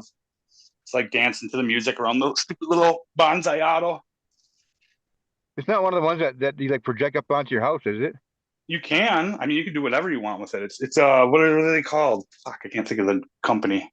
Okay, so wait. It's basically a You small guys- version of like the shit you see like on stages, dude. Like that box that has the lasers coming out of it.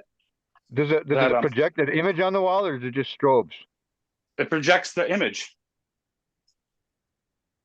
Different images. You know what I mean? Like stick people, or like No, like swirls and stars and fucking okay, yeah, I think I know what you're talking about. weird geometry fucking shit. Trippy and- shit. Yeah, trippy shit. Exactly. Light things that they have. What's that? Is it like those Christmas things that people have that? No, they plug in? it's literally like what the fuck are they called? Those things that they have on stage that do like the lighting. It's like a big fucking laser. Hologram? It's like a box thing that they. Fuck, what are they called?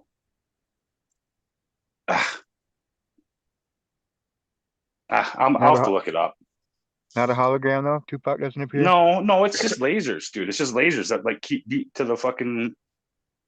They do different shit to the rhythm, depending on what mode you have it set on. Like the old PlayStation fucking screen. Yeah, you mean like the screensaver thing that you would see doing the shit to the music, kind of like that, but with lasers. Like whatever, you know, it'll show whatever the fucking intensity Yeah, the swirls of the and wave, shit. whatever. Yeah, it'll keep beat, keeps the beat. I used to take Christmas tree light strings, and I would cut it down to like 3 lights, and I would wire that into my my stereo, just a speaker wire, because I had some pretty fucking pounding stereos in my room when I was a kid. Like my old, what was it? A Pioneer SX 1280. Oh, that thing fucking spanked, dude. I miss that fucking stereo so much. Yeah, I stereos would are like, light those not bulbs that up, and many I would people have actually like, stereos anymore. Amp, speakers, player. No. yeah, I had a fucking. It was a Pioneer. God, what I just said it too. A Pioneer SX 1280. 1280. Yep. Yeah. They made a 1080 too. Pioneer made good beer. Yeah, it was a silver faced one. That thing, I mean, it'd probably be like fucking over. It might even be $2,000. I know you'd probably have to pay $1,000 to get a good one on eBay. Maybe 2. I'm sure there's someone selling them for like 4 or 5 even.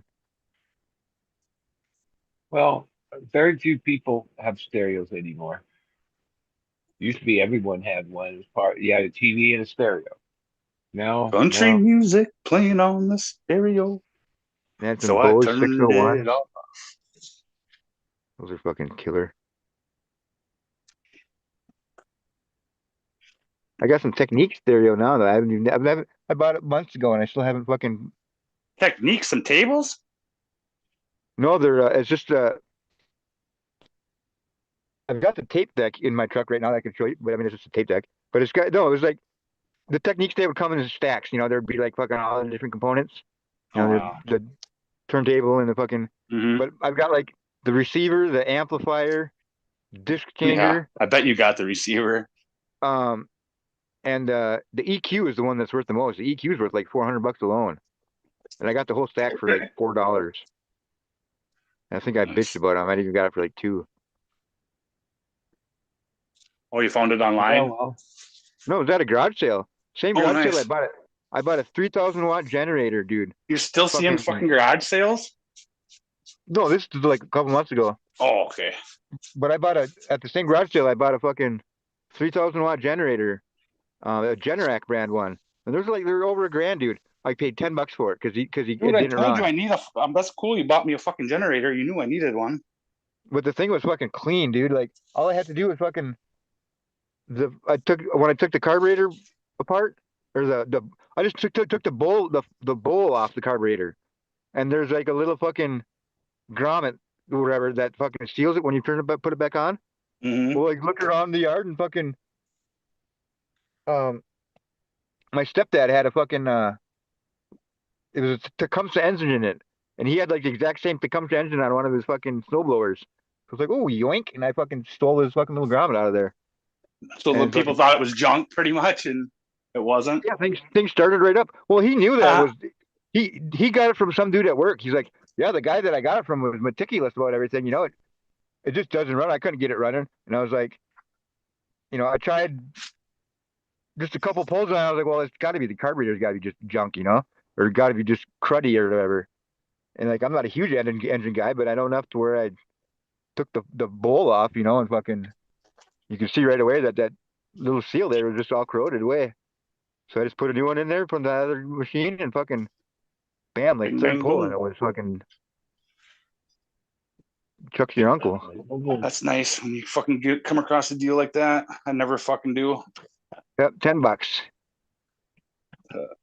I guess I never really fucking shop though either. So you Yeah, gotta get out gotta there. get up early and go to fucking Yeah. garage sale. Yeah. And that was at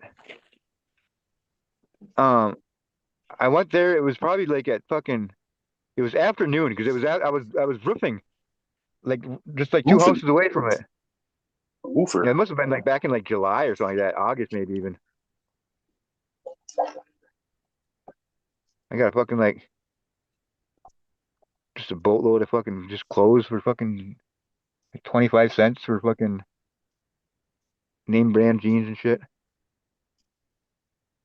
Or some fucking ABC underwear. Already No, been I didn't get chewed. any underwear, but Already been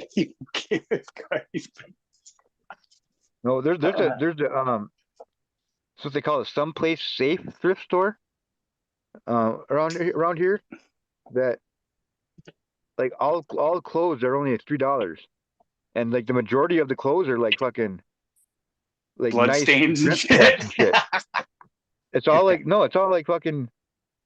I mean, it's like nice, dress pants and shit that are worth like fucking $100 a pair or something like that. Easy. Just was a dead body wearing them. They take them off people at the fucking morgue. Well, usually they don't.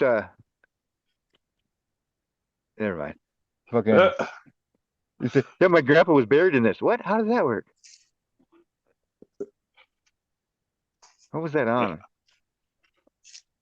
That was on something. My grandpa was buried in this suit. Sure it was, Ryan. Must No, have I been think I on do like know what you're talking about. Actually, I don't know if that's good. Country music I'm playing on the too lazy to look it radio, up. so I turned it off.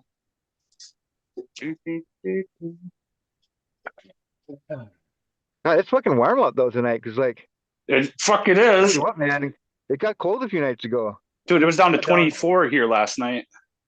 Yeah, So it was you're something all like that here harvested? too. I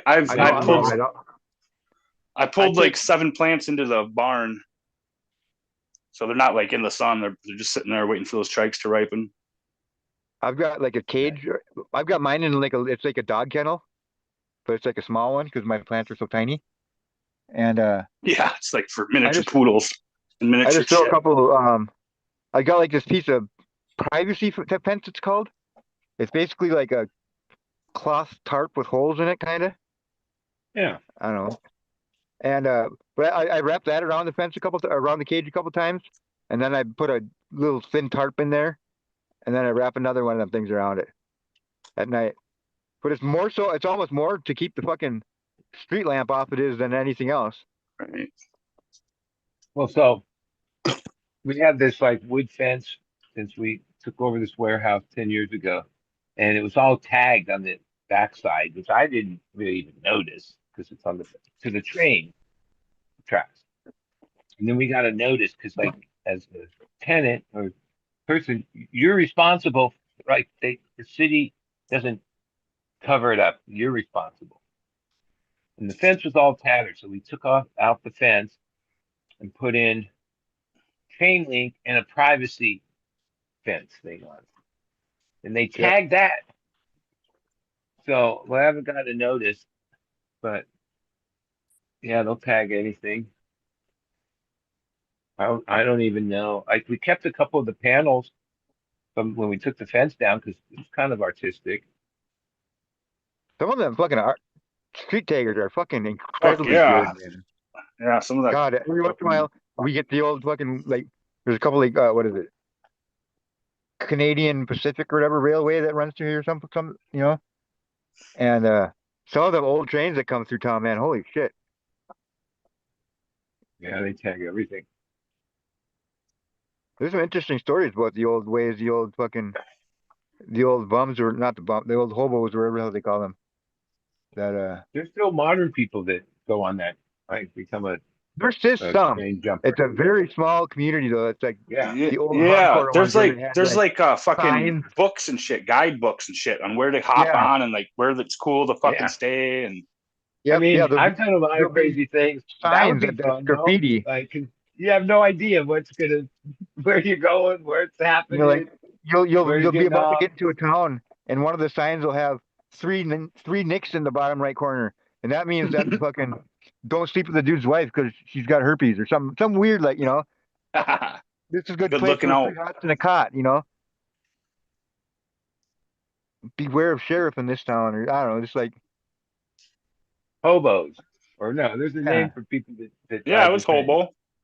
Yeah. I saw Hobos. this white underbelly interview. She was pretty hot. She was a little haggard, but had some looks. But that was her thing, jumping trains. I think I Yeah. saw a Pretty Prime Page badass. but Botany Dozen episode where he went and interviewed one of the one of the hobo guys. Yeah, he did a Who few was interviews it? with the train people. Was it him or was it fucking? God, it could have been like a Vice interview or something. I gotta find that. But he like I wonder what that name of that he book interviewed was. I one of like dated the a chick that OGs, had it. one of the guys that was like fucking, known back in the day or whatever, like one of the first guys. Or yeah, I'll see if I can find that shit. Well, I always relate to having that ultimate freedom because for like the 15 years I was on the road to dead, that's what it was. I mean, even though I always chose to go to the next show, I remember this, it was like 81 in between shows, but I realized I had the freedom to go in any direction. I wasn't, no responsibility at all, right? Other than what I wanted to do. And that was like I look back and that was the best time of my life because that wound down and became a grower, all this shit. Yeah, it's all about all these responsibilities. Where I had like 15 years, I didn't really have any of that. Just total freedom. You can go anywhere you want. I mainly stuck to the tour. No, I always stuck to the tour. I was never like, oh, let's go this direction. No, wherever the next show was, that's where I was going. That was my choice. On to the next one. Because once you went in some other direction, well, you didn't have as much control over your circumstances.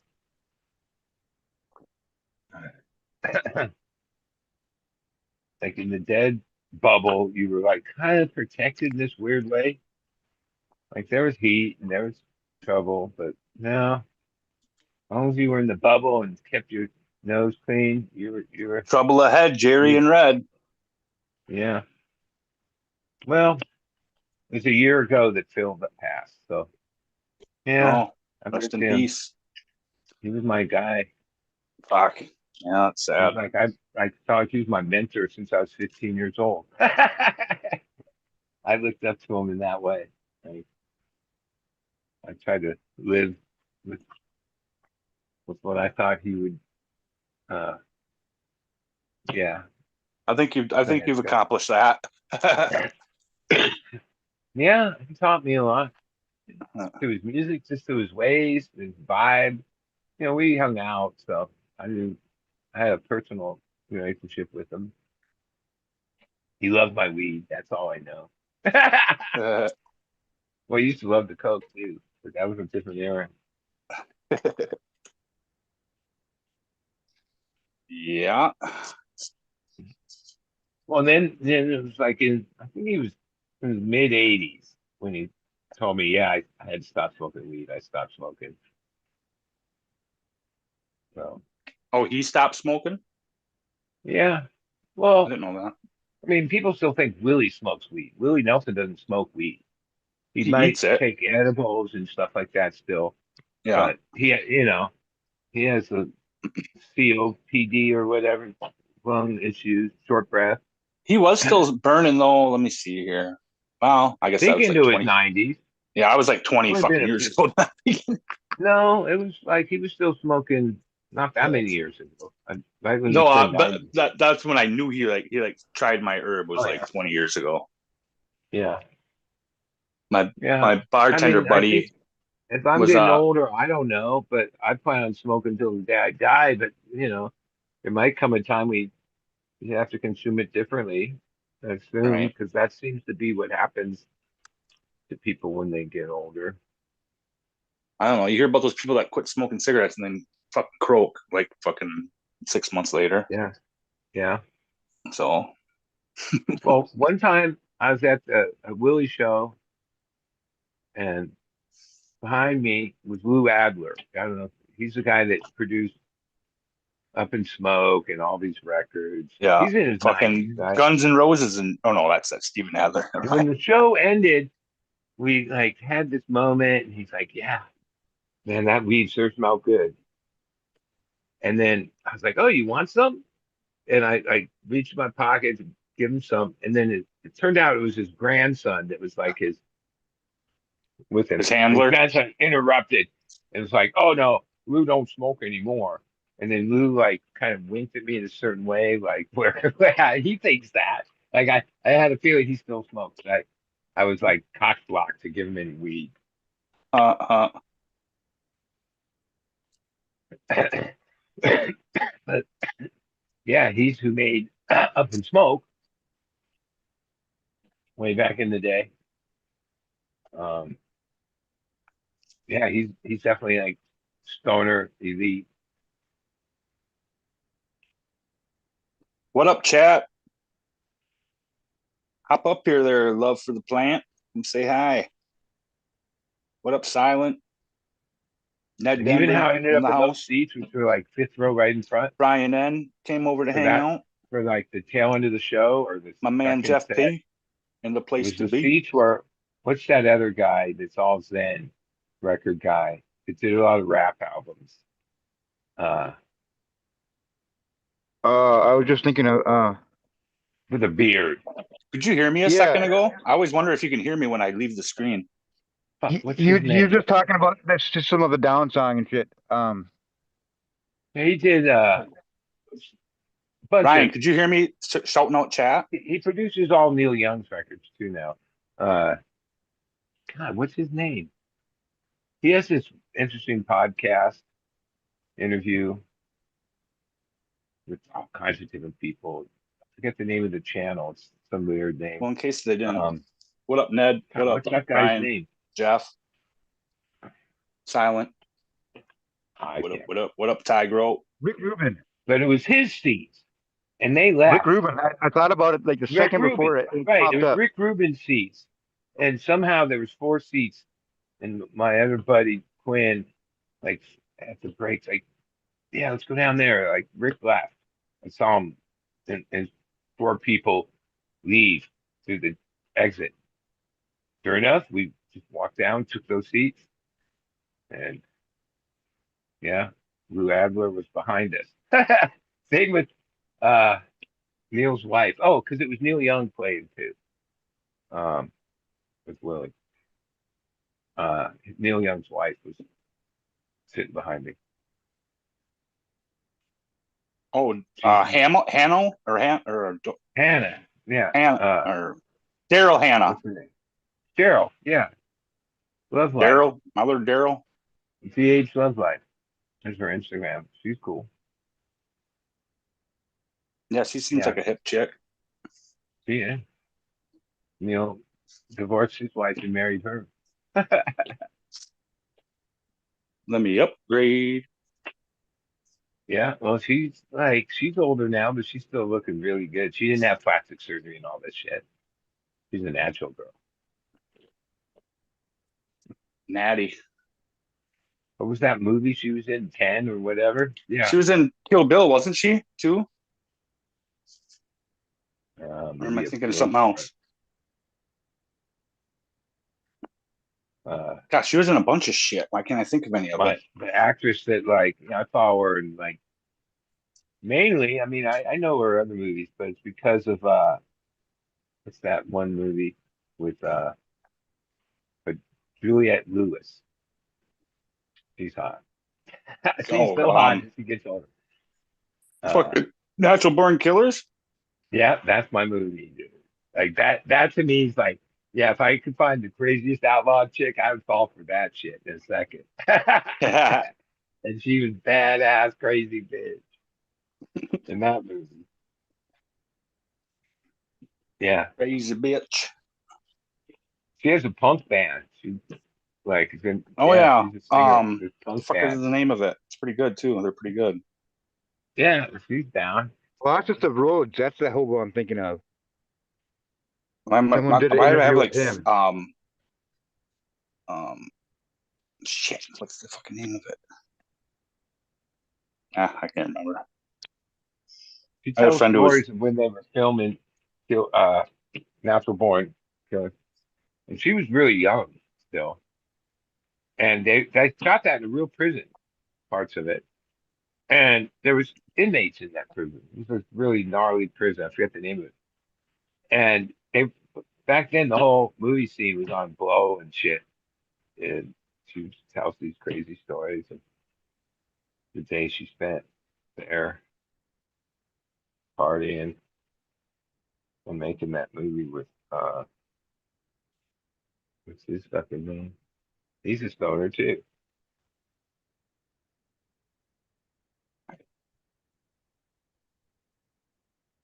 What are we looking at? Oh, he was a I saw an interview with that guy. It was pretty interesting. well, I mean, it only happened once, but then there's always a few. There's certain sets that Billy has a lot of train songs. He likes singing about trains. when I first jumped One time off, I held that he did bucket. a couple years ago. One time he did one show where every song, first Was and second Train. set, train. But he never Oh. repeated that. Like he's had a Well, lot of good gimmicks over the years Yeah, that that will was make the him first time I cool. heard him play He never fucking goes to the Fish's well. Train Like song. either you were there or you got to experience it. And I remember in the chat thing, like people going, "Yeah, that's fourth, fifth. Like how many train songs is gonna be?" Oh, he just kept coming with them. A whole bunch of them that he never played again, but he had to play that night because there's only so many train songs. Yeah, I thought, oh well, he'll do that again sometime, somewhere he'll pull that out. No, one time. One time, not down with us. One time. Now they're looking for my ride, but I'm on the bus. Yeah.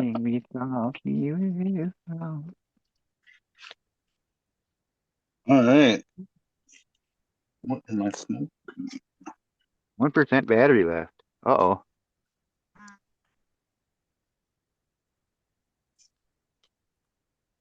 Gotta quit letting your mom use my phone. Jake, gotta I quit. mom, this is your phone? I don't know. I was being mean. That was just a horrible attempt at humor. Yeah, I don't know. I threw one in. I usually don't have anything on that. I don't. My That's phone's not at my 1%. lane of humor. And Ryan never does either, but he still does it. That's not my when the lane of phone dies, humor. it takes like half an hour to get it started back up again because it's a little I know that bitch. sucks, dude. I hate that shit. You I think just I miss have it. sense of humor. I don't have a fast charger with me, so Oh, dude, my fucking jack's broke, so I have to do the fucking wireless charging. I got a piece of duct tape that I fucking have to like strap to my cord and then cinch it up to my phone so it seats it or whatever. I noticed that, like, other than the phone, the charger that came with the phone, that seemed to last a long time. Finally, didn't like had shorts or didn't work. Then I've bought numerous ones and even paid for a more expensive one. They only last like a month or two and they fucking crap out. I got one. I got that at a Casey's gas station. I paid like $15 for, and that thing was the beast. Yeah. Every Well, I now and think again, they you think bump of into it one that that way. It had a Type If you're C in the end on both business ends. of phone chargers, that's like, what she said. like off, not whatever, just phone chargers and shit. Yeah, you're not trying to make one that lasts forever. And then how you going to stay in business? Right. Planned obsolescence. The Yeah. fucking they're in the business of selling us mediocre shit to keep us buying. There's like the light bulb industry. Like they get sued or they won't. They're like none of the big light bulb manufacturers are allowed to make bulbs that last. Yeah, 'Cause that was there's like like a a thing. Like, Yeah, isn't there syndicate some there. years ago. fucking light bulb in DC or something or Pennsylvania that's Yeah, been there's running New since fucking York, and Oh yeah, Edison? there's I plenty of think them that there's have been one in running for LA 100 still years. going too. But during Yeah. that era, I forget the name of the thing, but Congress made a thing Is my that crutch? all the light bulb Use the companies had to, fucking the carbon fucking yeah, only last this long. And if you made one depleted that lasted longer, you got fined. hollow stem. And that was like 100 years ago or so, or whenever that was. There's like a whole political thing that Yeah, went well, on. that's what all our phones are too. I mean, our phones can. I mean, Yeah, I only mean, cost like $3 to make a fucking iPhone and shit down here.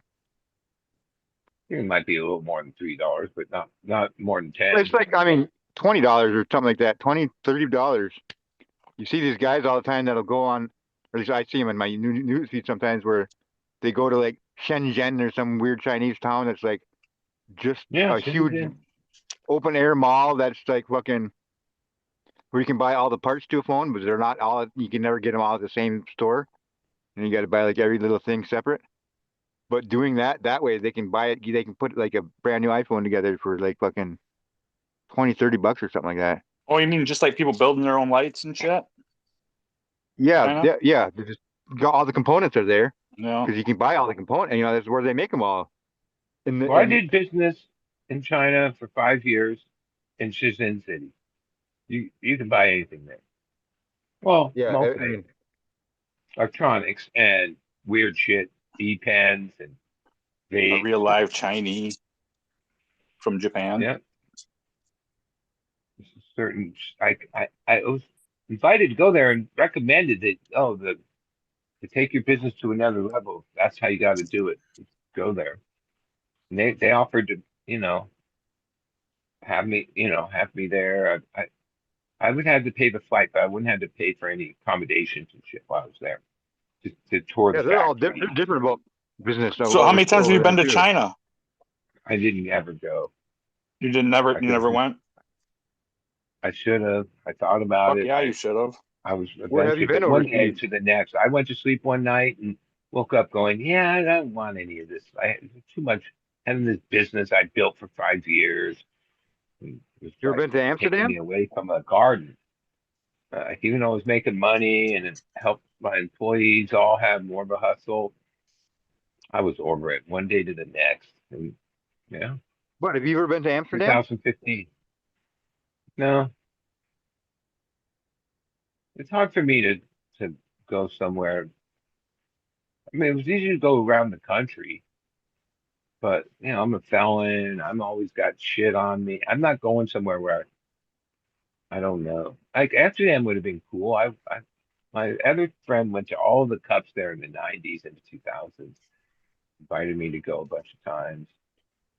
one thing, when you have a fucking garden of like whatever size, you can't like a trip like that isn't like a 3 dayer. You No, could do that, but by the time you go that far, you need a week or longer. take you that much time to travel. Yeah, well, that's that hasn't been part of my life. Yeah, I I've pretty much managed to get stopped away taking for like some vacations when three, I four started. dayers. Like even Where you this still one time, visiting? Phil played 2 weeks straight at Terrapin, but he didn't play on Tuesday and Wednesday, or no, he didn't play on Tuesday, but not he played on Wednesday night. And for those 2 weeks, yeah, I'd go up there for the shows, come back to do whatever I had to do at my garden on Tuesday, and get back there by Wednesday. But that was just what I had to do if I was going to catch those shows. And I had people watch my house, feed my dogs, and do all this shit. Somehow, when we used to go to St. John, we'd go for 10 days. That was his whole thing with with with my employees, basically. And that took me till I could trust them to keep things straight. Because ultimately, I even with people that worked with me, when I was younger, no, somebody fucked up, I'd go ape shit. But then at a certain point, I realized I'm responsible for whatever happens. So if somebody that I employ fucks up something, or Right, it's on you. I can't like why? Yeah, it's on me. I made the choice. I'm responsible. And then that was like, yeah, when I learned some of those lessons in life, is how I like have certain people that have worked for me through thick and thin for like 17 to 20 years. Just a couple, but it was like, yeah, by the time, yeah, I learned how to manage people a little better. I used to be like a fucking tyrant.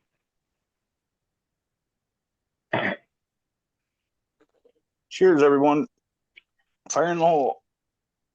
And I Fire thought in the that brought me hole. success. That was part of just my whole demeanor when I was younger. And then after butting my head against the wall so many times, I like learned, yeah, you got to treat people right.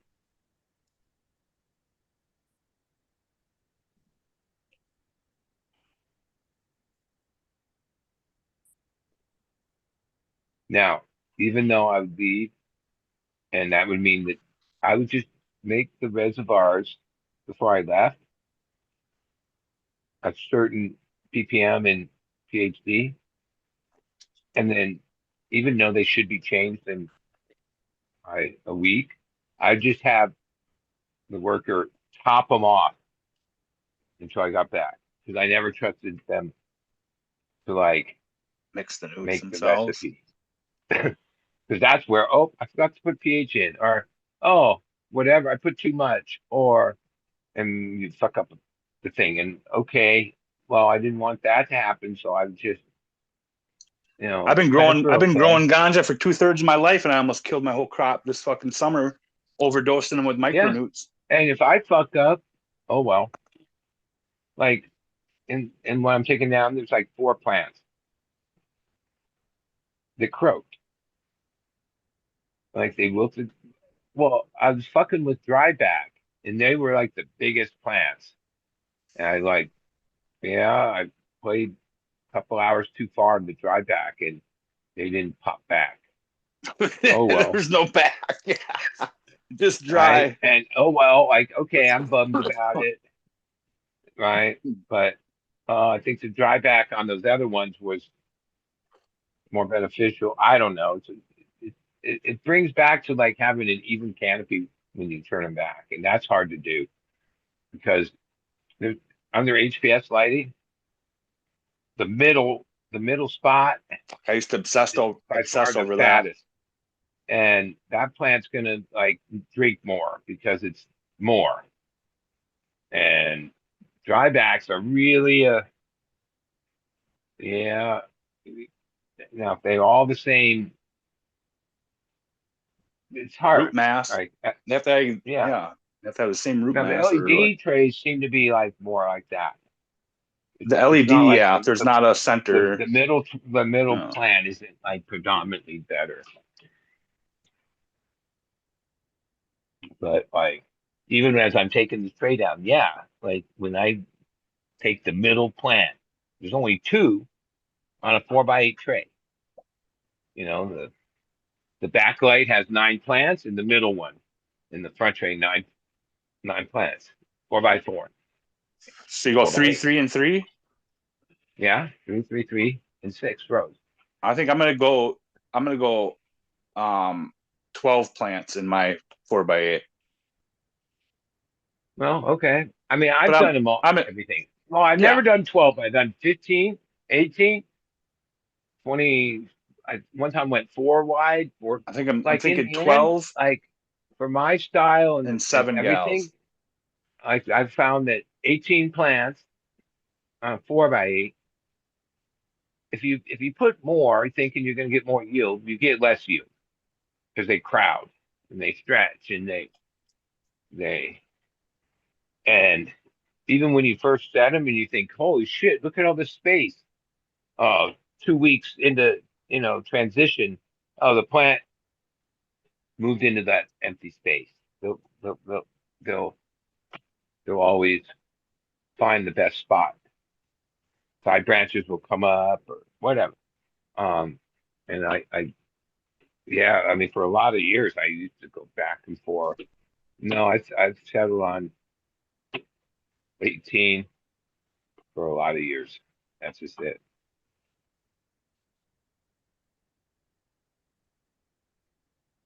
Works best for me. Because for sure, I might have now.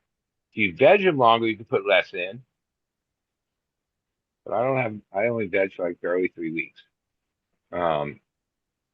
Uh. But when you overcrowd them, that's it. You definitely go down. You think, oh well, wait, there's more plants here. No, then not my experience.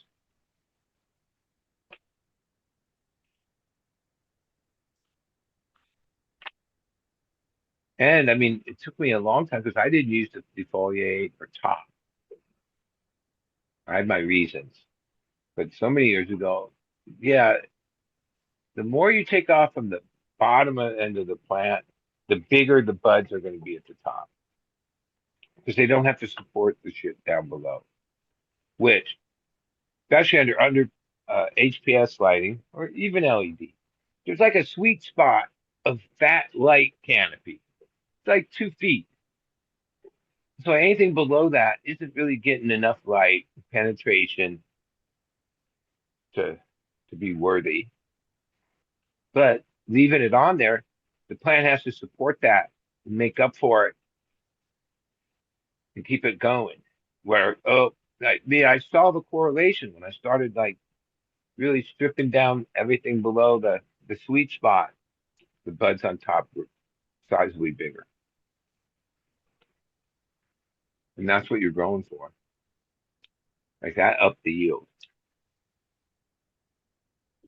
and a lot of that was because when we basically half the price that we paid for trimming, the first trimmers that they had already worked for us and stayed on when we did this. They were like, yeah, okay, we'll take that deal, but no lowers, right? Only the top end, which I understand from their perspective. Because that way they can still get a pound done in like 3 hours at quality with the weight. Because once you start fucking with those whispery fucking little nothings that like barely or a gram or less, and you see somebody have to spend a couple minutes, Oh, it, yeah, yeah, it's it's just horrible. not. Yeah, you can't pay somebody that wage to fuck with that shit. So yeah, we started like anything below the trellis comes on. It's a lot of work. Like actually, out of all the things that I have to do, defoliation is the dreaded. And at this point, I only have so many hours Dude, of I can't labor that wait I to can. defol a healthy plant. The last few years, it's fucking with that septoria, dude. Oh, I haven't been. Well, It's now, like I'm just you tearing shouldn't that have shit any out of there problem versus with that shit D-fold. coming inside, right? Because you're not going If to I use. start with new soil and shit, yeah, that's the idea Oh. behind it, and that's why I want to do an indoor run so I can actually see a fucking healthy plant carry its leaf all the way to the end. You should just do what I think. No, I mean, but you should get rock wool, you get nutrients, and blow out indoor like that. I just want to do it. No, I'm gonna. I've got a bunch of like, oh, I've got a bunch of rooted leaf fucking organic nutrient shit that I need to use up. Well, I don't need to, but Well, I I have get it. it. And you're So I've already already a got, soil guy. I yeah, get I've it. already got all that soil shit. You know what I mean? I Got my get it. But compost. I've got my aeration. sometimes you I've got just want all to that. go and do something totally different. You know what I Oh, mean? I've thought about it, but I thought about throwing a 4x4 fucking flood tray in half of it and fucking running some fucking hydrogen and fucking GH Yeah. for half of it. But You'd be autos? surprised how you get results. not autos. And No. in the end, you'd be like, "Holy shit! This weed ain't any better or worse than this other." Oh, I weed." know, dude. I'm not that dude. I fucking grew fucking GH for fucking majority of my growing career. Like that's how I learned, Yeah. like to grow indoors was with flood tables in hydrogen using 3-part, and that was fucking the early aughts. So fucking, I fucking well over a decade. I fucking ran those flood tables all over fucking Wisco and the surrounding. And then I went to Michigan in 2008, the first time I moved to Michigan and I was so paranoid back then, I wouldn't get a medical card. But I knew people and had them get, like, I lived with a dude. I'm like, okay, you get your med card. You can be my roommate. We rented this house and I'll teach you how to grow pot. And you got to fucking, whatever. I got like the first 2 rounds of tree and then he Even just when I got the clean out my knowledge. wallet, I still keep, even though it's like, Yeah, I didn't want oh, because I thought that was just a surefire way for the feds to fucking get your fucking name and know where you live. And there I was kept no the medical motherfucking card since way I was '99. getting a fucking medical card. I didn't get a medical card until I went out to Yeah. Well, out wait, I west can't say to that Oregon part, to but fucking in what was that 2010 or man, oh, 2011? it's like falling apart. I It's went to so California and when in like And that's when I got my medical 2005, card. Then I was med maybe. card holder for over a decade. it's still in No my more. wallet. Wait, what year? It was whenever Oh, this was the whenever last year MDOT I came got it. out. 2017 to 2018. Right? Where that's when rec passed. And I was like, yeah, I ain't paying $200 every year to doctor whoever to. Wow, I was all about I it, didn't but even until like I dude, had so many years that like 2 or 3 years they would do it on the phone, and then every once in a while they'd make bro, me come in. it wasn't even the doctors. It was the fucking patients that got to me, dude. Like I was the caregiver that I gave you fucking a pound and a half right off the fucking top every fall, after the fucking outdoor houses. Here's a pound and a half, boom, that's like 2 ounces a month for, just being my patient. Anything after that, it was like $100 an ounce shit of headies, like I fucking hooked them up and whoever needed RSO, whoever needed whatever, I did, just gave it to them. And they couldn't Yeah, when fucking I trim, rented, dude. It came down to fucking trimming. I started telling them, like, dude, I need help. Like, you gotta at least fucking trim your own fucking pot. And a couple of them, like people give me attitude and, oh, whatever. Like one person, it just got to be like, fuck this hey, shit. when in 2007 to like almost 9, I managed this warehouse grow down in Mira Mesa for a friend that had a dispensary, and then a couple miles away, a mile away, got a warehouse we were growing in. And when he first offered me to run it, I said no. And then he had this other guy, fucking forget that guy's name, that totally fucked it over and all this. And then I took it over.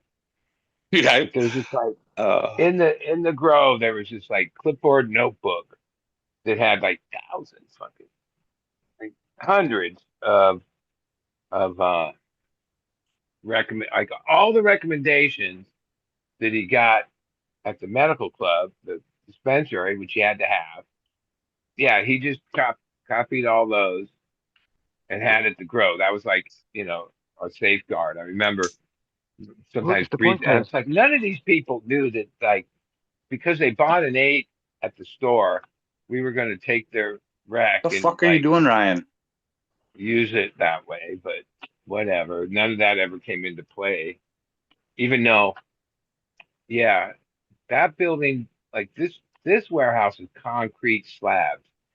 That building was like in a kind of a fancier warehouse place, but the the the wall wasn't concrete between the next business, which was a phone sales place that like was a, what do you call that? They call it like, yeah, there'd be all these Telemarketer. big telemarketers. There'd be like 50 people there during the day, starting real early in the morning. And yeah, they right from the gate, they start complaining that they'd come in and fucking they could smell the weed. I had that happen at a um um fuck. Oh well, at a my friend's mother's house, who like gave us her entire basement to blow out, dude. And that was like my first like fucking like, what did we have down there? We pushed 9,000 watts, just under 10K. It was like, and yeah, they were smelling it like, oh, like the fucking the mailman complained, whatever the fuck. So my next girl, we rented this fucking wood shop, and inside the wood shop, we built boxes and did like enclosed fucking, ran CO2, fucking hermed everything out the first fucking round.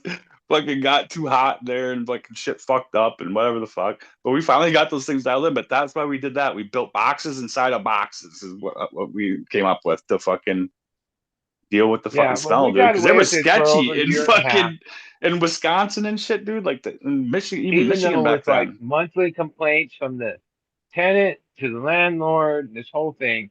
And then finally we got a notice. It was the fire department wanting to do an inspection. And yeah, we had to shut it down. But I was over it anyway because it Dude, was like I could rip a I grow had to room drive down in down like there every no time at fucking all, day. dude. I always had, dude, how many times over the years I had to fucking tear everything up, fucking get it out for like 5 minutes of fucking work or something like that. You know what I mean? Always something just minor. No, not When I was always, but when I was 16, I got busted with felony possession with intent to distribute because I just had like a half a pound of fucking Mexican distributing fucking, that ass. maybe it might have been beasters now that I'm thinking about it, but I got sent to like boot camp and this shit. But they didn't have a That shit fucking worked. a holding cell to put me in before they brought me to juvie. So they fucking God, how did that work? I had like a week where I got to stay outside where I didn't have to go to before I had to report in or whatever. And fucking a buddy of mine fucking like because my stepdad gave me a whole shit ton of his strain was called fucking Jack Pine Thunderfuck. Fucking it was skunky shit too, but like he gave me like a fucking BB gun uh So your whatever step pops BB was a gun. grower? What's that? Your step pops was a grower? Yeah. Well, my mom was only married to him for like a few years, but like, because my parents were together for, 20 years or something like that. And then like when they got divorced, she went and got remarried like two times right away, kind of. But the first one, like I was like, I don't know, I was 16 and I used to get fucking like half pounds and shit of this Jack Pine Thunderfuck that he had. And it was fucking, I was $50 an eighth all day. Everyone was, paying for it and fucking. But I had one other buddy in town who his dad fucking was a grower too. Like he shipped his out to like Alaska and shit. Fucking so we We kind used of to like get pot from Alaska to Wisconsin. To but my, no, but he got to see some like he got to know the story about my stepdad and shit though. Like it was crazy that like out here dude, there's this little fucking little campground out in the middle of nowhere, fucking that um they had like a smoke fest there every year. All these old hippie guys, old timers, whatever. A lot of them were like loggers or fucking a lot of beard going on, but like yeah, it was just like a fucking the campground would fill up and it'd be all these fucking like their festival of the year, whatever. Fucking it was like right at the end of this season where like I want to say that it was like I want to say it was even started to snow and shit the one year. It was like the last campground reason everyone would have their fucking fresh off fucking end of summer fucking shebang or end of fucking season yeah. shebang. Or it was kind of like early crop or early fucking harvest type thing. Because like people would always have someone from that new, like I don't know, it was weird. I was young though, and I Yeah, wasn't, you definitely are weird. I didn't know any, I didn't know, I don't know, I don't know what I'm trying to say. We were talking about the Yeah, Garden something. Peninsula. You should fucking Google this and like share some shit. If there's anything on the you can find on it. Garden Peninsula in the Upper Peninsula. It's like a peninsula on the peninsula. But anyway, this spot is like fucking its own little microclimate, right? Up here, because it's like it basically would meet up with Door County if like the islands would connect. But so like yeah, like tribal wars and shit would be fought over this land, or who would get to plant there and fucking, use the fertile fucking garden soil to grow their fucking crops. But anyway, so like once the white man came, um, it became like the spot to grow fucking herb. It became kind of fucking known for like the best green. I mean, they'd call it garden green. Like when the garden green would come around once a year, like after fucking outdoor harvest, whatever. And where the fuck was I going with this? Oh, so it was like known as it's just like a bunch of outlaws, shit like you said, living out on this peninsula. And they'd cut these swaths and clear the trees and fucking grow dope in the fucking middle of it. But there was one way in and one way out of the peninsula. And like on the way in every year, they would across the one road, they would have a line and they would have a fucking I shouldn't even be whatever. They would have a stuffed version of the fucking one of the letter agencies, in full uniform and everything else, hanging there. Like that was their message to the fucking law enforcement or whatever the fuck that would try to come bust the garden crew. Yeah, when I was growing up, we always had stories about fucking that there's like some huge farm with like silos and shit that like they had their silos filled with weed, and it was I always like this wanted to big. grow in a silo when I was It fucking. That was was like one of big my fucking things or I like they thought would say on like for many hours in or my like younger years. they had barns full of it and shit like that, and I Just always thought it was ventilation, just just everything. It would have like been a joke ideal, or dude. like Just a. stack them, dude. Boom, boom, boom, boom. I Stacking always thought it was just tables. like fairy tales, but it turns out that the cornbread mafia from down in Kentucky, they fucking like down in the mountains there, they were the first ones to get hassled by helicopters and shit. Like there's case law that they went to the Supreme Court like over the helicopter deal, but like so they couldn't grow it in the mountains of Kentucky anymore, so they had to like spread out, and they went to all different states and like fucking they got like different strains of weed from different parts of the world to match like what climate they were in. Like Johnny Boone was he was the man, dude, and like they fucking they had some Russian strain or something like that that cross that they used for what they grew up here, but like fucking they had a 350-acre fucking field, dude, back in like the 80s, and they got busted because like how is like I say like the Minnesota Nice or whatever, they didn't speak to the neighbors and shit like they didn't go to church or you the neighbors were like it doesn't matter even if they went to go to church if they would have just waved when we went by or if they would have fucking but instead they always kind of kept to themselves and they never talked to anyone fucking never went to town and shit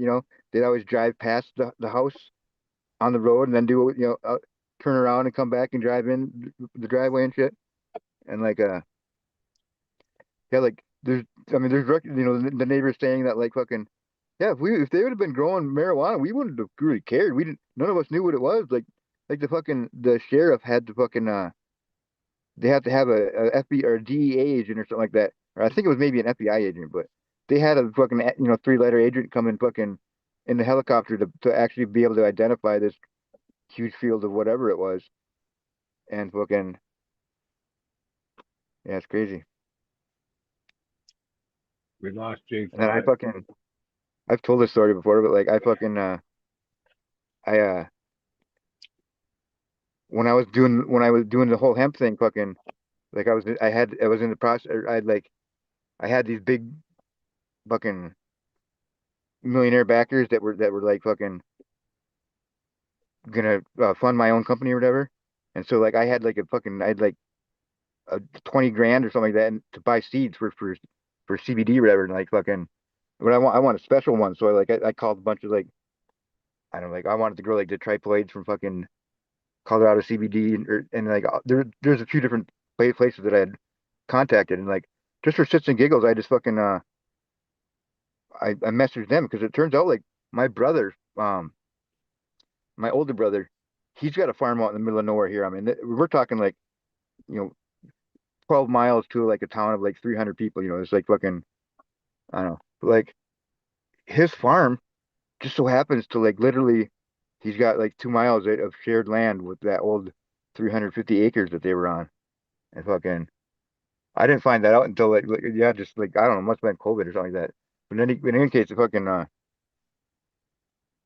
like when I first found or knew what weed was or found weed, I was like I don't know, like I didn't grow up with like family doing it or anything like my parents did before I was born and shit. But like I fucking we were dirt biking out in the sand pits when I was like I don't know, fucking eighth grade, and we came across a whole bunch of fucking or hemp plants, or they're actually weed plants, but like fucking. And the only way we recognized them was because Dare taught me what a pot leaf looked like and shit. And so we're like, I remember me and my buddy were taking these fucking, what must have just been like males and fucking fully seeded females. There's like no buds, at all. It was just fucking, but we're taking what we figured was the buds, was all this not leaf stuff that it had on it. And we were like drying it out in the deer stands and shit and fucking microwaving it and fucking all sorts of put it in a box with a hair blower. God, that was fucking stunk. I can still remember that shit, dude. That smell. But like, I know it turns out like fucking the crop that we actually came across was fucking um I thought it was feral hemp at first, like so I was like excited to go do it for that reason, and then fucking turns out it was actually an old weed crop from people. But in any case, that got me thinking. Like, I wonder, there's got to be some of that fucking because like that was one of their a coveted strain for them, and it's gone for whatever. Um, I guess I've heard that they've got seeds for a lot of their old stock too, but like they're waiting for the national legalization. So, because like, so Bickett and Boone have their own CBD company where they're like, they only sell um, like a top end fucking oils and shit or whatever. It's like you can only get it at certain drugstores and shit. It's kind of like fancy or whatever, but not to be confused with cornbread CBD. That's a different thing. That's the dude that wrote the book on them, or a book about them. Has his own CBD company, but he's like, yeah, he's not cornbread mafia guy. In any case, fucking, I'm thinking, well, maybe there's some of those plants are out there, but I have yet to find any. But in any case, I had the first 2 years that I grew hemp, um, fucking, commercially or whatever, like, were for my buddy that had a dispensary in the town I'm sitting right now, and he fucking, like all the Otter Tail County or all the county people, fucking sheriffs and fucking deputies and like all the cops at one point like made it. They must have had to been like a one of their fucking duties or whatever. Where like they all had to make a visit to that farm out there just so they could. And they probably did it to maybe all the farms in the county or whatever. But they definitely like there must have been fucking 50 different officers that had been at one point on their like just on their rounds or whatever. Like some of them would try to be sneaky and park fucking 2 miles down the road with their binoculars. But because I was always out there in the field, and out of like them 50, only like I think maybe 10 of them actually got out and talked to me, and out of those 10, three of them understood what I was doing. Like 7 or 8 of them were like, "So what is 'cause I'm growing these big fucking CBD, just growing it like weed, fucking drip irrigation and everything," and they're like, "So is this the stuff they make rope with or whatever?" And I'm like, "Okay, you guys need to be you don't know what the fuck you're talking about." But so the county that I was growing in was the same county that Pickens and Boone got busted in. It was like I think it was like the biggest bust I don't know, at the time. It was I don't even want to throw a number out there. I can't remember. It was 350 acres worth was what the field was. But they fucking I had all this bank to buy seeds, and I knew that they had their own, that they were doing something, to grow theirs. So I just fucking sent out a message, and I'm like fucking, like writing a letter to Santa Claus. I wasn't expecting a fucking response or anything, but like I said something like, if you guys have a strain that I could grow of of yours, that then I'll grow it in, it would be, or a hemp strain, because they were doing hemp or whatever.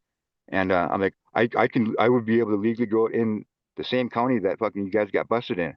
And I said, fucking, I'll personally take the first ounce and fucking hand deliver it to the sheriff's office with, with a personally written thank you note from Johnny or whatever, saying fucking, with a note on how to suppositorily administer it. And fucking, yeah, he got back to me, and they actually said, yeah, but like the company I ended up getting fucked over, which was their plan the whole time. But like for a little while there, I was on the handshake deal to fucking grow their version of cherry wine. It wasn't even, their strain technically, but they have their own pheno or whatever that their cut that they grow, and they were gonna fucking let me grow it and say that that I was growing it for them. But I don't know. I've still got to go do some scouting though for that. I'm sure there's got to be some plans out around there, dude. They had 300 fucking 50 acres.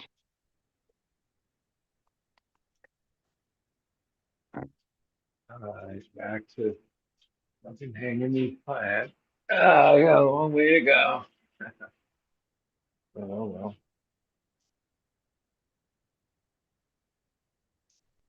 You can never get bummed out when you're harvesting. The plants can feel it.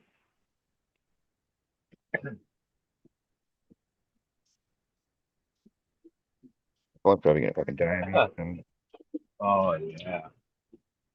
I'm taking down the center plant.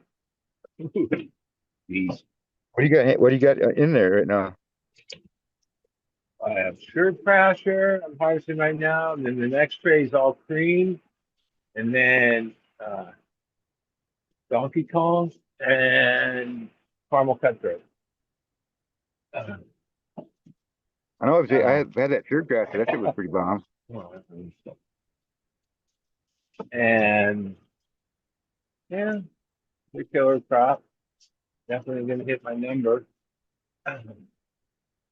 Sometimes when you're harvesting, you realize, they're light, but no, so What do you far. average per plant? Look, like Well, okay. 15 pounds. I'm guessing you got 4 trees. Four? I Oh, get no. almost 2 pounds of light at best, which now why I'm making some changes with irrigation strategy and different things is I'm never going to be able to get over that unless I adopt some of this new crop steering, uh, stacking the CO, ppms, all this stuff. Do you still got like an HPS mix in there, or is it all fucking? Well, I have a room that's single-ended with some 315 blended in, and then I have a room that's double-ended and then has 3 LEDs. Oh, so you Those got more have like HPS than LEDs to LEDs? cover like more space, and I have more LEDs to hook up in there. But that at first I was going to do it right in the middle of the run, but there's no way to really get up above and properly hang these lights with the crop in. So LED upgrade in that room's got to wait another month because I'm harvesting this room. That room will be done in a month, roughly. And while I was planning on doing these upgrades in the middle of the cycle, instead of the busiest days of the month are, I mean, not just the harvest, because then you got to clean the room, you got to reset the room, you got to take clone. Like that's the time where like there is no extra time. And you don't want to leave the room empty for more than a minute, because that costs you money too. So yeah, you always have to deal with reality.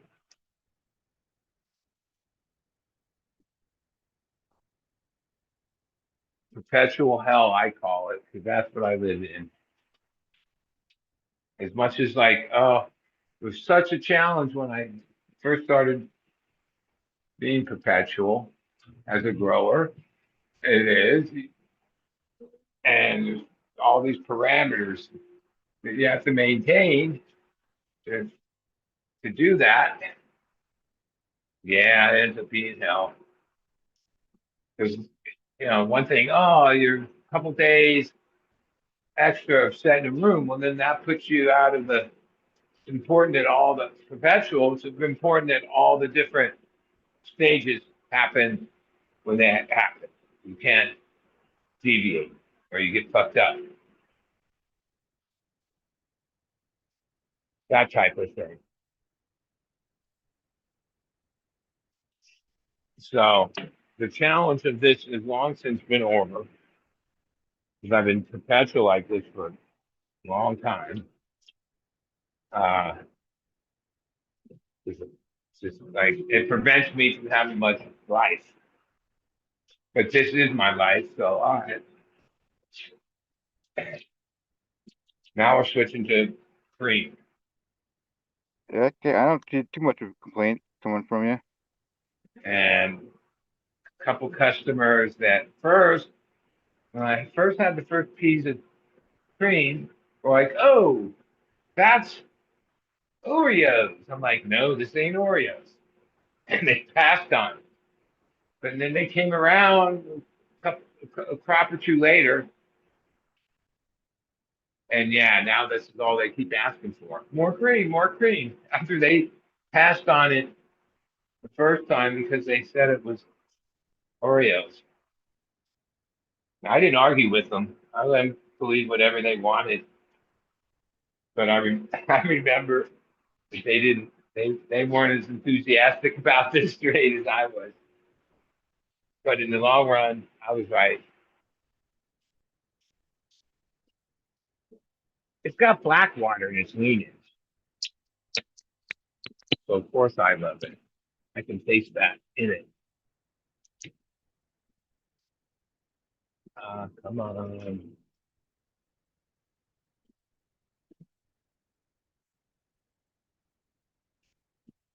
I should bring the camera in here for you. Hear me? What I'm like. I have this bamboo trellis. It's been here 10 years. The same bamboo, the same PVC. Kind of seen better days, but it still works. So I never used that string shit. And you have to cut the plant at the bottom and then pull it down through the trellis squares. The bigger the plant is, or the beefier it is, the harder. Like these ones started leaning, so they're done. So a couple of the branches that were tall, yeah, whatever.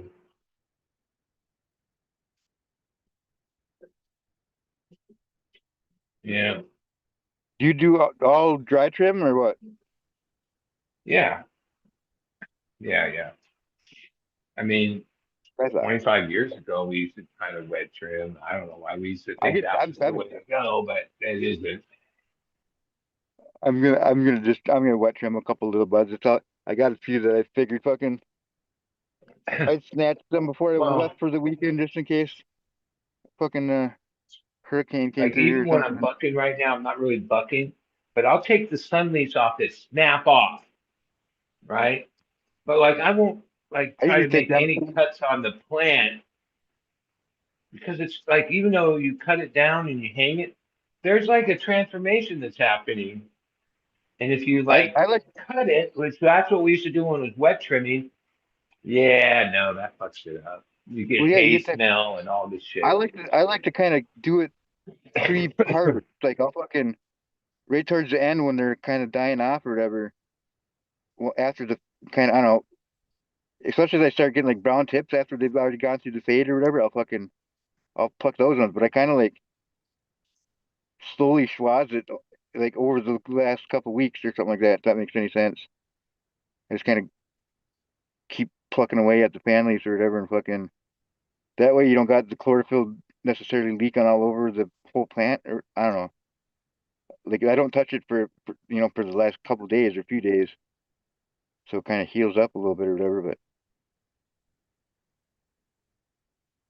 I'm by no means fucking. I haven't done nowhere near as how many. Yeah, I wouldn't be if I were you. I would. I don't know. You fucker. All hail to Bud.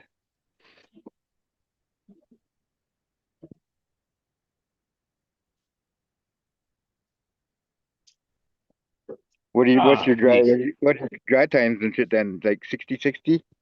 Do you hang it for fucking a Huh? couple weeks, or do you do the you go Yeah, directly to use 60, after like a week? 60. It starts to drop below 60 humidity as it gets closer. Usually the night before I either bucket up to take it to the trimmer or the trimmer starts on, I bring it down to like 56, 57 to make it a little crispier for them to trim. And I don't wait 2 weeks. Usually about 7 to 9 days ready to trim because I don't have that many trimmers. So to trim that amount usually takes a certain amount of time. You go into So yeah, totes the first then? one might be a little fresh the first day or two, but then by the end, uh, yeah, my main customer that buys like 90% of everything, like he likes it to be a football. So he likes a pea to be like when you open the turkey bag, the weed is like stuck together. Okay, that means it's a little more moist. Okay, that works for me. Do you Believe it or go to not, totes on that then after? level, oh, that's probably an ounce per unit that the guys that want it drier want. After you trim, do you go to totes, or do you you don't go straight to No, jars, it do goes you? into turkey bags and some bag trip. I bag cure it, where I leave those bags like folded or open. It back in the dry room, but probably 56% humidity at that point, and open and close that bag next 2 or 3 Does it days. get condensation on? Does it get moisture build up on the inside at all, or fucking? Do you have to like take No, the no, buds out it's and pull dry. them? Trust me. Trimmers aren't going to fuck with it if it's not dry. Like that's a pain in the ass. Like they want it. Yeah. Like, it doesn't. When you say You know, does I it like have like doesn't a stay loose? Quest and an AC in this You room gotta like here. you gotta pull that football out and pluck it apart every once in a while. Then, or like Wait, say again? you're saying he likes it like a football, like it all sticks together. Is that like you gotta pull the buds apart periodically Well, when some they're? of it, yeah, some of it is sticky too. Like it's not like just moisture. But like if you over Like, dry, like okay. considering a jar, So the like trimmers you we hold the had jar and before, like crumble they it out. trimmed like weird with brushes and different shit. They wanted shit too dry. Like in like, okay, the guy that takes my quantity, his customers are these big delivery services that then are going to take it into smaller amounts and do their thing. Well, if you sell them too much of the rec weed, it just dries a bone, dude. Like good weed still supposed to have technically 17 to 23% moisture in it. But you think, oh, Really? that's still wet. No, I know I but read it's not down to like supposed to be 3 even. bone dry. Bone dry is like you sucked everything good out of it. You know, Well, like most of the that's just moisture my, comes out like the first. anything I say is just my opinion. I don't, anybody can do whatever I they mean, you've been want doing this shit to for a be long time, but your fun. opinion means a lot. I, holy shit. Now this middle one is a beast and probably isn't going to come out through the trellis easy. Holy shit. All right.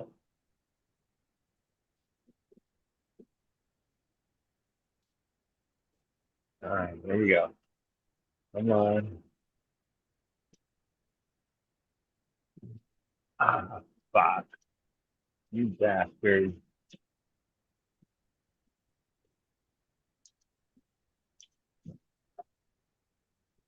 Uh, huh. All right. So I had to break off a branch because it was the way it was. Lollipop, lollipop. Uh, oh,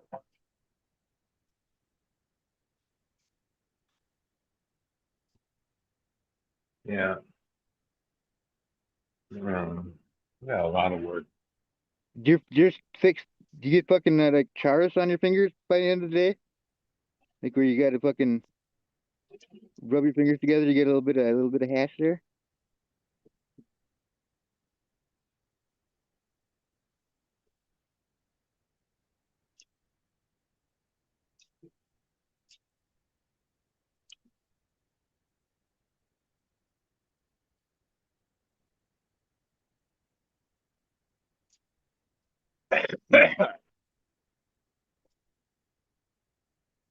All right. Come on, you fucker. God damn it.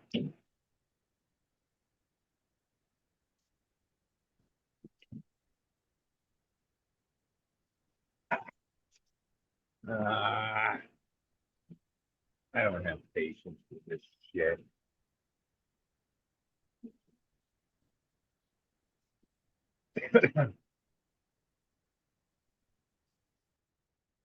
Uh,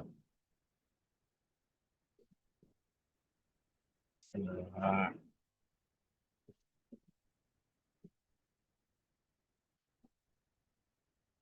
you have to have patience. Isn't it crazy how the AI, it's like it even like figured out your voice almost. Like it almost sounds like you. Fucking, hold on a second, I gotta.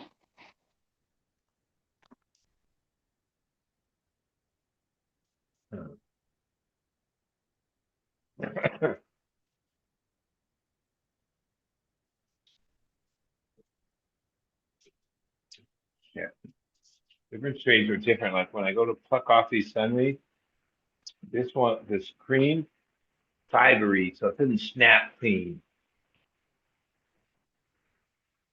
I noticed that about this Like your grain. So it's better to leave it alone.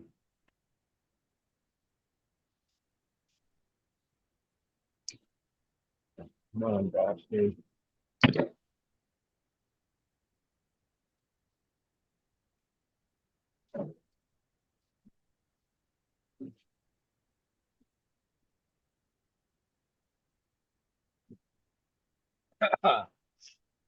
Ah, coming out good. Ah, yeah, okay, like this.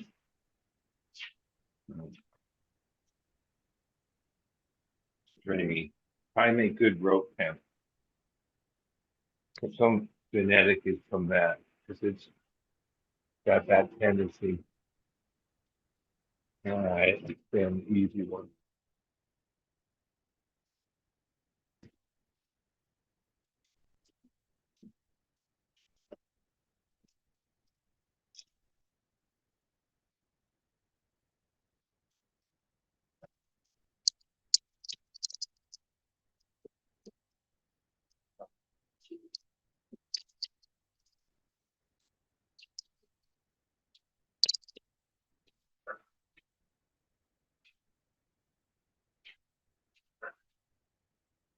Uh,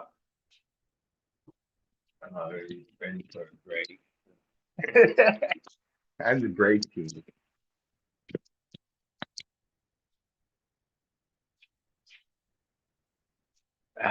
Yeah.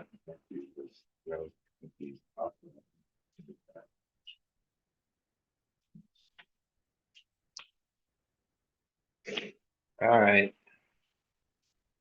I hope this is entertaining or at least interesting. Oh, oh, yeah. All right.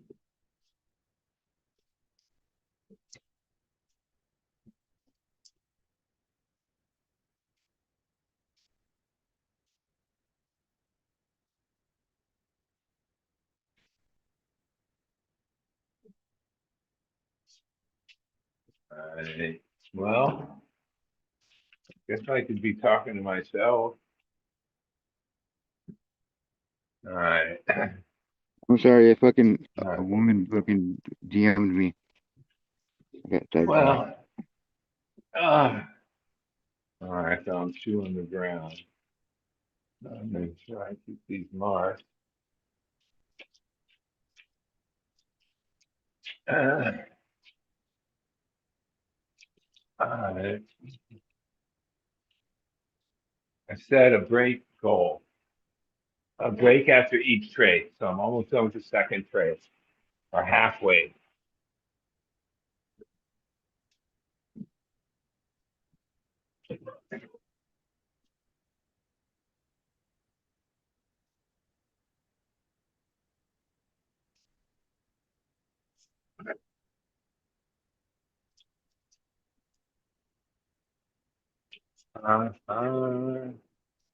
Probably more interesting if I brought the camera in here.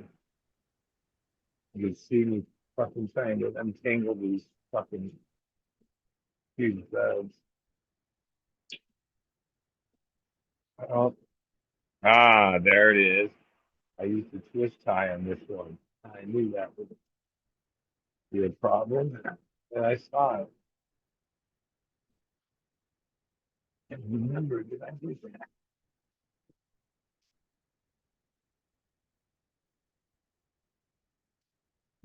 Come on, you fucker.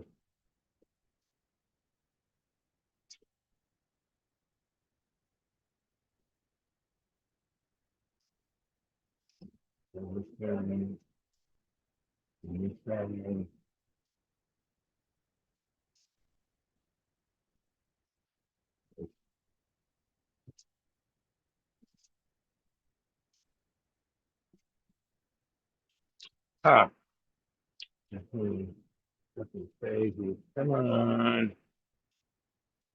All right, there we go.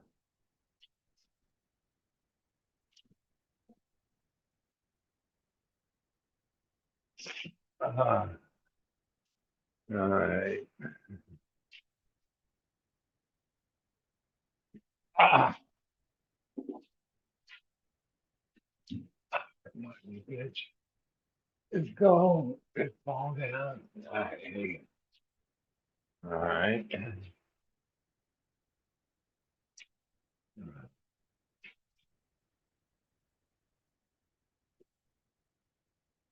All right, we're still here. There.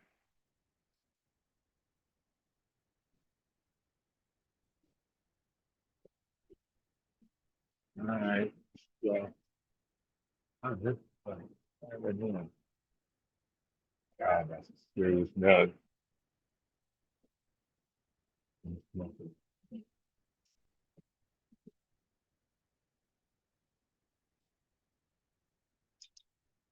Um,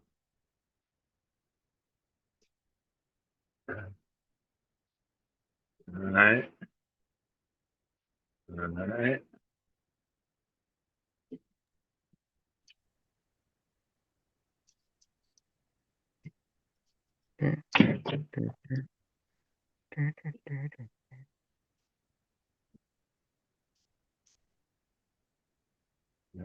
Ah. No. All right. All right. Come on. Come on. Pull off there, you fucker.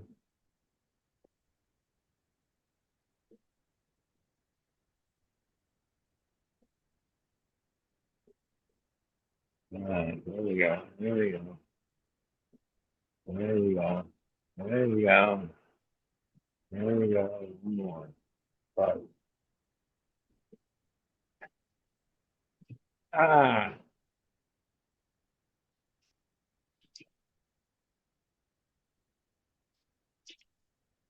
All right. All right, hardcore. You haven't said anything too long. I'm sorry, I was messaging with someone. That's all right. I mean, this tray's gotten so honky in the last couple days, the buds started to like man each other a bit. So that's why I can't complain because that means the yield is fucking huge, like always on this strain. And um, but it makes for a little bit of a bitch getting into this trellis. But oh well.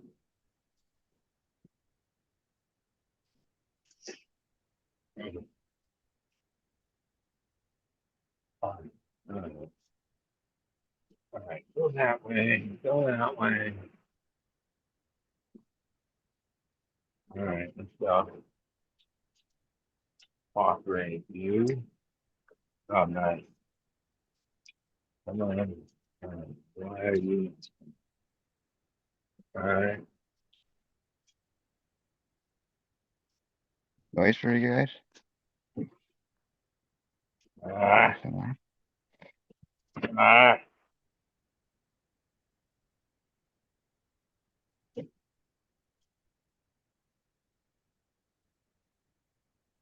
All right, come on, come on. Ah, ah.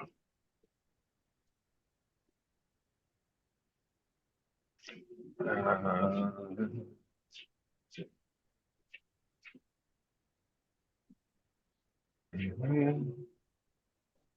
Ah, yeah. Mhm.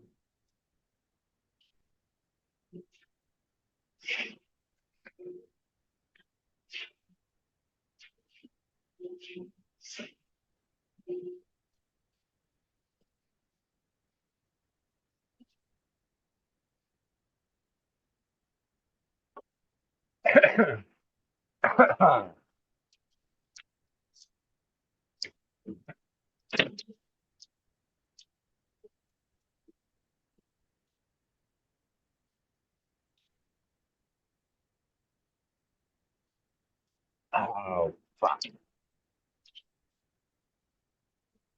Damn it. Ah.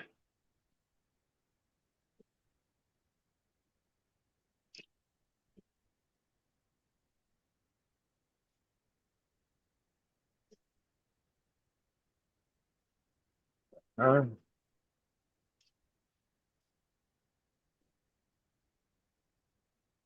What?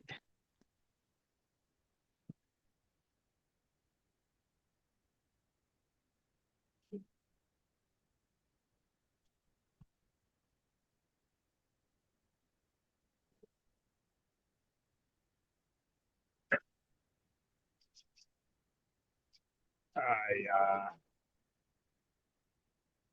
uh,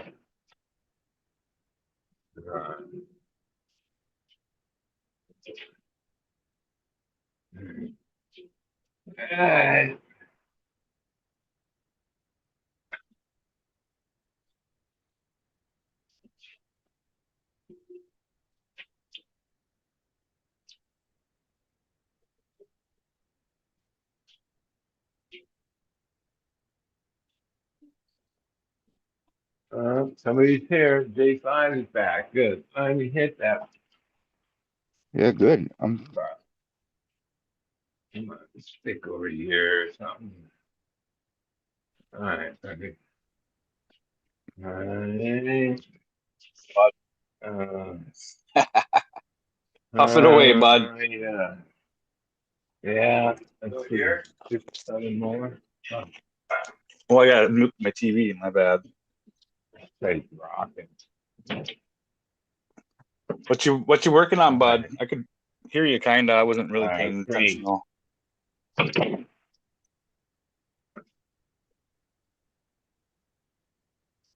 right. Hello? I already got like orders for this, so because I didn't have any in my last crop, even though I thought I did. So I told people, "Oh yeah, just a couple weeks," and then What was it? no, actually I I didn't didn't hear have ya. didn't even meant that. What herb? So this is sold. Ah, all right, Come on, you guys. Can you hear me? All right, here we go. No, no. Yep. Can anybody hear me? Yes. I hear you. Oh, you would do? Yes. I don't fucking know. Sorry.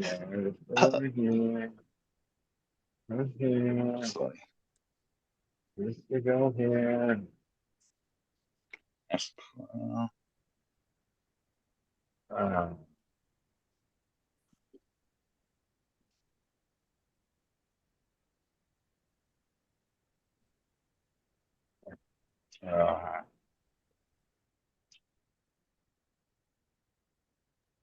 There you go. All right. Come on, fucker. Come on. What are you doing, bud? They're all tangled into each other. Oh, you're just from net plant next. They're leaning half on. I can bring the camera and show you my madness, but there's pros and cons to everything. The trellis thing. Granted, we put those straight. Fuck, it drives me fucking nuts, dude. This, but I can't. I gave up on trellis. I'll probably use it this winter though. Oh god, dude. It was just fucking like trichome head decapitators or fucking top fucking destroyers. Like when you have when you're pulling weight and you're fucking doing a lot of it and you're trying to do it in a timely manner, dude. Yeah, trellising can be a nightmare. Especially getting it fucking stuck in your foot. Yeah, I used to always take that shit and line fucking fences and shit too around the fucking grow. Just throw all the old used shit because we'd just fucking be wasteful with it. I hate that shit too. I hate thinking back on that too, how wasteful it was. But yeah, we just cut the shit out, you know? And I'd fucking line it around the fucking the grow. And you know, somebody'd always end up in it or a fucking dog or something. Yeah, so it was just a horrible idea. But yeah, that shit's a fucking mess when you get tangled in it. All right, you got two more and then I'll take a break because I'm getting frustrated. What is that, friend? Or there, hardcore? Is that some oreganos?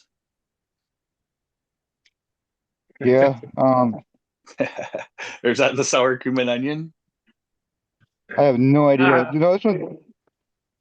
Oh no, this isn't Daryl. This is fucking. I was fucking joking because you sent me that stupid thing with your fucking hands in the Pringles can saying you're smelling sour cream and onion terps.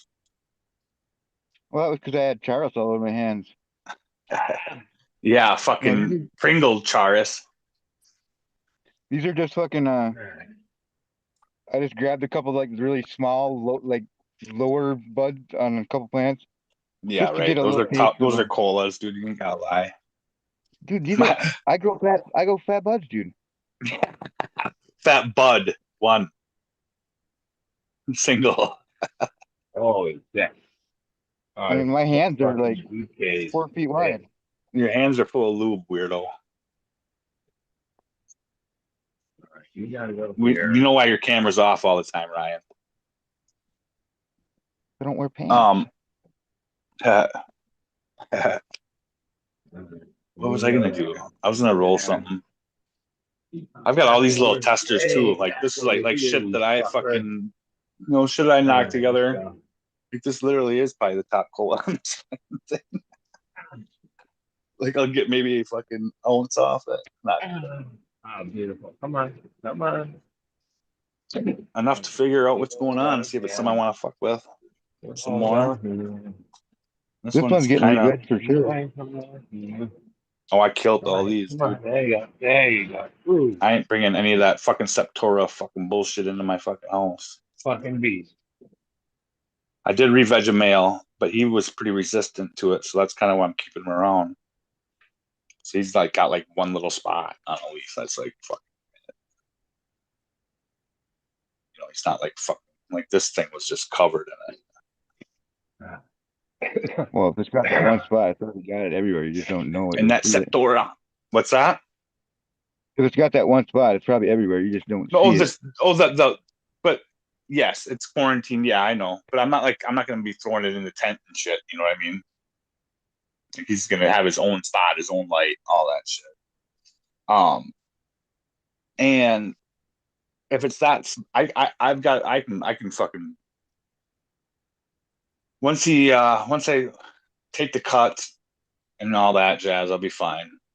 I can treat it pre and post. You know what I mean? I've kind of figured out how to fucking deal with that shit. It's just you know, what am I trying to say?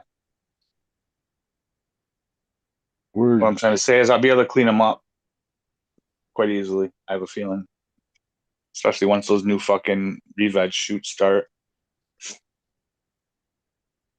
You know what I'm saying? Coming out all fresh like that, and I already have the fucking thing covered in microbes. Weekly applications. I'm gonna be spraying that bitch with fucking trike and fucking bacillus fucking weekly. 16 little pieces of I'm gonna popcorn. pre-inoculate all my fucking compost and my soil. I'm gonna fucking just load it with shit before I even put a fucking plant in it. Or well, I'll put the cover crop in. But I'm gonna run cover crop. I'm still trying to decide if I'm gonna do cover crop inside. I kind of want to grow some catnip for my fucking cat. So I'm thinking about it. Go out to the local woods and rape the floor. What's up? Just go out to a local woods and just take the floor out and bring it with you. Why would I do that? Bring Septora in the fucking house again. I want a fucking plant without fucking leaf disease.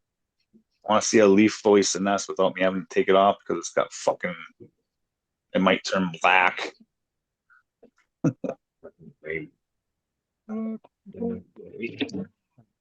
dude, that first year having that shit, that was crazy, dude. I had this lemon fucking skunk fucking cross. I could get $50 for that. I mean, that's primo, dude. What are you talking about? Fuck, are you fucking drunk or something? You're fucking selling hemp, dude. You can't sell hemp that for $50. It's fucking. That's what they call Pretendica back in the day. I grew some, dude. It was fucking so pretty. It was blinged the fuck out, beautiful shit. And one of my homies, Nate, who was like fucking super ADD and fucking hyper and all that shit. He liked the shit, dude. Nobody else got high off it. It was straight CBD. Beautiful looking fucking shit though. But yeah, growing in the fucking ditches and shit in Wisconsin. Actually, it was in the backyard of this fucking like behind this trailer park shit, right? I think somebody was like fucking kind of keeping care of it. We might have stolen them. I don't know. Who knows? Accidentally, on purpose, like to ask around. Hey, is this somebody's hemp? Wisconsin's the ones that have. They're the ones that have the history. Oh yeah, it's around, boy. Yeah, it is. It's been around for like in Wisconsin. It was there like even in the fucking. Are you talking hemp? Like the 1890s and shit, or late 1800s. Mm-hmm. Like yeah, there's still a lot of this. I have my suspicions that Cheryl is only from like 40, like World War II when they had the Hemp for Victory drive, but the stuff that they got in like Wisconsin, and probably maybe the stuff in Minnesota here too, but for sure the stuff in Wisconsin is like fucking like in the early, like 1910s and shit. They had like I've got a couple of like what do you call them, like old almanacs or something like that. They have like pages and pages of how to like grow hemp and shit. Or like I'll hook up some. There's patches. There's patches around where I grew up. I never saw it, but my sisters and shit did. And like the farmer there like still cut it every year and yada yada. But I know like the name of the farmer and like the farm where it was supposedly at. I don't know if I'm fucking gonna be going out there looking for it this many years later. I mean, if it was there in the 80s, why wouldn't it be there in the fucking, I don't know, So like I found like have you heard of the Nature Conservancy? Yeah. They've got land all over the country or whatever. Yeah. They fucking they have a spot that's just literally a mile, maybe 2 miles down the road from Cheryl. And it's fucking in 1975 or something like that. They did a plot or whatever, or they took fucking they cut everything down and brought it with them, basically, you know, that was there. Fucking, cause like the actual there, but there was feral hemp there that was you know, that's now down in the University of Minnesota or whatever. Like when they did that fucking like a field study, whatever the hell they call it, where they chop everything down and then they account for where everything was in the whole. I don't know, but they said it was, you know, feral hemp or whatever even then. And imagine, even though that plot isn't there anymore, it's a farmer field, it's a field now. Look, and I remember what it was. It was only just like a little, maybe like a 40-acre plot or something like that, but went to CRP land or something like that, and they bought it for a while.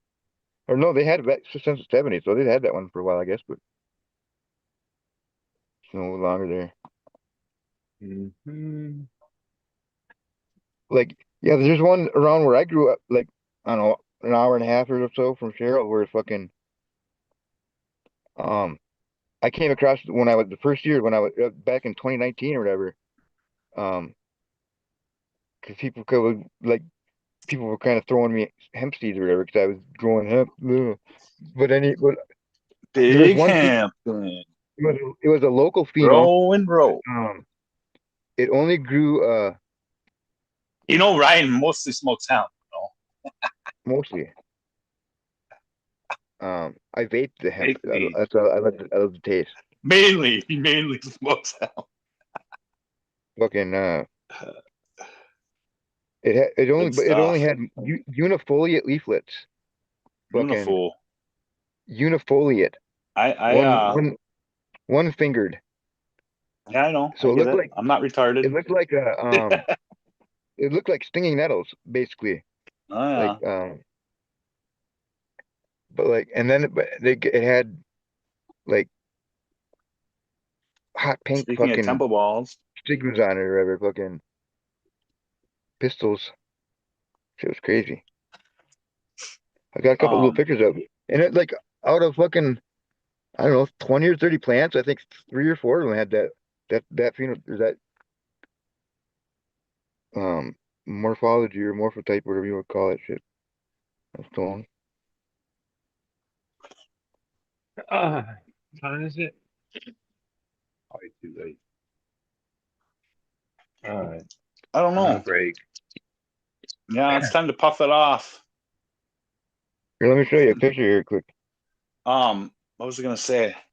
Oh, that that lemon tree cross that I made, that the Whirl Leaf Philo Taxi or whatever.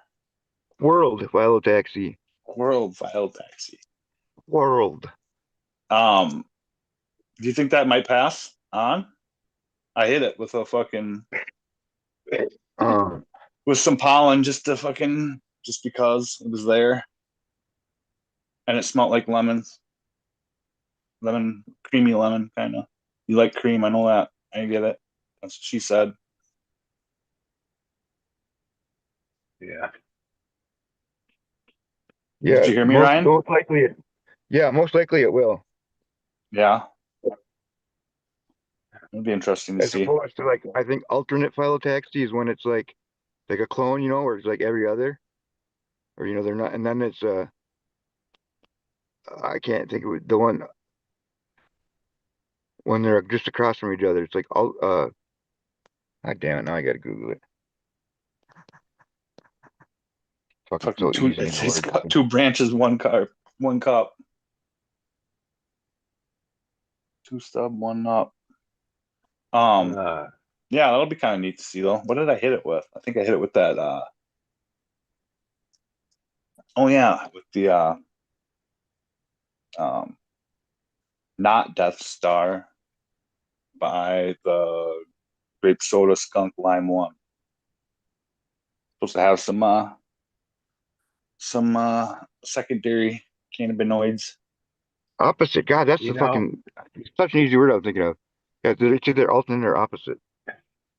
Or yeah, I'll world is change the the fucking subject. So, like, I have these two girls that somehow like have relationships with women. Actually, they're like they're younger than me, and I met both of them by like okay, right now I'm about as stinky as I can get. The shirt, the sleeves, I've been harvesting just 2 trays.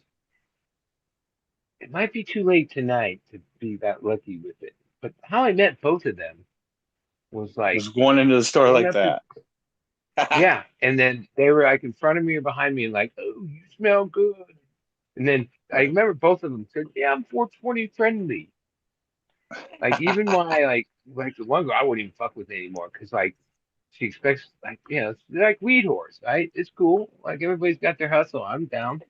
Uh, The one and isn't the one like not from here and like they're like a mate like they're total lightweights. Like so, uh, if I that's why I should get some of this CBD bud and then smoke that with them, there you right? go, For the like, because like I'll tell dude. you one thing, Greening like when out your chicks get dates is a like thing, super dude. stoned, their Fuck, sexual I've done it a side couple kind of times. like It's no fun. windows, like for the most part. I mean, I imagine one of these days I'll get lucky and find some like super freak, but Dude, I thought I was gonna have to like take this one to the fucking hospital, dude.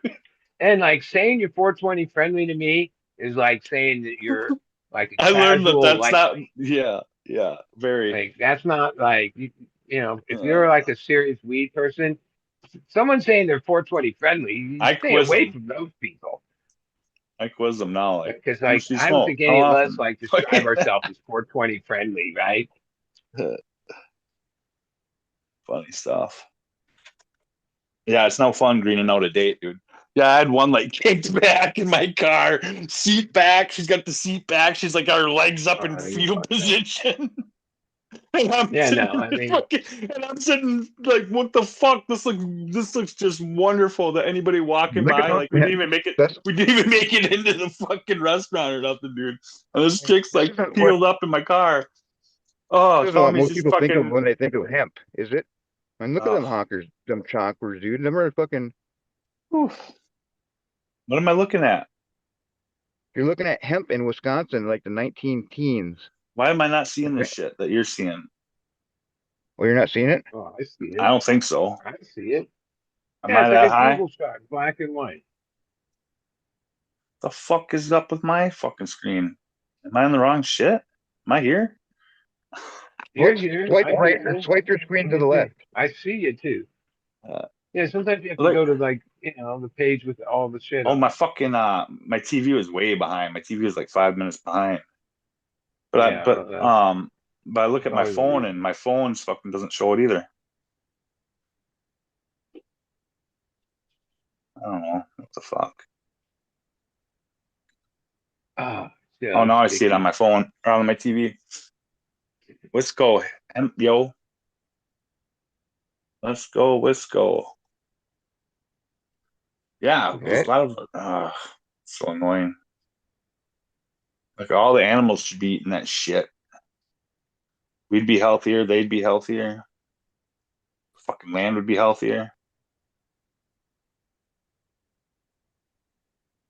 The Wisconsin Historical Society has a Big boatload of fucking pictures hamping. of. I remember going through all this a while back Yeah, well, I mean, on there's their all that site. history with hemp for sure. And somehow weed's been legal now basically over the last 20 years and slowly becoming that. Depends where you are. And that type of hemp isn't part of the thing. That's the shame. Like now, like CBD or THCA or hemp, it's just like something to be grown for extraction, not for like industrial uses. Where that hemp, nobody was Maybe smoking Tom, do you that want to shit. see? Oh, It was used for all these uses that we know exist that would alleviate some of our environmental pressures and only be a good thing, a windfall. Oh, but no, don't think that's like by accident because the companies that it would take a bite out of, yeah, they're the ones keeping that from happening. Dude, They'd it's be the it's ones that would yeah. diversify and put out the money to build like It's all a fucking processing it's plant and all this stuff. all the same fucking people, just like the fucking politics. It's all the same people. Yeah, And they'll it's like never a they travesty. don't wanna give Yeah, up I that say this fucking all the cash time, but cow. I still remember And they're clearly afraid what because Jack Harris would be because it saying. opens minds, it makes people healthier. It's just they just want to You keep us give in a like a cycle of fucking 1 hour sick. A pitch cycle of at sick. these like legalization rallies, but it wasn't about the stoners. It was about all the industrial uses of hemp in the past. At the time, there wasn't the internet, so like hearing that was like, yeah. Like I remember some of the thinking, no, he's just making that shit up. I didn't what? But hemp was used for so many things that are now used by petroleum byproducts, plastics, rubber, trees. That Binder okay, twine with this stuff. it's a no With hail, brainer hail that bait, you like. or bait. God, what am I trying to say? Hay bale twine is what this stuff. Did it fucking out, bro. And even the hemp bill or the farm bill that You're created that hemp is that your game, fucking is that your tool of choice? You're dating. that You're dating. guarantee you, if that hemp started be used for like industrial purposes, you'd be quick to see how fast that hemp bill would change, or the farm bill. Cause, Are you oh, I stealing have the one of screen those. again? No, No, I I ain't don't think on the so. screen. I see. Oh. I got one right Why is my here. TV so far fucking behind? All Bud, right, you should I put it have a so we're pickleball. all fucking on the thing again. Well, I don't remember how to do that, even though I looked at it a week ago. Let me see. Let's go back to You go here. you get the page over to the right, hit the more button thing, Yeah, and then go to go to tools, whatever meeting or something. locking, waiting room, hide all profile, share screen, chat list, start video, rename, unmute, So then I'm share not look. notes. No, not in that. Which ones do you hit, Ryan? Gallery or something? But I think it's Oh, actually a I just participant. gotta press stop sharing. Well, it doesn't Wait, show us all anyway. It's participant. still doing the fucking one It person, should be whoever showing me talks is what I thing. think. All right. Oh, it wasn't showing me? It's showing you, yeah, Uh, but I'm saying even when it wasn't showing you, it was going to whoever was talking. All right, let me see. I can't ever figure nothing out. Let's see. Caption setting, meeting settings. All right, meeting settings. Yeah, we just see you Googling Join, shit. join I think in the top right corner, there's always like a little show dot. meeting control. Okay, now, Meeting yeah, now it's topic. good. Maybe it was Looks just like a because you were little, stealing the looks like fucking a thing. video. Never mind, bud. Never mind. It's good. All right, good. Because I can't. Ryan's just not on it so. because he's not on. He's not showing his camera. But I see you. But I'm in. Yeah. You know, I don't know what goes to YouTube. I was just looking at the I have TV. headphones in there. Well, we've already Should I discovered smoke? your TV's behind schedule. Yeah, but I caught it up. I Right. think mostly. All right. I gotta figure out what I'm gonna something smoke though. different. I don't like that one. I think I showed this pot already here, or maybe not. All right, what's in this one? All right, we'll try that one. Um,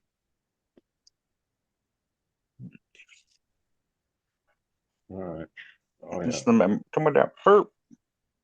This is some of Adam's stuff, bud. Let me see. Oh, that looks chunky and purpley and tasty. Yeah, What's what's it called?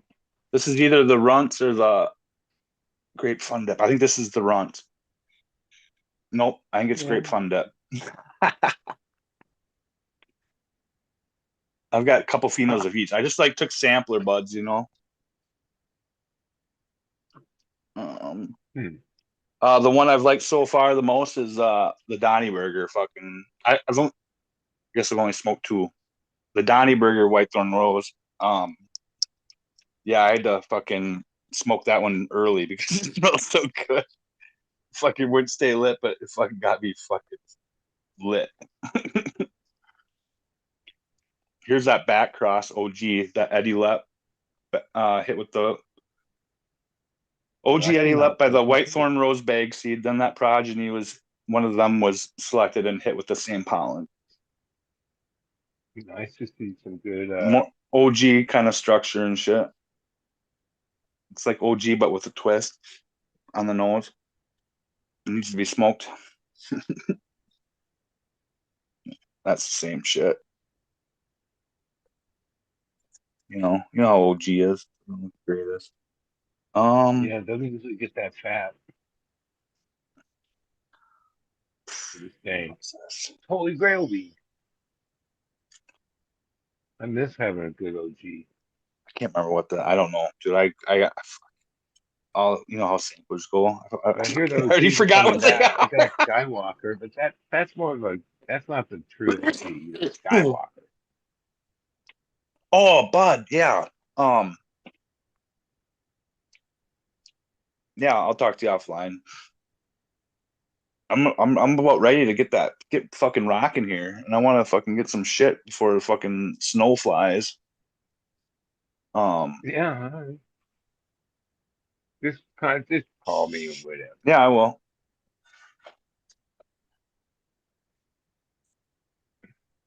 I got to call Adam to have him Mm. scheduled coming and taking clones. It's that time of cycle, and he's like my 100%er, and fucking clones are always happy as fuck. He has a magical touch when it comes to that. Some Because people when you do. take like I've 150 always, or more clones, I've yeah, always had there's good a luck certain with clones. failure rate there.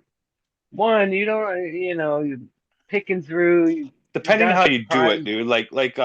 Like fucking running arrow cloners and shit like that, you can still pull 100% even on those big. Yeah, I mean you can, If you got your and he if you got does. your I'm shit not. I don't fucking. have that track record. If I was No. trying to get 150 good ones, I'd take 200, and I'd probably get like 170 good ones. Yeah. See, I wouldn't. I'd take like five That's extra or me. something, and then Now I the just other end up ones throwing some rude, away. and they become my runt plants. They didn't have the vigor didn't transfer. I don't know. Like it's just a numbers game, and my scale, yeah, you just accept the numbers. No, but no, with him, I have like 20 or 30 extras from last month that I just keep alive. But yeah, they're like when he comes to take new ones, I'm just gonna dump those. Like one, they've been in the 1.5 inch cube for like A little piece of fucking 6 weeks. hash plant puck or red lead puck They're already starting to stretch out and grow. by But the Pam roots from are like, Chilbert. matted down underneath it, Dude, the that hash plant is so distinct. the mesh.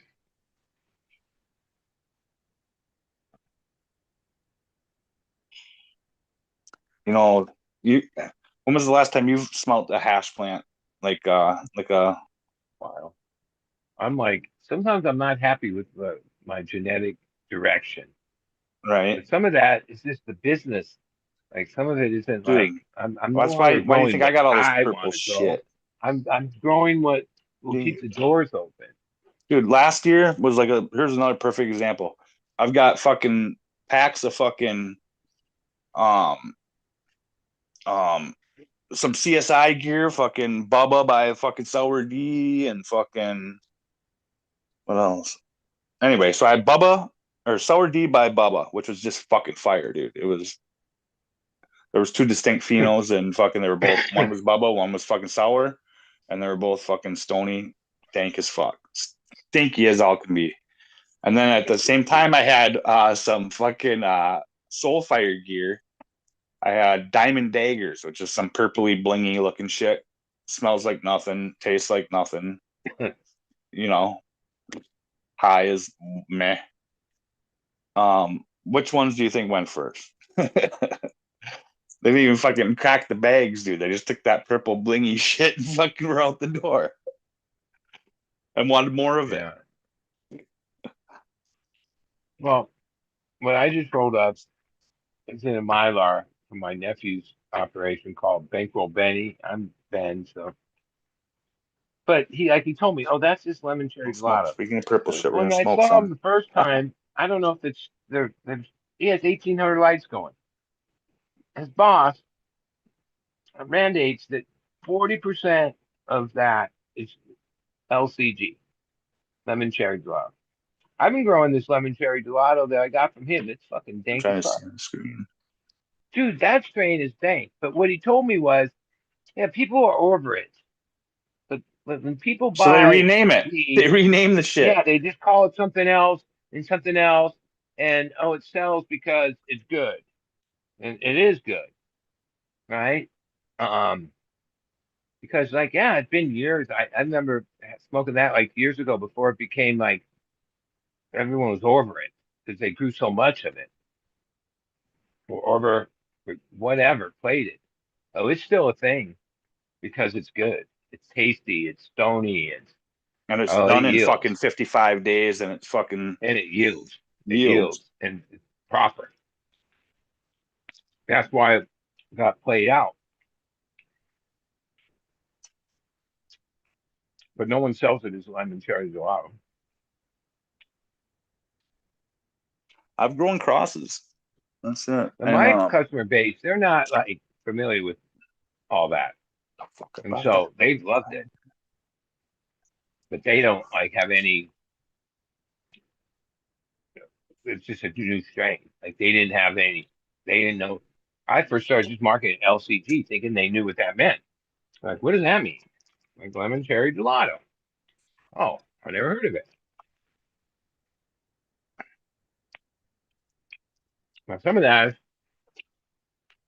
yeah, a couple of my customers, they live where there's like dispensaries and delivery everywhere. They're total weed head. They've been my customers for like 20 years. The last couple of years, both of them independently. I wasn't trying to get them to say something like that. They're like, yeah, I forgot weed from anywhere but you. My one friend probably, oh, one time we went on a ski trip to Colorado with the family and we got some shit delivered and it was shit. I'm like, dude, you live all around all this weed shit. You never thought of going in there and checking it out or, they're all, both of them are just smokers. They just buy like a couple ounces a week or every couple weeks. No, I'm always happy with your shit. That was like the biggest compliment you could give me. All right. And I only have a couple customers that fit that, but that means a lot to me. But they're not like they don't follow them. They love weed. They've been smoking longer. They're older than me. One's 72. He's cut back. He had a stent, and some health issues, heart shit. So he used to buy like 2 ounces every 10 days to 2 weeks. Now it's just one because he says he smokes less. I get it. Like I was saying earlier, when you start getting older, you got to start making adjustments. And that's not something I don't even, I tried for a little bit with lower sugar intake and we gotta get less hardcore's things, little but fucking then I said, hard fuck it, ore. dude. I'm gonna enjoy New my life, eyes. and there's worse things I do on a repetitive basis that people in their 60s probably don't do anymore, but I still do it. Taking a Oh, I break right know. now, but like, I'm taking a I break because I got work to do. Like when it started, like it really started when Phil died. I like decided to start doing that shit again. I noticed, dude. You don't think I haven't noticed? I just been kind of like, Well, you're you my know how it friend, is. dude. I don't hide Yeah. anything from my friend. But like for the first 6 months, oh man, I got a lot of work done. It used to be like part of why I did it. I hear you. In the last 6 months, oh, it's the reason I don't get work done. No. I get caught up. That's how it. Yeah, you know how it is. That's how it fucking always goes. I'm 60 something ago. I already know that lesson. I learned it long ago. But I still, Yeah. I'm a hardhead. But Yeah. sometimes, oh no, tonight I decided, no, I'm not gonna let all this work I gotta do be a motivation to do something that's gonna like limit my ability to do it. Yeah. Can't do it. Sometimes you gotta Like reach that's that how I point. can get away with doing it because I have certain priorities. My main priority, well, my dog, and then my plants, my garden. That's it. Like nothing. Like if something starts to interrupt that, no, for the last 30 some years, even though I've introduced things that I had to cut out because of that. Once it starts to take me away from the garden and feeling accomplished with that and taking care of that best I can and growing dank. You know, like that's enough motivation to keep me from like getting sucked in. It's crazy. Because I was younger, no, it wasn't that way. Not at all. But that's part of like, yeah, well, if you can keep it together, then what's the problem? Okay, there isn't one. And if you enjoy shit, then enjoy yourself. Fuck it. There's a lot more reasons. As much as I'm pretty happy-go-lucky, my fucking wife got murdered 7 years ago. There's no way I'm like ever going to be over that. Not for 1 minute of That's a why you day. gotta Maybe a either couple. be good or be good at it. That's what I like to say. Yeah, like that's it. And Is then I mean, you can have a million excuses, but that one's like, oh, it took me a couple years before that was the. Ben, I've told you this too. Like, you know, I don't have to tell you that, but yeah, you trump everybody, dude. Like, I have a hard time even like comprehending the shit that you fucking been through in the last decade, dude. That's crazy. Yeah, my wife's murder thing, like the Like, real I've never thing is met somebody question. that their I spouse was still, murdered. You I know? still like live as if, your good energy prevails, and and I'm thankful what I consider a lot of it, and that's what carries me through. But then that made me like question if that's even real, because like to this day, I'm like, well, was there something in my karma or my dharma that allowed this to happen? No, I still don't think so. It made me question that fundamental way I live, where I've gone through big ups and downs. I don't even trip on that. But yeah, I can't keep what you don't give away. You gotta be bigger than, if you want to play the role, then you gotta behave a certain way. You gotta be responsible for your action, period. And no excuses. And even before, the margins used to give me more of a leeway to fuck off, right? The margins are so fucking tight. You can't fuck off not one bit.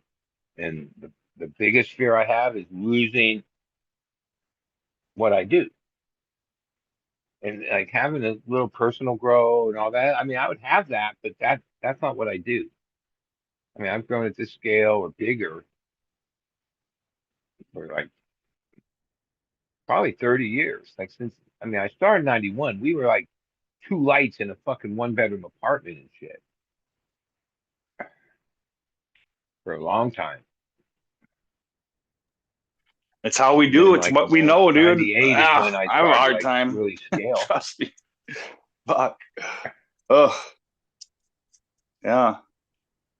It's what you do. It's what you know. Yeah, that's it. And it's also what fucking keeps us fucking sane too in a large like that the plant Yeah, has a that's lot my to do with medicine for sure. how what how you deal with all that crazy shit you've been through. Plants definitely help you with that, helped you through that, I'm Oh sure. no, because the only place that I'm truly like in the zone that's unpenetrable to all the shit in the world is in the garden. That's it. Yeah. Now, Yeah. getting stoned and no, the world's like that's part of coping with it. But no, when I'm in the garden, I lock in Yeah. to whatever project, whatever Sometimes that's all it phase. is just getting through that hour, getting through it and just forgetting, like all of a sudden, bam, there's 3 hours are gone. It's like, holy fuck. And then you can look Yeah, back and see yeah. all that you accomplished and like, holy fuck, like, look at That's why this. I take all these breaks because like once I get into the zone, I want that time to last the longest. I remember when I had satellite places, I had it down where I could just go there for a couple hours, hour, bam, bam, boom, change wire, get the fuck out of there. I wasn't Mhm. like now today. I'm like, no, even like I could have got Jordan to work. He'd come in like probably at 8:30 and want to be done by 10:30. He'd declare that. That's cool. 2 hours. He's gonna like ask right away, what are we doing? Okay. If I'm not like, and I don't like someone to like start doing shit, like have like I'm a worker among workers, so I just hire somebody to help me. I don't hire somebody to do it. Um, And it bugs me because he puts me under all this pressure, like not even take a break. Because he's gonna now he's worked for me like 17 years.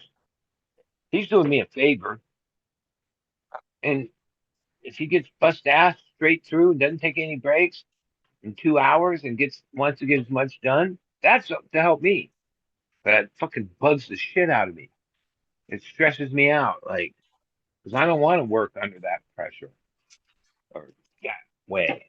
I'm like, I go with the flow, which means I like to take. We got a pace here. We gotta maintain. Yeah.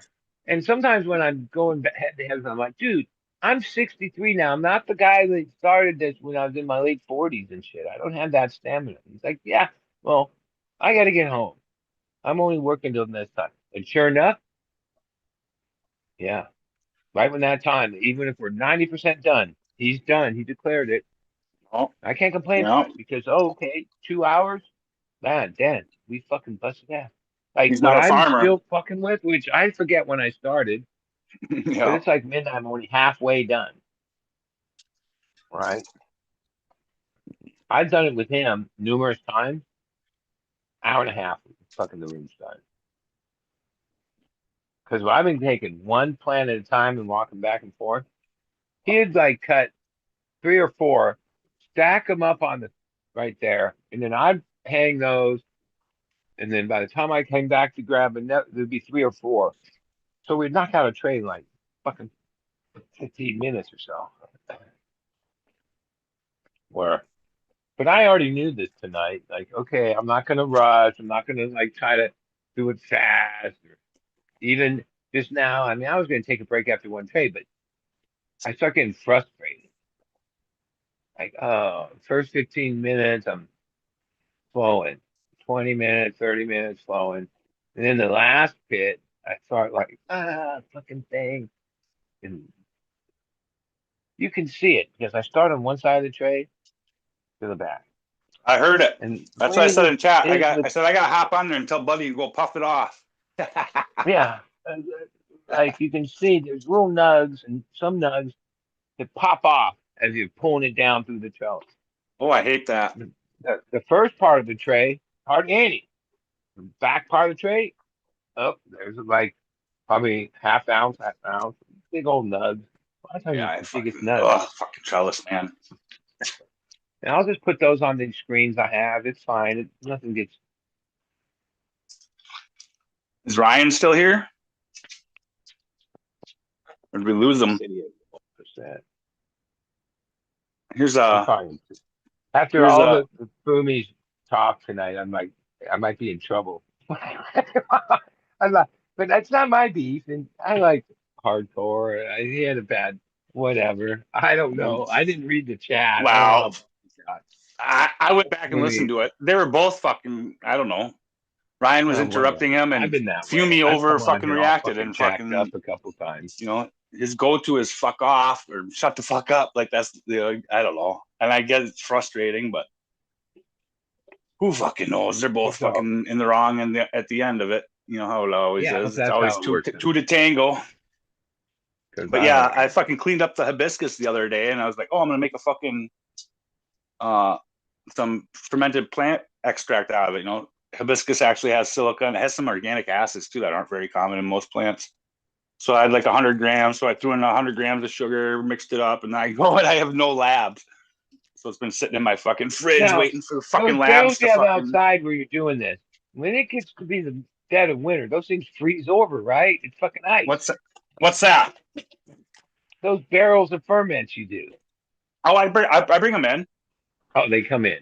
Yeah. No. So then they're stinky inside. No, like once they fucking reach it, well, yeah. Some of you're them probably just used to some of that stench. Majority of them, once they're fucking done, and they don't smell like that. They don't smell as bad. And you can always add labs to shit. You can always add more labs to shit, and labs fucking is like it kills out all the scent. It's a long time ago, but like there's nutrient lines that are organic. GH had one in different times. One, I do recirculating reservoirs. Oh man, like they grew, they were happy, but that shit got so stinky I couldn't stand Oh, it. that GH line, the General Organics. Yeah, I ran that Any for a while too. organic shit in the water. Oh yeah. Like the water, like after a week would get If you funky. top dress and like front load your soil and you have big enough pots, which I'm not going to, I'm Yeah. already Well, planning you on can't like, really top dress or front load a Rockwell cube. That's not no, the no, no. I'm saying organics. Like yeah. you can do Well, it I where it's get not that in stinky, soil, is what I'm getting at. but You I've can get, always grown in Rockwell, so. you know, that's the one thing I've never grown in. I've grown cocoa. I know a lot of people that. I I've mean, I'm a grown dinosaur in when it comes to hydrogen. Rockwell, but I swear I've by it. grown in soil. I mean, I've there's grown in nothing. I marbles. mean, I you grew in got to pay marbles for for it. that one grow off. You got to pay for it. That's the one thing. That was kind of But fun. it's inert. So like, if you're a hydro person, oh, that's good, because then you control what's in it. There's Hmm. nothing in it. There's nothing going to react against anything in it. Cocoa's not inert. I mean, it's semi-inert, but it has other properties that have to be accounted for. Yeah, like it's fucking And water holding I remember capacity. reading like articles, I think they were in high times, about all the different grow mediums, and they would always classify Rockwell as like expert level or some shit. Rockwell's the easiest thing ever. But then again, I know. people that don't use it, the way it seems is like it's challenging at It's times. like anything. Everything is about watering. That's like the number one killer of fucking new people growers. They always fucking fuck up the watering.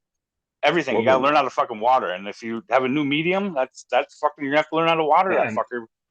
Rockwell, you're trying to like make it last these amount of months, and so and when the growth is best isn't when it's saturated water. It's like an air No, water ratio.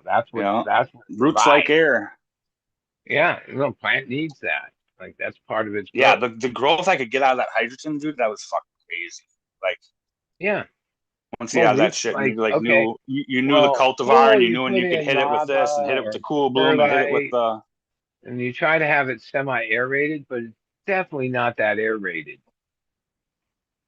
compared to like cocoa pebbles or no, whatever they are. hydrogen, Yeah, I clay, use those a expanded little for a clay. while. Those are messy and pain in the ass, and I don't know. I mean, Yeah, it was. Uh, Like I said, that's just how I was taught. You know, like when you're if that dude had been a Rockwell grower, I would have fucking well, been on that was a Rockwell. huge, like that shit was stocked at hydro stores by the fucking Oh pallet, fuck, by the multiple pallets. and that, truthfully, is like real hydro, Oh yeah. right? Real hydro is almost like no medium, Mm-hmm. right? That's hydroponics. That was the whole thing. It was inert and it was just fucking yeah. That's I was always This was there to like hold the. Yeah, you could put like a 1.5 inch cube in the hydroton, and once it established roots, it wasn't going to fall over or anything.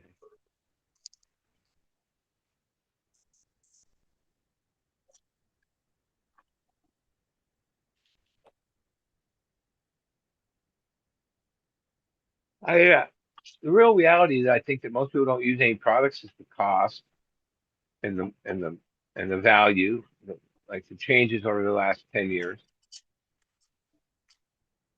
Yeah,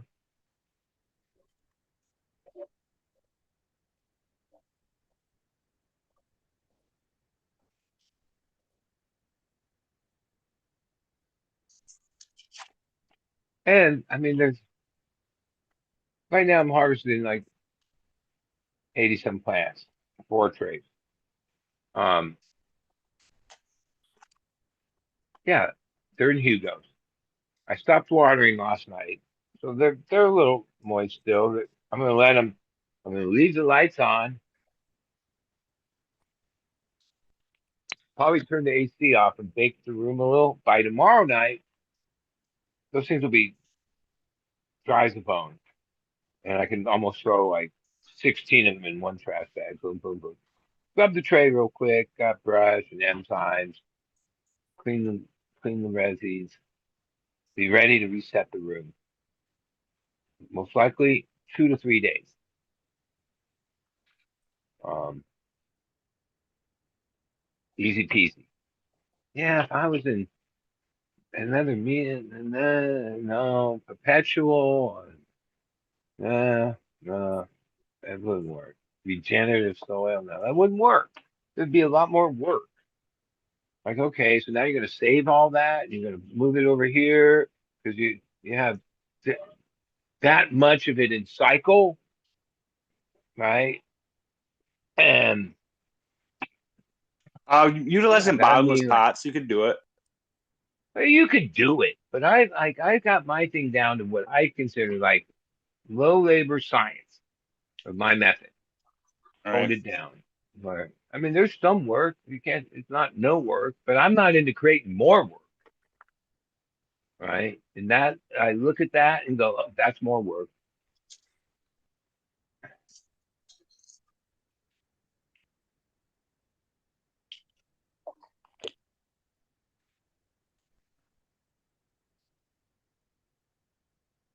And yeah, I put the rooted clone inside of a Hugo and go over 3 months, 3.5 months, around there. So this one's gonna probably put me under. I'm gonna This pop this big. temple ball I haven't opened yet. Yeah, I feel like smoking some. And I in got this I blunt, got my temple bar, it should but fucking do me just right. smoking some lemon cherry, which got me stoned. I've smoked like 3 or 4 different joints tonight. It's more gas than anything, huh? There's no lemon or cherry to it, really. Yeah, I don't taste lemons or cherries. Like a couple of my newer people are like, yeah, I don't know, where's the lemon taste? But most time you tell anything Like lemon, apples and bananas. like Where's the first apples off, and if it had banana? any lemon in it, I wouldn't grow it. I don't smoke anything lemon in like years. Citrus, no tangy, no lemon, no lime, none of it. That doesn't suit me. I don't like the high I get from it. Look at So, the shine on that. It looks like it's fucking plastic. so if it had that, even the tinge of it, I'd be like, ah, no, I ain't going with that. That was Can you my see the pure. shine on this? It looks like it's plastic. It's got the imprint of the plastic on it, Yeah, on that coat. Like, yeah. how dead on does that look like it's cellophane? It's not, though. It's fucking wild. Well, how much microplastics are in that shine though? It's a turkey That's bag. I what use I'm like. turkey bags at least. At least I use the fucking Yeah. Well, like I didn't shit that's say made anything for when food. Dr. Levy showing his budget turkey bags, but that'd be my fear. Dude, they're so Turkey bag. thin. I've bought them before. They fucking rip. Yeah, they kind of suck, dude. Yeah, But I figure you get what you pay for. it's And better than a baggie. the noise that like drives me crazy is a certain turkey bag crinkle noise that the the ones that are like $1 each have less of that. As they get older and brittle, they start to. Mm. But like the kind you buy in the store that are turkey bags, two in a thing from Reynolds, oh, those are the noisiest fucking bags right from the start. And that sound ikes me, even though I like deal with turkey bags like constantly. I don't like that sound, and so I got a feeling those cheap ones that they're crinkly They're noise. just really thin, dude. They're like really fucking thin, and they like you can Well, like rip them. You know, like you can't even like rip a fucking turkey bag. no, and okay, the whole idea of a turkey bag is when it's knotted properly, it's airtight. Mm-hmm. It doesn't. Ziplocs, they're not airtight. So like if you have a pound of weed in a big Ziploc, oh, you're gonna smell it. Or I guess it doesn't matter anymore, but turkey bags was always the preferred way to not be stinking up your fucking car. It's always the 3 layers. You need the 3 layers.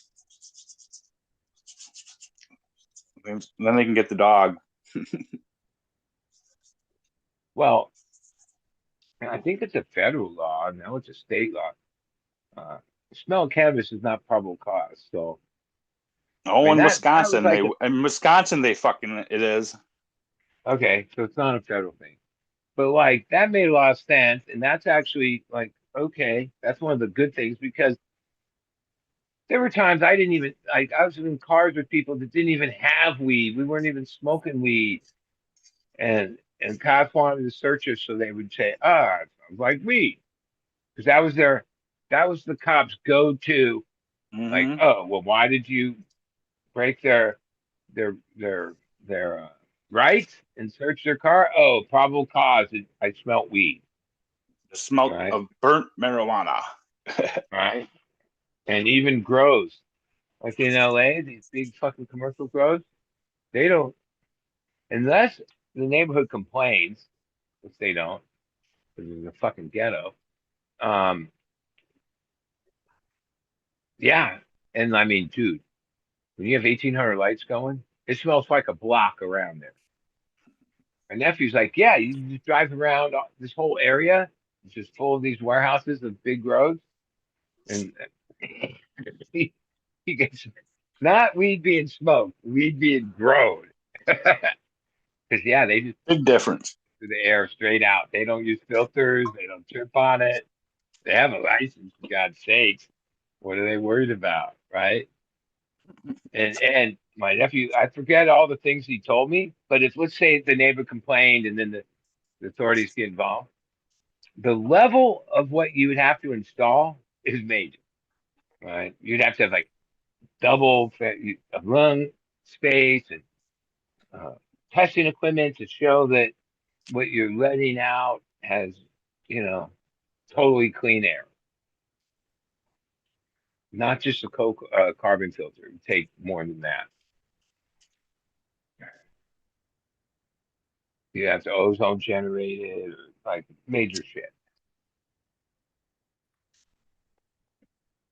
And when you're like, even though these are sealed rooms and stuff, I don't know, there's air flows in and out. And weed does stink. Yes, it does. Like it sucks in here. Like now I'm glad the summer's over because when I took this over, well, it's been in December, but even before that, people that came and pulled up here said, "Oh yeah, I smell weed out in the like parking lot." Well, there's like three fucking Christian schools that have warehouse schools, mechanic, tow, all these fucking businesses here. And so yeah, and this is sealed space, so the rooms don't air doesn't move. There's no exhaust, there's no intake, but still that scent was getting out there. And so to alleviate it, I set up like a 12-inch fan ducted to one of the. There's only two openings to the. There's no windows.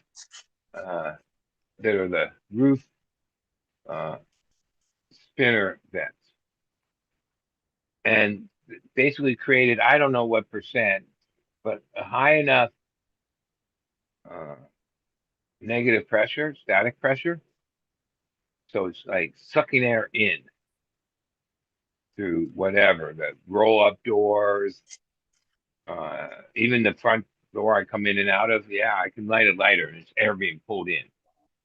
Well, in the summer when it was warm, up I was pulling in that air. In the winter when it gets cold as fuck, well, at least to me, like in the high 50s and shit, sucking air in. And so, yeah, it's a couple times I turned that off for periods of time. It was the hottest day or it's coldest night. Because yeah, it's not like it's not that much. You don't hear any noise at the places that and you can box in roll ups. I have like three roll ups, but yeah, that's a pain in the ass. None of these never opened. The one in the back, a couple times. It was easier to load shit in and out that way. Um, the ones in the front, never. 10 years, never. And yeah, I've seen when people like drywall them in and tried to box them out, which it's just easier to static pressure, negative static pressure.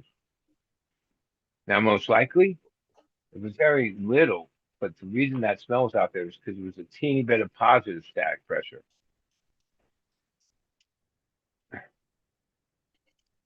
Under pressure. Static pressure is like a real thing. Like that's when I see people that have a tent and you're only pushing air in or pulling air out, not doing both, and like controlling the static pressure. I know when I first learned for a long time, we didn't have sealed rooms, so we moved air. And if you had positive pressure or negative pressure, a little bit the plants can handle. A little bit too much, no, because that's putting like pressure on them, right? Yeah, that's why you always have to like have air moving in and out. If you just push it one way or the other, right there, you're creating either positive static pressure or negative static pressure. I don't even know about that shit from years of moving air and learning about air and moving it and CFM and filtering it and controlling the smell, all the fucking things that. Yeah, you didn't want to. Did you ever make the mistake of powering your carbon filter where you had a fan too big for it? No, Because I've matched that shit you pretty could good. pull air through the carbon filter too fast and make it ineffective. Well, they make them a certain size for certain. Yeah, I know. I'm just saying, like I've been more's better kind of days, like nope, opposite. I mean, I have carbon filters in all the rooms, but they just carbon filter the air in the room. Well, we used to blast the carbon filter out the fucking building. Yeah. It was like the last. Well, dude, it was different in Cali, I think, versus fucking Wisconsin and shit. No, but during Prohibition and okay, yeah. But did you even fucking have carbon filters back then? No, at the beginning they didn't. Yeah, the first that's time what I I was had saying. something was ozone generators, and Well, then I that's remember when I that. realized, oh, what's the rides at Disneyland? Like the different rides from Disneyland. I was like, oh, that's what they use inside the I sterilizers or forget the names something. of it. Yeah, because like that when I smelled what it smelled like in an ozone generated attic or wherever I was doing it. Yeah, that was the smell you smelt inside. What's the one ride where I it's never from the been. movie that Johnny Depp made? It's called Pirates of the Caribbean. Hey, well, it's in the water, this fucking water thing, and it's moist in there and all that. The reason that they're really doing that ozone is to not keep the mold, crazy waterborne shit to get an upper hand. But that also is what makes that danky, weird smell when you go through it. Right. They're using ozone generators. It was like obvious to me once I smelt what that was. Like, oh yeah, they use those at fucking Disneyland all over the place. There's a bunch of different rides.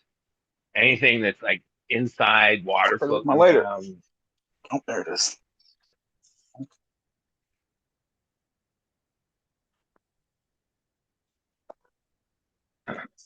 Yeah. So I guess my break's over. But you think your break's done, huh? yeah, it doesn't have to be. I don't know. It's not all my schedule, like that's what I love about not having a helper. My break's just starting. I don't beat myself up. It's something that should take an hour and a half, took me 12 hours. And 'cause I know I only worked like 10 of them. I mean, 2 of them. I'm well aware. No. Oh, I used to be a slave driver, man. God. I'm the opposite now. Why Drive. that? Is it just as I got older, that's the way I became. So Yeah. That's just think that's part of getting older. If I like tried to work at the pace I used to, no, I couldn't even do that. No. Yep. Yeah, I mean, it's just like nature, But I still managed to fucking, yeah, I might use, well, this month, very little labor because I make an exerted effort. Because in the end, when I tally up my nut versus whatever, and I'm like, yeah, but where's the profit? He's Oh, not. the one that I can eliminate where I can turn into profit the easiest is any money I spend 20, 25 an hour on labor. Even a couple of them, they take product trade. Well, that's no different because it's not like I have some like, oh, well, products is this price and money is this price. No. Matter of fact, they do better when they take, because in my mind, that's best. Oh, I give them extra. So it actually costs me more. Really. And all right, so you have to be particular with that. I never used to ever think like that. Whatever it used to be worth it to have the the workers because it kept things on track. Like like if I had workers, I'd probably set the room the same day I took it down. Clean it, scrub it, set it. Boom. Well, over a year, those 2, 3 days that you're saving It's an extra round. pays for what for all that. Right? It's easy math. So now today, with the price being this, that math is way different.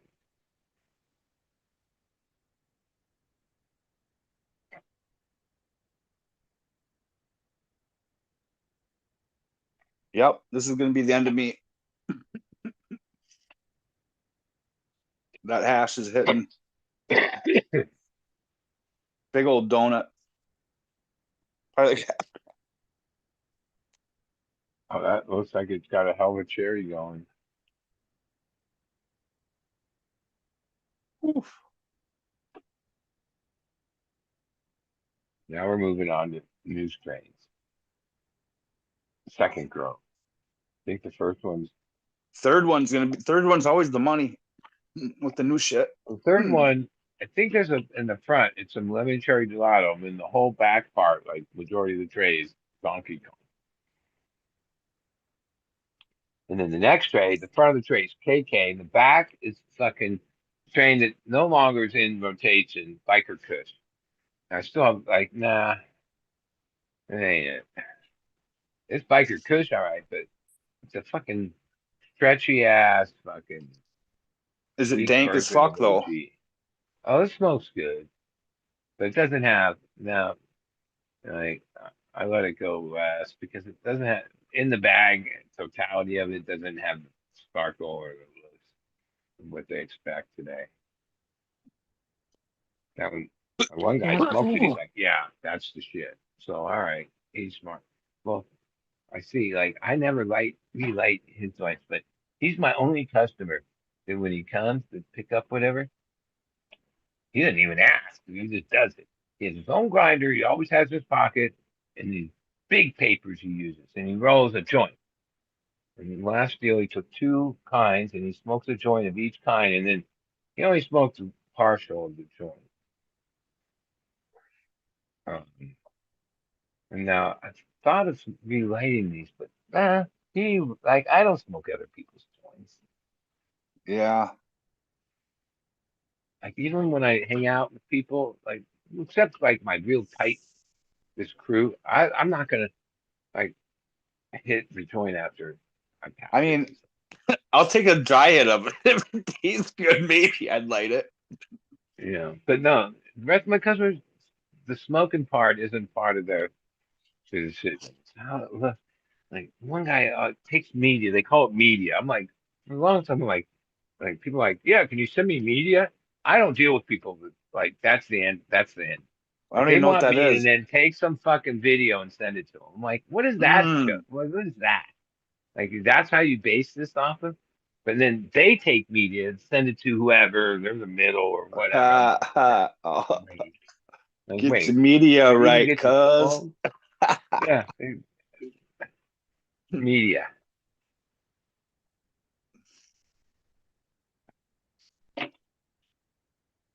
But I moved box and a half this week without ever having to go to LA to do anything through the media and then the media and then just put the two people together and have my little point with a Fucking point is media pays off. $100 You for got to the point. manipulate the media. And I ended up getting 50 cents, but the average point today is 25. Like if you trying to put a dollar point on something or 100, nah, Dude, that's gonna kill the deal. I used to always put a fucking like That's I how kept it suckers. low. I would keep it low when I was doing other people's work. If it wasn't my work, I wouldn't take more than two per pop. And Yeah, I remember all those days. I would just move I had fucking all these shit tons. middlemen I'd that just move lived more than good everybody else. being the point guy. Because you can get dirty in Wisconsin. I mean, fucking people, yeah, took advantage of that shit. A lot of people did. But when the I point never did though. went It was just like, down dude, 55%, especially if all I gotta do is like pick up a duffel bag and drop off a duffel bag. Fuck it, dude. Like it's worth it, you know. but They I add didn't up even quick realize it when I to a mentioned point. my Boom, big boom, kid boom, boom, boom, that boom. had this biz going because I never sell boxes. I lost my ear. Can't hear you, bud. Like people asked me about that, I didn't know, but now okay, I can handle that. One, I didn't try to be in the middle. I just put two people together. But I get it easily to like put it out on the table, 25 from each side per. Well, it adds up. Like at first I thought, oh, I'll make a little something. I didn't do the math. So like, whoa, Can you hear that's me now? doable. The one Hello? person says, oh, they want a box every week. Holy shit. But I don't know. That I didn't hear the I'll all of a last sudden have a the bunch of last two money minutes. that I didn't have before. I didn't hear the So last 2 minutes. I'm not even sure I want that money. I don't know what we were talking I, about, Ben. yeah, I'm My just ear fell rambling. out. My ear fell out and I was fucking It's MIA weird. The for last 7 years, I've had no desire to have like stack money. Like, oh, my wife and me, we were all about that. oh it's my favorite hobby. Now I'm like the opposite. I'm like, I just don't do it no more. I have plenty of money to get by a day to day, but I have like holes in my pocket. It's hard And to most of relearn. what It's hard people to would learn say, how to oh, save what's the when it was money always you about spend on spending. this, that, and the other? I don't even spend money on that shit. That Yeah, shit's like a kick down. it was it's hard to learn how to fucking budget and shit when you're used to just like not. You know what I mean? Like there was years where, dude, I was on the move so much, like I didn't even have like my bills and shit Yeah. sent. Like I had them all sent to like a particular person, and then they paid that, and I just like I would just drop off money. It was just always like something like I didn't even have to think about the shit. You know, it was just I don't know. What am I I trying to mean, say? beyond it, I'm horrible with even when money, I I guess went is what I'm out, trying to it was say. to like turn After a 9/11, it corner was deal like fucking what's the point? Like just fucking party hard and fucking for like 20 I some bought a years house when straight. I was like 21, dude, with cash. But that was before the fucking they took the towers down. Yeah, I was too busy spending it partying, So going to then I shows started to partying spend after that. that because I like what the Now the fuck else was I prices are gonna do so with it? high, like holy fuck. Started spending fucking 2 months in Mexico in the fucking winter and doing Like stupid shit like that. I was like declaring like this huge amount of income through our fruit stand for years and paying this massive taxes to try to uh get a what do you call it, a like when you're self-employed they call it stated income. Well, to get a mortgage on a fucking house, stated income's like not easy. Yeah, right. And so for years I was doing this and it still didn't accomplish it because it wasn't enough years. But finally, I was like, fuck that. Like, I'm paying like, fuck, dude, like massive amounts of taxes. Like, one year, I remember the biggest check I wrote was like 64,000 to the IRS, and trying to apply. Now, my accountant at the time, which was my mom's old partner, he was a fucking cool guy. So I was straight with him. He knew what was up. He's like, dude, because I was trying to buy this $1 million house at the time that I'd been living in for all these years, since like 2000. Um, I like how they have the English fucking translation. and my accountant, really good advice. It's like, dude, just go buy like some low income house, like a couple 100,000 or less, and you'll qualify for that. And Oh yeah, dude. What the fuck? that will My go house on was fucking like your thing, and then you 52 can grand. leverage that, like, for this. And I was like, dude, I don't want no house. I'm never going, what? I don't want no house like that. I want this house. That's all. This house, the one I lived in and thought I was going to, I was there 17 years, pumping it out. Yeah, I suppose after And 17 years you'd get that attitude towards what it. I remember Yeah. at the time, even like checking these neighborhoods, like even the neighborhood across the railroad track here, and worse over in Oceanside. Oh, there were all these little dinky houses for like around 100 and some thousand. This isn't that many years You could ago. have bought fucking 3 of them. If I bought one of them, now those are like 600, 800,000. No, but you know what I'm saying? You could have bought 3 of them and fucking paid for them by fucking Yeah, and then they would have been worth millions. Where yeah. the house that was worth $1 million, when I finally had to move out of there, I guess it was 17 or 18. Still going. It went to, Poof. they were Should put the upside timer down. on for this It one. went to foreclosure auction, and it Whew. sold for Halftime. 400 and some thousand. I got coffee I just made. I'm gonna go refill. I had no play at that, because like the only way you're gonna be able to buy up a house, no, it's probably worth over $1 million something now. But 7 years ago or so, it sold for 450 or something like that at the foreclosure auction.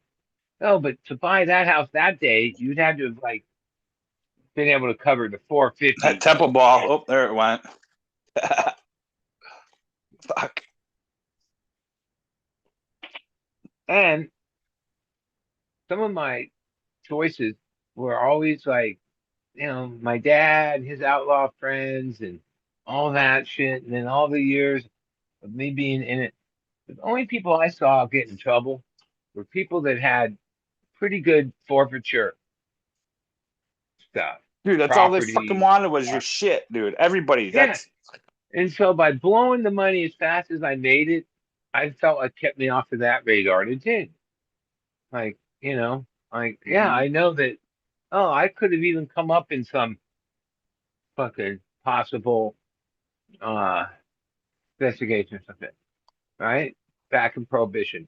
Oh, but then when they had to tell the watch commander or the lieutenant or captain, well, I'm sure when he decided to put assets towards something, he was like, yeah, what's in it for us? Oh, nada. we got the property, we got this, we got that. Okay, yep, sign here. We'll put money and resources into investigating. Oh, he's got nothing. Oh, well, spend the money, go after this guy that's got something. I'm pretty sure that's how that works. Oh, 100%, dude. Especially back in those days, dude. Remember every cop fucking department would have a decked out fucking Corvette or something with Dare and shit written on it, No, and they'd there's have still big speakers in it. forfeiture is still a big part of it. I mean, and ultimately the big crime that a traditional market guy is breaking is money laundering and tax evasion. And that's Right. like been the Yeah, once crime the IRS comes, you're in trouble. Yeah, and that's been the thing that's taken down all the biggest fucking outlaws there ever was. Capone, Gotti, all of them. Yeah, the Fed wants theirs, dude. They ain't happy when they don't get it. Someone's got to pay for them freak offs. Fucking freaky bastards, all of them. Fuck them all. Time to drop out, get naked, and start the revolution. We need to do something. Fuck. Uh, Something's got to give here. It's not going to end well, and the longer we take to do something, Yeah, the worse it's going to get. You're right. Ugh. Years. Yeah. I mean, we think, oh yeah, we've had some bad periods, and we'll just bounce back. This one might be on a different level. Oh, I think somebody's here. Hardcore's back. Hardcore. Do you want more? All right. Don't talk over me. Go to In-N-Out Burger for a half My hour. asshole. Quit. Hey, don't be such a Prick, a dick. don't be such a fucking Minnesotan, eh? You're supposed to be Minnesota nice, I thought. Nicer than. You fucking fuck.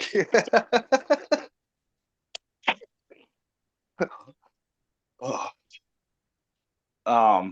Yeah, so you gotta fucking smoke some of that hemp and fucking act high or what? No. Don't plan on it. Look at that. You want that? You fucking, where's your temple ball, Ryan? I thought you had some charas or something. You know, I let it. I must have just flicked it right off the fucking top of the container. I didn't even smoke it. I don't know where it went.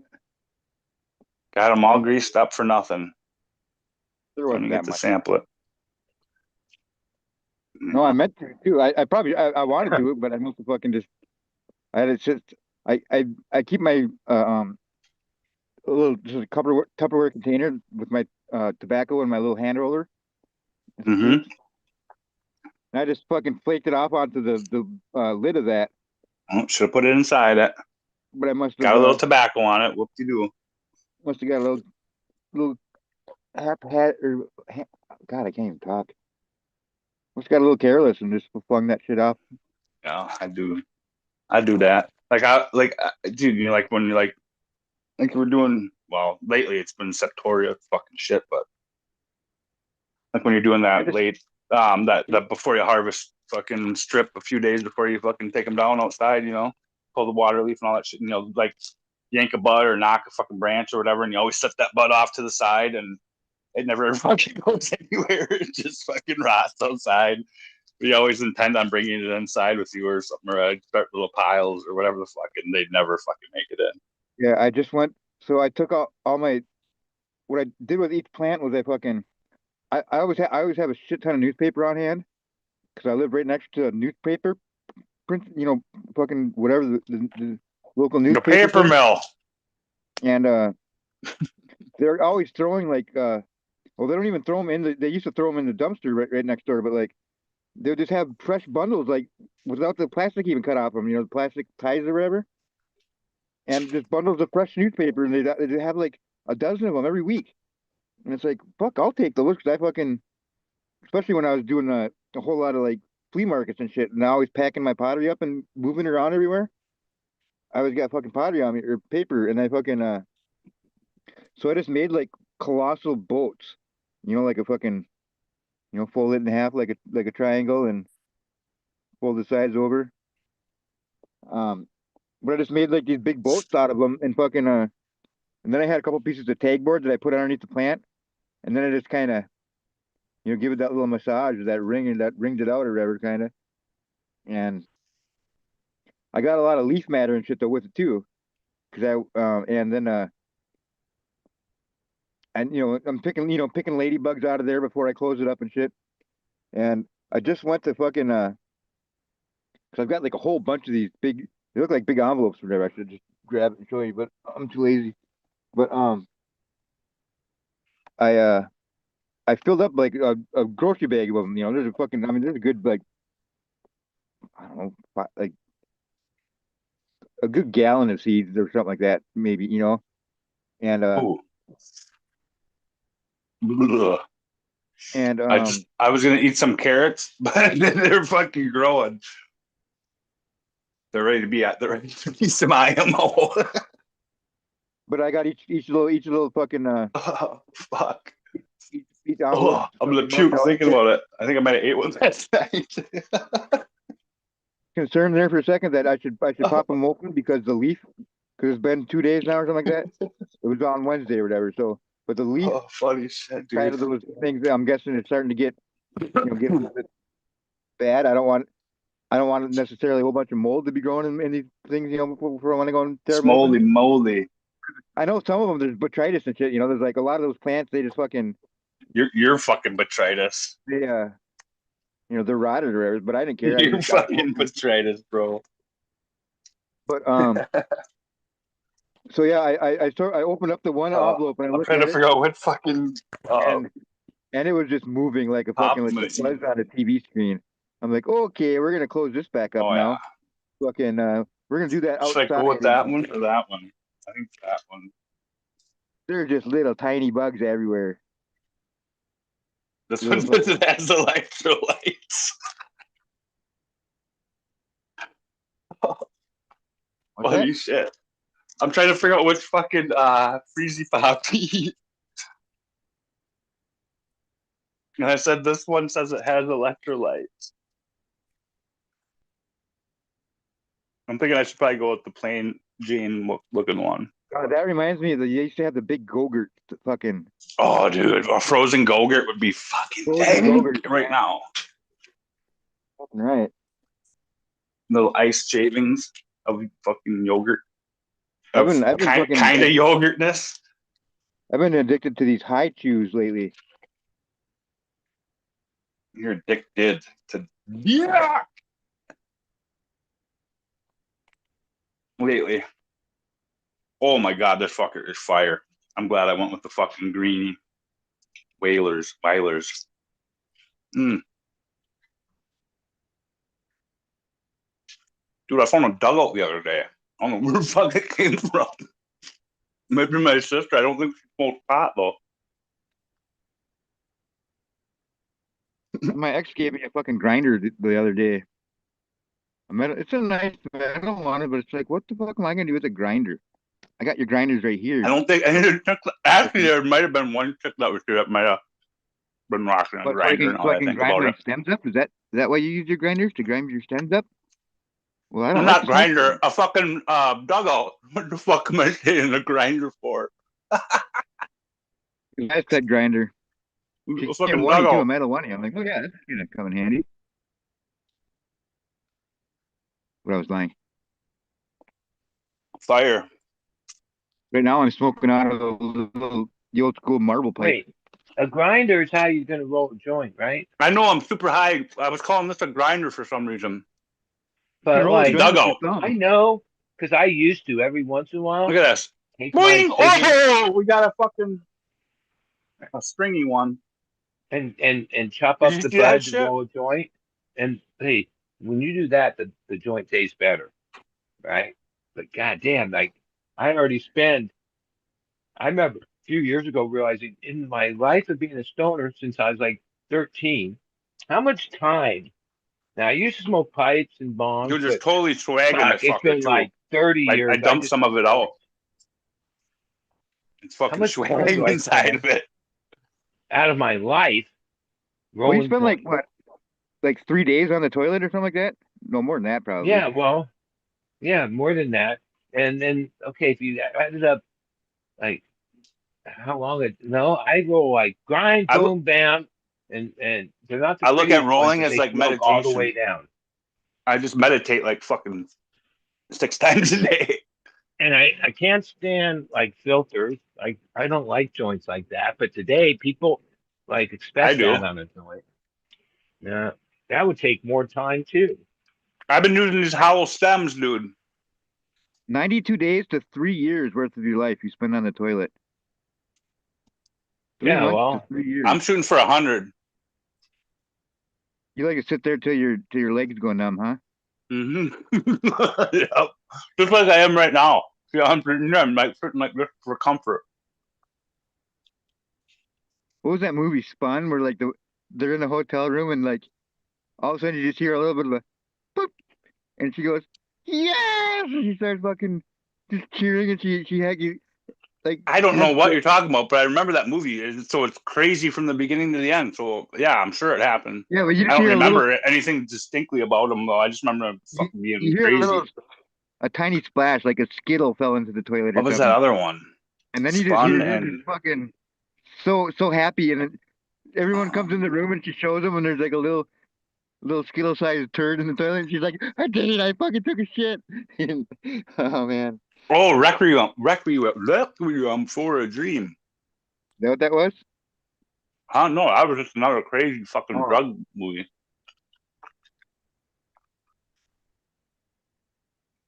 I like Homegrown. Billy Bob Yeah. Thornton. Yeah, Fucking, it was all right. I mean, it was predictable kind of, but oh yeah, I mean, but I don't know. They I like don't Billy make Bob good in general, movies like though. that anymore, though. When was the last drug or stoner real movie? I mean, I Didn't guess they I do a never even Cheech and went to see Chong or it. something recently? They Holy fuck. did, Harold and and they, Kumar are fucking Super Troopers. but it's That's been 20 years like ago, you Ryan. figure there'd be more of that Yeah. than less of it. I think they made a Cheech and Chong.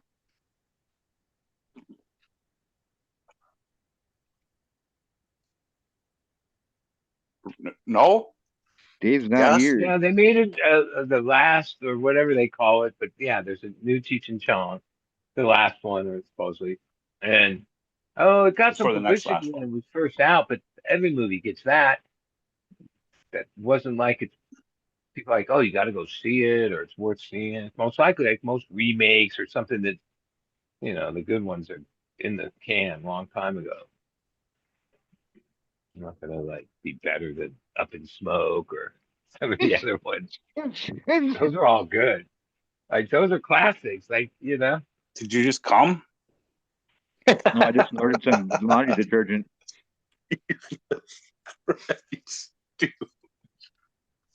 To the rail of Ajax. What's Where have funny you is been like where have you recently been all my the whole life? Or what did she say to him? grocery stores We're around hot me, Michael and Downey over here.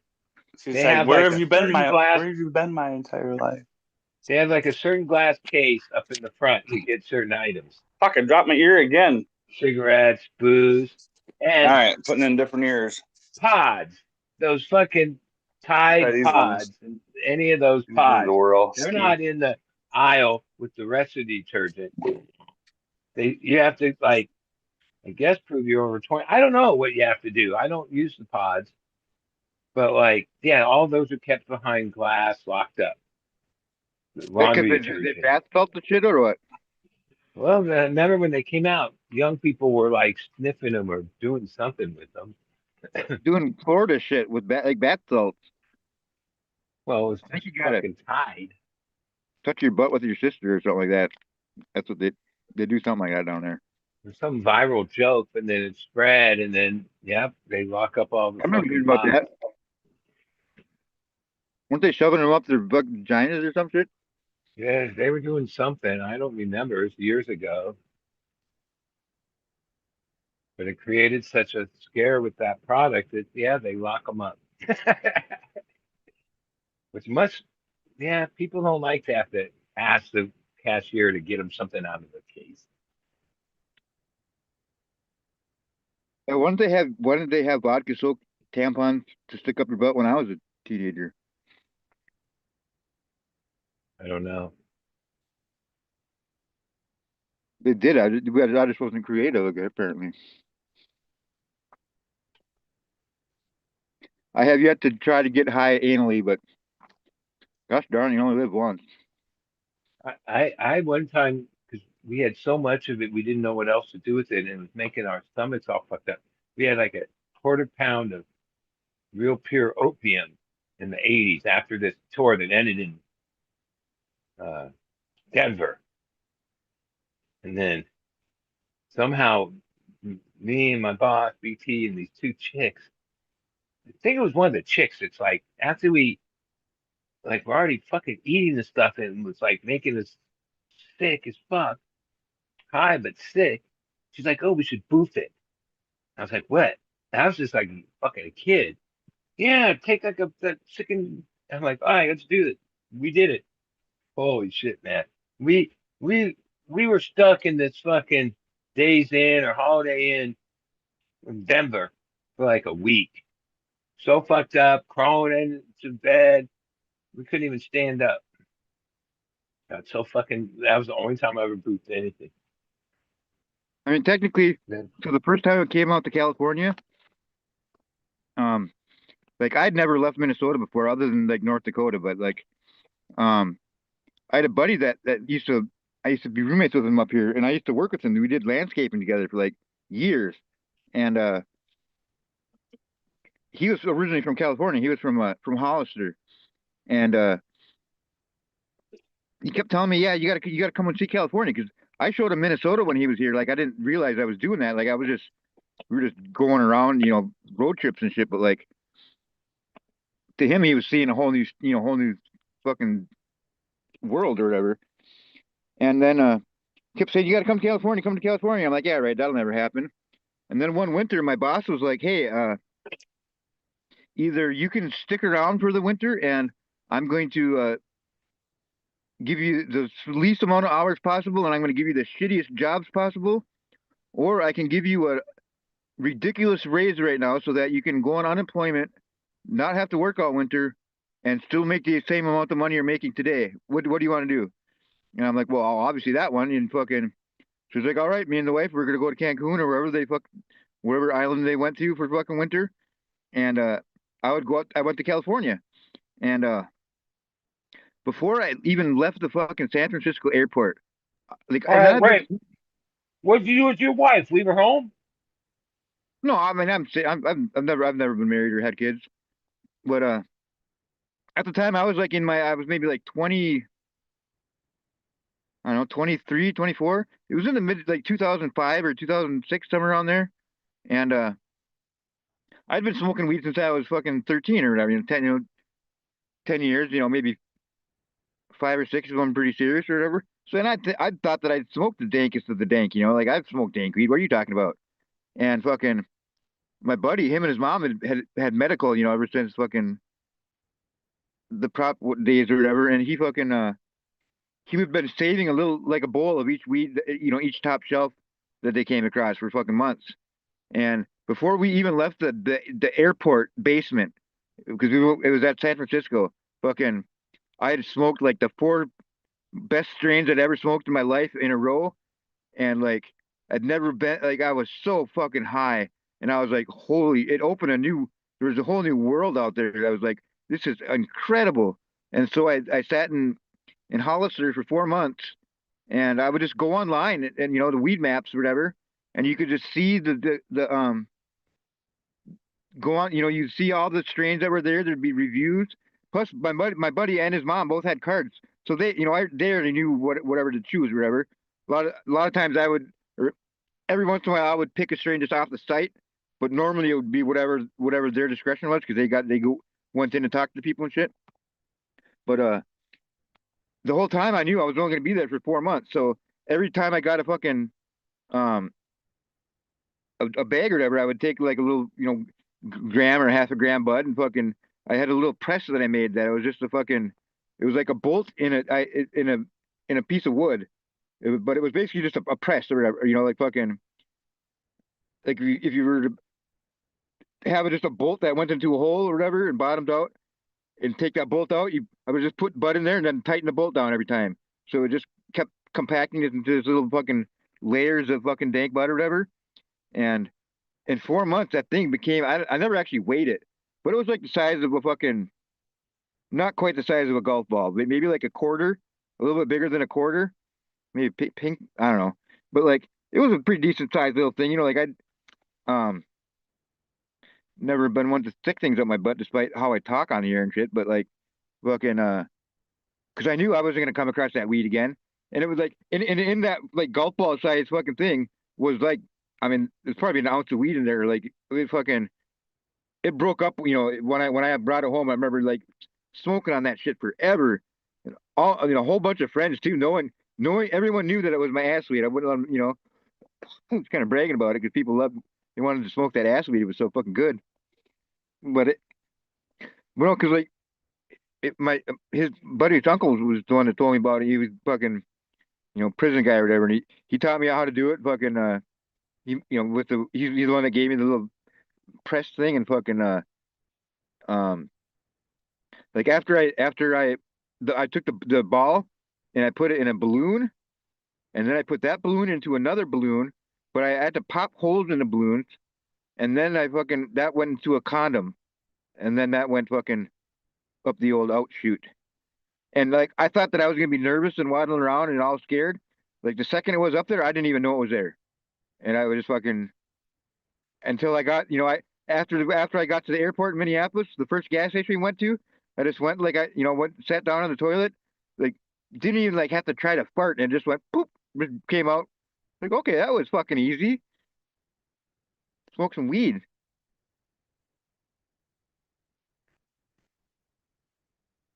Yeah. Then after that, then I had a lot of first class packages come that I went and signed for. And every time I could smell it over the counter when they would bring me the package, like, how are you guys not? Oh,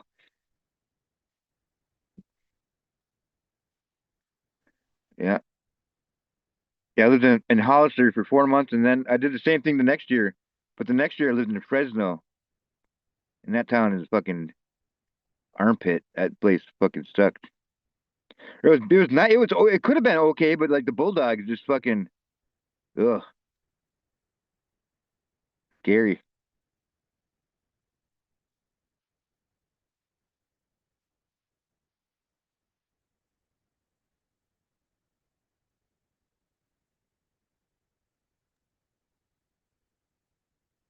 J5 disappear again then or what? I think so. I'm eating some pizza. We call Yeah, it California pizza, a little square one, I've frozen, had but it's yeah, I live on like a diet of straight sugar. Like I for supper today I had well technically I had a fucking rodeo double cheeseburger and some fries, but Skittles, Three Musketeers, Milky Way, some of them chewy looking things. yeah, I love all that shit.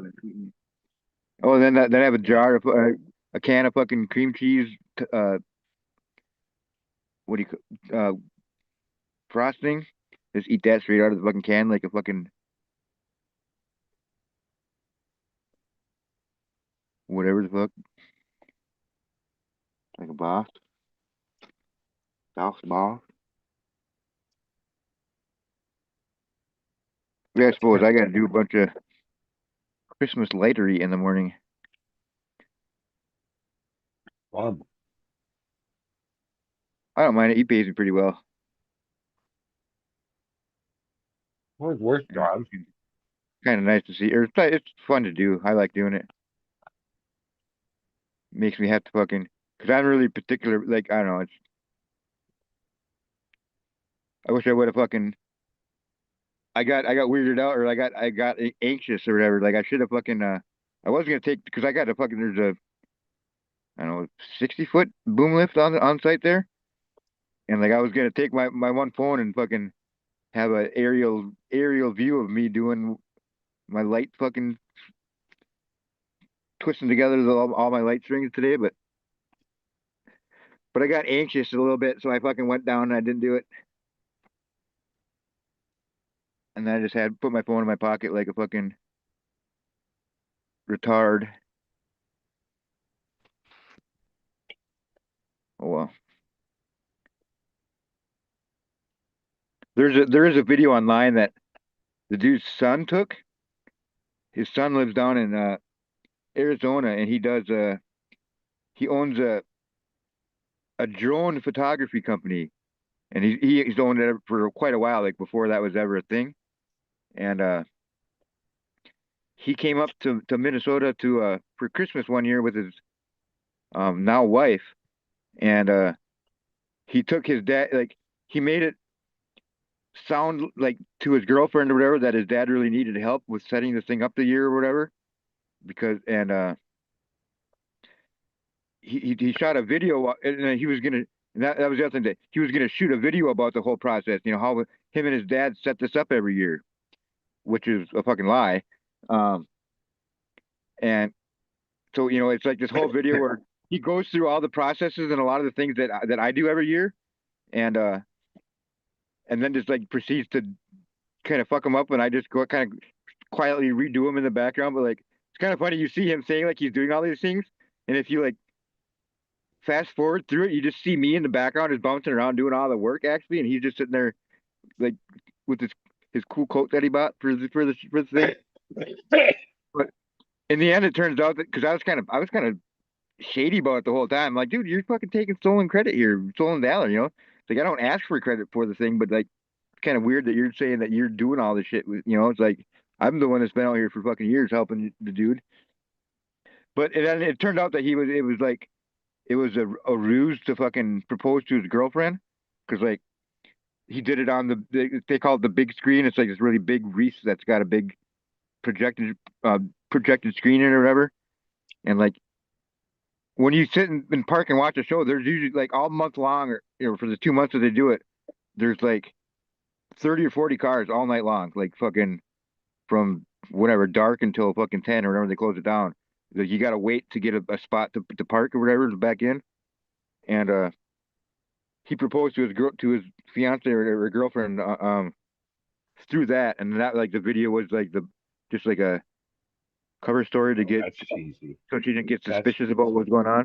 So that was kind of cool. And like he shot a video of it a little bit, like fucking like there's a pretty sweet drone footage. But the only thing I don't like about it is that all the music, every song is synced to music. Like the guy spends hundreds of hours syncing every single fucking note to different light sequences and shit. And the video online that did get that he shared does not. It's just he has different music playing, so it doesn't quite do justice to what what it actually looks like. But here, I'll play just a second of the shit here. Now, I do you don't ever go like during the time when these 40 cars are coming and check it out? Go know. hang out there? No, because I Or live once you're an hour done, you away. never go back until it's over. Yeah, Then you got to take it all down. yep. I live over an hour away, and Oh, but like I say, we set it up like now we're usually like by Halloween we're mostly done with it, I think, because we have to set like it's nice to get it all set up before the snow hits, especially. But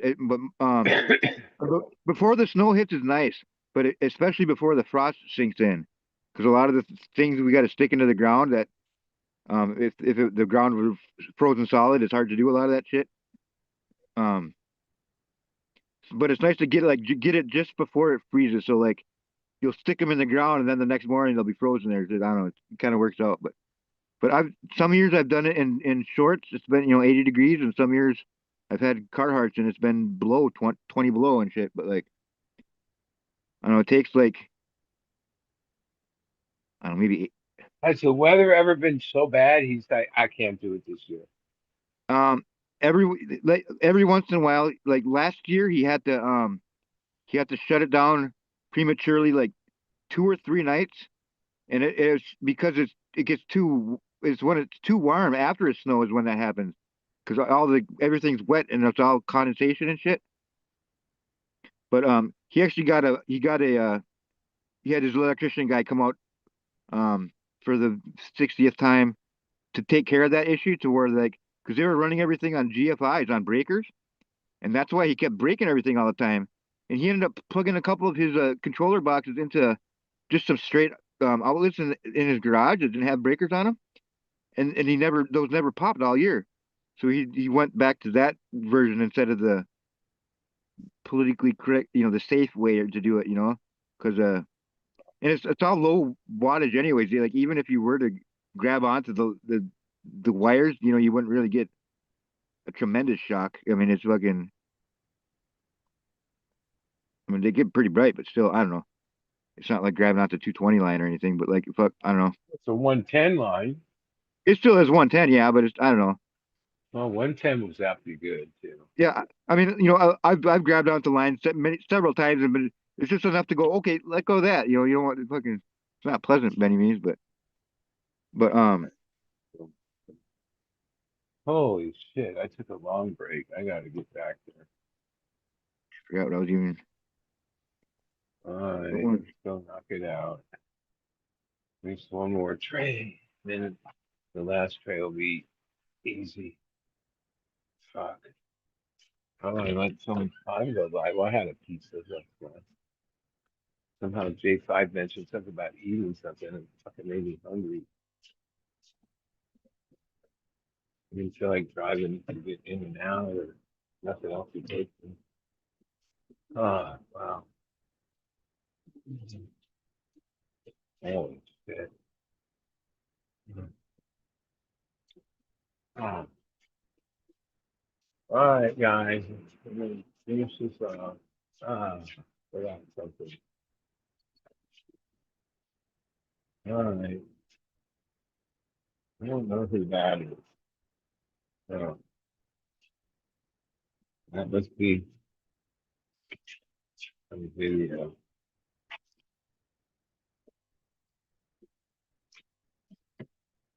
No, J5 staff. All right. Oh, Good. dude, I didn't even finish listening. Of course, I was like 10 minutes behind.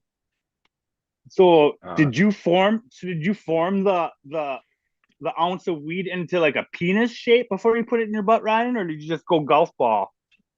Well, that's what the condom does. I didn't listen to all of it. I cut it off to come hop on here and get it hear it from the horse's mouth. I was fucking 10 minutes behind because I'm a stoner. So what was it, Ryan? Penis shaped or golf ball? Is he even here? He's just showing us weird shit on. Oh, that's his fucking.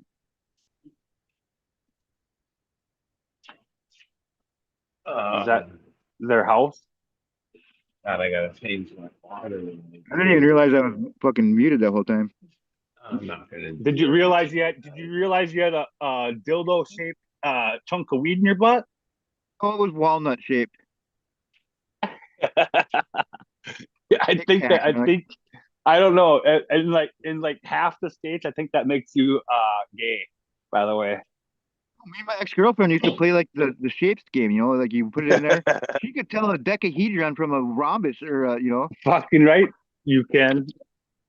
He calls You his see her girlfriend his butt. His girlfriend. He calls his girlfriend his sticking butt. up there and like you could see her counting the sides, you know. She'd be like, "Oh, that's a fucking Dungeons and Dragons fucking 21-sided dice."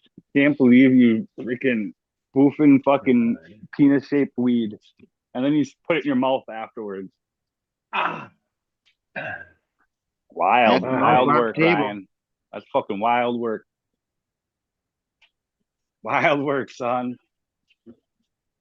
Whew. Farm to table. I don't know. Thank God you're from Minnesota, not Wisconsin. I do eat straight. That was what I've been eating too. I just get baked. We send you over the border for that. Pretty sure I'm eating Wisconsin cheese right now. I got it in me, man. Oh, I'm sure you do. All kinds of shapes and sizes. Dude, I didn't even know I had 2 plants of this garlic cocktail going. And this time it wasn't, I didn't really keep this strain, but now the second time it really did well. I was gonna tell you, dude. I want to check that one out. That's that GMO. I can always get it Z, back. right? I might still have it in there. I don't. Oh, I do have it. I have tons of it. Which one was that? That was the GMO That's garlic and something. cocktail. So that's GMO and sherbet. And it's kind of a little sherb this time, but mostly GMO smell to it. Yeah, that might be fun. That's good. Well, I like GMO. Not much of it, but and GMO cross. Yeah, it's a GMO. It gets me fucking high. I have like all the modern weed, dude. That's the one that gets me high every time. and it's crosses for the most part.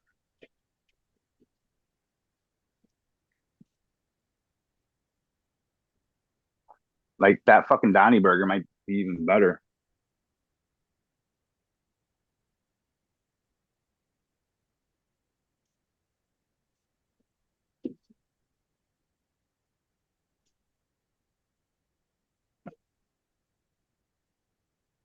But the plants harvested, well, the first half is raised. Did I scare Lemon Ryan cherry. off with all the? Am I getting canceled?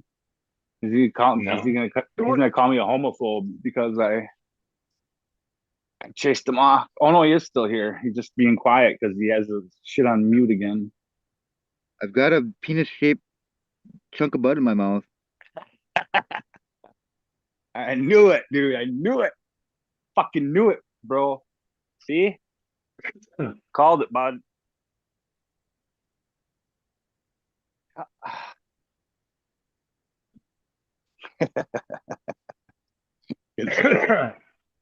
So I didn't even get to the condom part. Thankfully, I didn't hear the fucking condom part. Whew. Fucking thankful for that. Winning. Hashtag winning.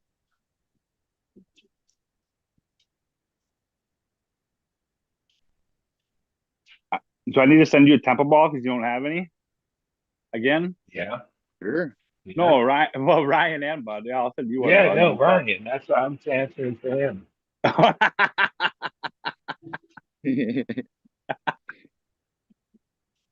You know he mainly That's smokes always a hemp. guess. You As know? long as it's hemp. Yeah, I only accept hemp. He mainly smokes hemp. I like to vape it for the taste.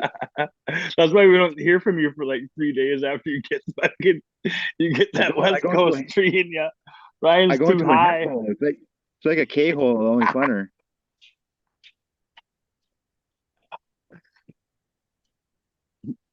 He's sitting there peeking out the windows and shit. He's so stoned.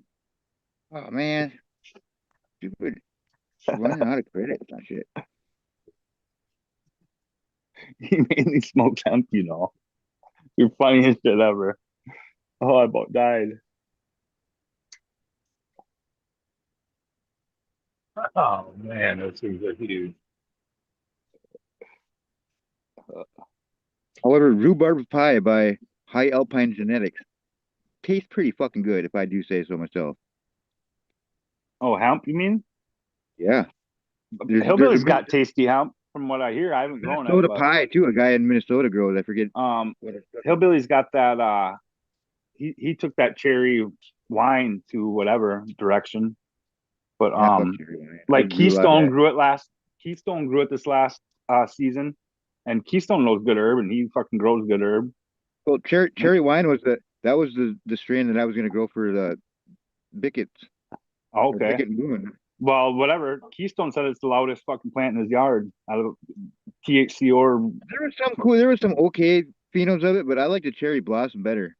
Cherry blossom had some like stout little like. Well, I They know, weren't but purple, who they knows? were- I don't even know what direction Hillbilly took it. I mean, I'm sure. I think he moved it forward. I know at least a generation or two. I think he made selections, so I'm sure he selected tasty ones. Apparently, that's what Keystone says, and other people that have grown it. Have you fucked with Hillbilly's Shit. beans, Ryan?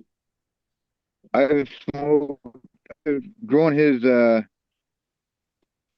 you got them all what's it? mixed up because you didn't label them. Zam's poison and fucking Oh yeah, I did too. uh Gorilla poison. Gorilla poison and Zam's poison. Yeah. That's beyond. And I'll send you. they're like 8 inches tall because I didn't know what I was doing apparently. No, And mostly that. it's pretty. It's easy to do and it's easy not to do. You know what I'm saying? You gotta be gentle with them when they're tiny like that, and you can transplant them. You just gotta be really fucking careful. Don't be lugging them around and disturbing the fucking roots and shit. You know. I'll send you some of the crosses I made with the gorilla poison. They're pretty fucking good, actually. There's Bert and do Ernie. you like trypanoline? Like train wreck, jack, terp. I've tripped on a trampoline. Do you like jack terp? They get me I don't high even as know fuck. if I've smoked jack, to be honest. Probably haven't, just don't know it. Yeah, you know it. Yeah, It's fucking Jack's predominant for a That's long the thing. That's time. the thing. I'm a country boy. A lot of the weed that we would get never like haze. Think I like haze, like name never made it Oh, with the bag, or it got jack changed on. terps, train wreck, tropinoline. It's fucking how the fuck do you describe it? Piney fucking fruit Yeah, citrus. I want to get something called the terp deck, which is kind of like a tape deck, You want a from terp dick? Now you want a terp dick to go with your terp fucking deck. It's like, your fucking boofing fucking weed. You're gonna get a well, terp dick. so it's like, so you picture a deck of cards that scratch and sniff terps. The fuck was You I know, doing kind of with like that? how the Smoking it? soldiers had to have all the fucking most wanted fucking soldiers, fucking Iraqis and shit on their playing cards. Fucking, you do that with your terps. You got your fucking No, I know. I'm fucking giving you shit. But yeah, you can get them through like Crybaby. You can get them through the Ganji like airs. yeah, the You get, Ganji makes a terp test kit, yeah. but they don't sell it. They only supply it to their Oh, well, you can go Ganji. through Crybaby and other people and get You them. got to pretty much I think pay there's a company that does $2,000 it for now. A that. couple of them that do it now, actually. Terps, they cost a lot, dude. But to just buy the straight terp of whatever you want to buy, you want to just buy some fucking. Dude, cannabis terps used to be more like the most You're expensive thing on of canna for they probably still are actually. I They're want to getting try pure that, fucking OG terps and shit. dude. Buy some fucking Bio Harvest or whatever the fuck the company is. They make straight fucking trichomes. They're like lab grown trichomes. Fucking. You're a fucking lab grown trichome. So do you figure it's not gonna have all the taste? So like I often wonder that a lot of the taste that we taste isn't actually all the terpenes, because we're tasting like the plant matter and shit or whatever. That's part Yeah, of the bud lipid smoke. fat. So like just like straight terpenes, or I mean straight trichomes. There's got to be a lot. I mean, that's where a lot of the terpenes are. In the oils and the fucking whatever. And so like, Take what the would that terp taste dick like? out your mouth and say it, Ryan. What would straight trichomes taste like? Is it just? I mean, I imagine it's like fucking dry sift or whatever, or like Take it the really terp dick out your mouth. And fine version of that. I don't know. so you want some fucking autos or what? Sure. Jesus Christ. Yeah. Do you like tropinoline, you think? Citrusy Yeah, I'm fucking trying to do. well, I don't like it that much, but it gets me high as fuck when I smoke it. So like autos are perfect for it because you get like 2 ounces and then it's over with, Like sage, rosemary, and tea. Okay. I don't know if I calming. it is kind of like yeah, I guess I can Woody, see the woody sage kind of. herbaceous and a hint of citrus. Okay, so I said like pine and citrus, so sage and citrus and you know. It's unique. You've tasted it before. Yeah, that's what I'm saying. Like same with a lot of strains. And But but, that's why I'd like to yeah, so smell I what got straight those. terpenes smells like. I'm Oh, not that's what I was positive. saying. Dude, I got these ones that smell like bubble gum. Like they smell like bubble gum right off the jump. It's like, holy fuck, it's smoking like Bazooka Joe bubble gum. But then that tropinoline comes on the end and it becomes dominant at the end, but it still keeps that fucking hint of bubble gum. And it's like it's like bubble gum, fucking like bubble jack. It's fucking really quite tasty, and it gets you like it got me like uncomfortably high. Like that's the last pot, and I've been Well, yeah, like puffing that's like the other thing too. Like you can get high with straight terpenes. Like you can yeah. get So I've been puffing. I've 13 been or puffing photos and shit now again. Like fresh shit. Um, that cap junkie and that fucking tropinoline auto were the last fucking 2 weeks to get me like whoa, like uncomfortably high almost. You know what I mean? Yeah, which is kind of a fun feeling every now and again. Don't you know? Yeah. So now it's my fourth plant. I didn't think I had any of these turned back. I was pretty much giving up on this cocktail. But holy shit. I'm glad that I run things a couple times before making final decisions. Because yeah, I better start cloning this one. The second run, Holy it fuck! yielded. I thought these were the Excuse me. DK. I tried to get to the So fast. to the cough button. Didn't Damn. make it. Mhm. Whew, that was intense. Yeah. So now it's four. Is it four? Oh, That's wow. probably almost a fucking 3/4 of a pound, just 4 plants. And now we're in the details. These are huge. Holy fuck. Cocaine makes me sneeze. I do a little toot here and there. I don't. I can't remember how that goes. God, I'm fucking.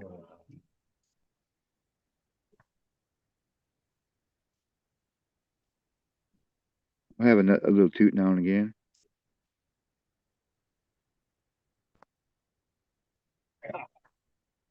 Lumpy, lumpy. Now we're on to the Donkey Kongs, and that's why they're called Donkey Kongs. Look at this fucking massive top. Oh, that's a 7 gram top. Or more. Okay. D to the Donkeys. motherfucking K. What up, Donkey Kong? You haven't seen that name in a minute. I don't even know what the genetics are. I just know it yields a lot. All's good, DK. Well, You. bringing. Oh, I never put my fucking plan away. Shit. Uh, You want to see my little hazy fucking girl that I fucking made? I left her outside. oh, She's the wow, one. I have one biscotti. It's the one plant Thick out of the as lot fuck. that like actually still has leaf that isn't just covered or like already stripped because of the septora. And it's like I started selecting what was that first one that Pam crossed. Yes.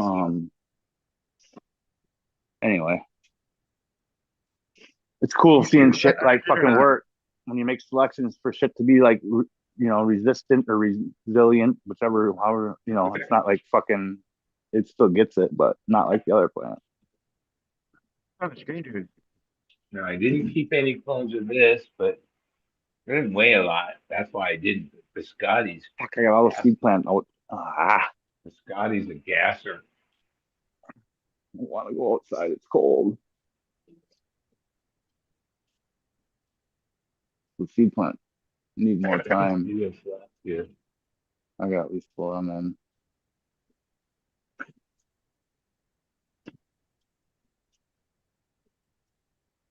Two biscottis. Nice. Dude, that's another one I want to check out. Never grown I biscotti remember here. setting this tray. I would have bet my life I didn't have any of these. God, he doesn't know. I set this tray 2 months ago. Ah. Up.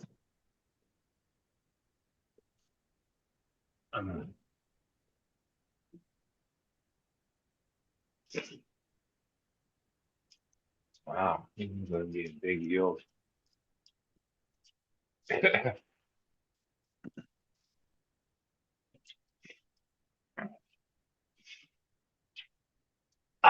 Shit, come Hardcore. Do you want more? on. Roll. All right. One last make some noise.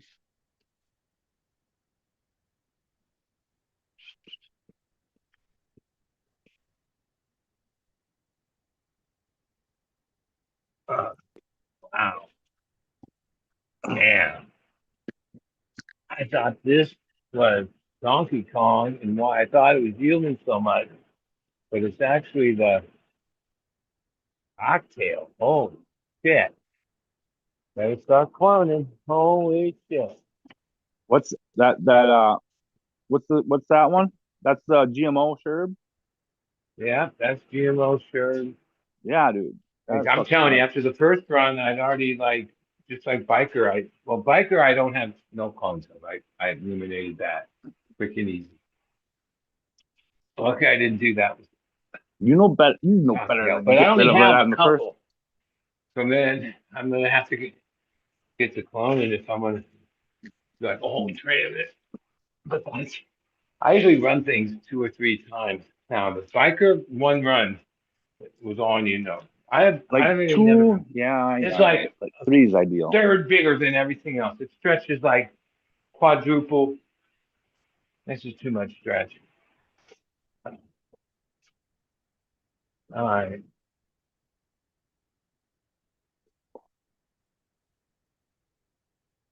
Huh. Yeah. Most of these, I only had a couple Donkey Kong. I was wrong about this trade. I How do you know that? Because of the tag, had a lot of other things on it. right? Do they all have that the 1.5 inch cube thing like you say, Ben? Ah. Ah. Huh? I think Like, he, Georgie in there. the Rockwell cube, Ah. the plastic thing that stays with the plant the whole way through. Huh? I wasn't hearing you. I said, do you have the original Rockwell cube plastic thing that you said stays Now on the them? humidifier kicked on. What? I said, do you have the What? plastic Rockwell cube thing that you said Yeah. stays with the plant through the whole fucking thing? Is that how Yeah. you know? Like I just brought a plant in where I didn't, but yeah, here. That's how you know that They're all right here. the one wasn't All with where. the plant. Been with the plant since the day they were born. Oh yeah, that's how you know And that without one had those, donkey it's the hard to know DKs in it. exactly what is hanging here. Yeah. Yeah. I'm just saying that's an example of why the tray wasn't set how you thought it was, and the reason you know that is because of that tag, probably. Yeah, I have a method to my madness, that's for sure.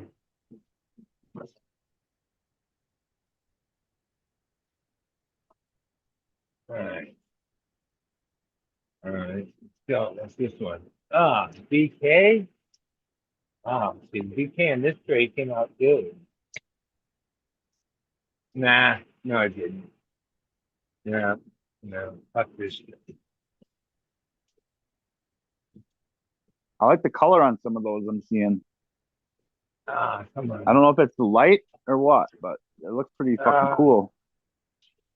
Yeah, Got there's green that. and maroon and purple. Tigers, oh my.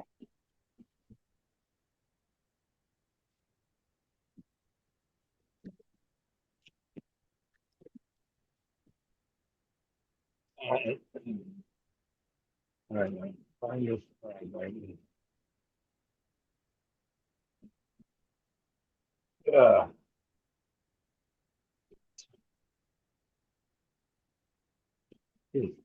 Uh, I see Hoolie's alien on the screen. Oh, that's my boy. That's my homie Clay's slap next to that. Gotta be a tag somewhere. I'll find it. All right. That's where my freaking my operation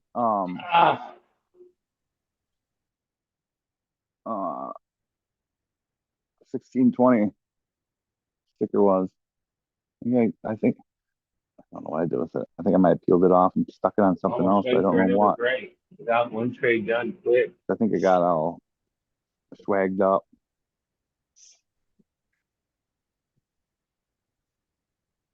As most of those ones up on that front row are, getting all fucking reddened out. Yeah.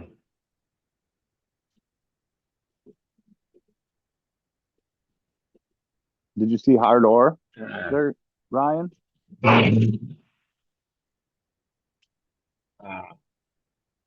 fucking Still jungle. here?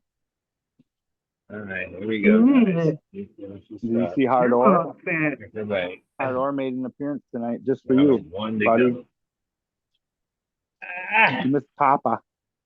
All right, you. I'm off Yeah, the already. fucker lost his eyeballs. You can't even tell it's a You double fucking. D. It's your kin anymore. Just in the mouth.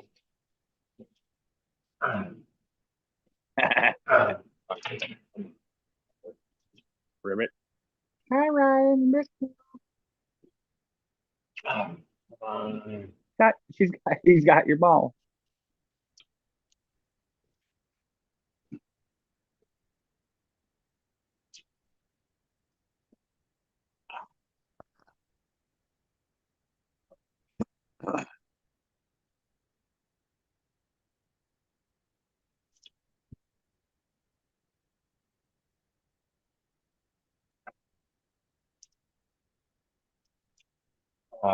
You bastard, the last one. Oh, that's why it has a fucking yo-yo.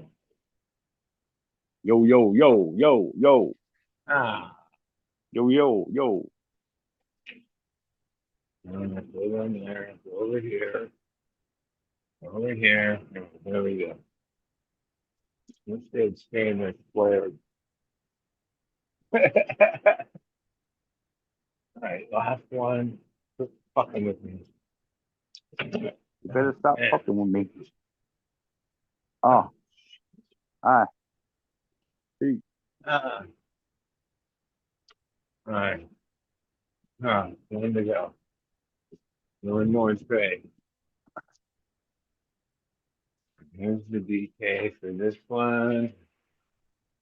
And then one more tray is gonna fit right here. But usually this room, the strings are enough. I know I'm on a good yield when I don't know. I might have had stack them too loose. Because with the big room, there's like 3 extra trays with the space. So they definitely take the whole thing.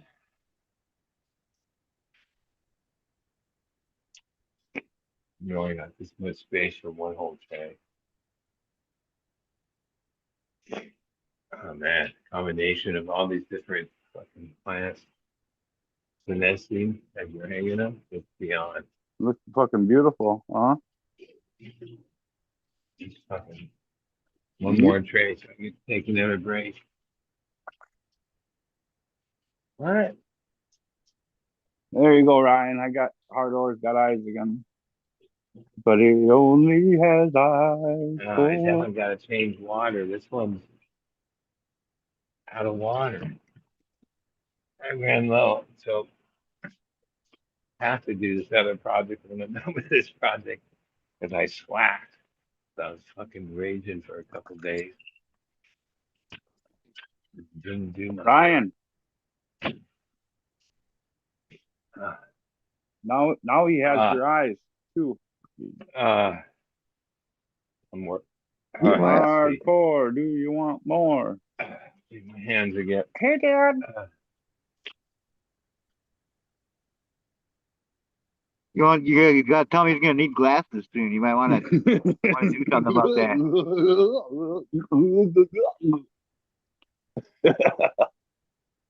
Hi. I ain't a retard, but I like rock.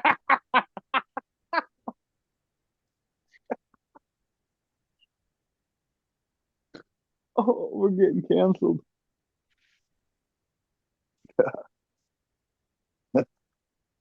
Fuck. Good stuff. I love that movie.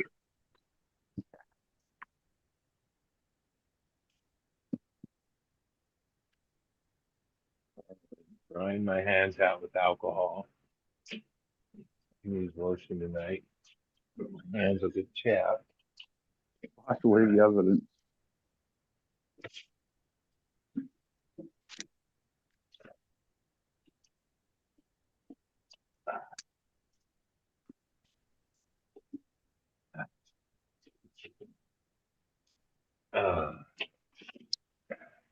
I was really high there for a minute. Let's see. I took a little nap. I fucking fell out last time. But then I was listening and I hear Ryan talking about fucking boofing fucking, like quarter pound fucking condom fucking blunts.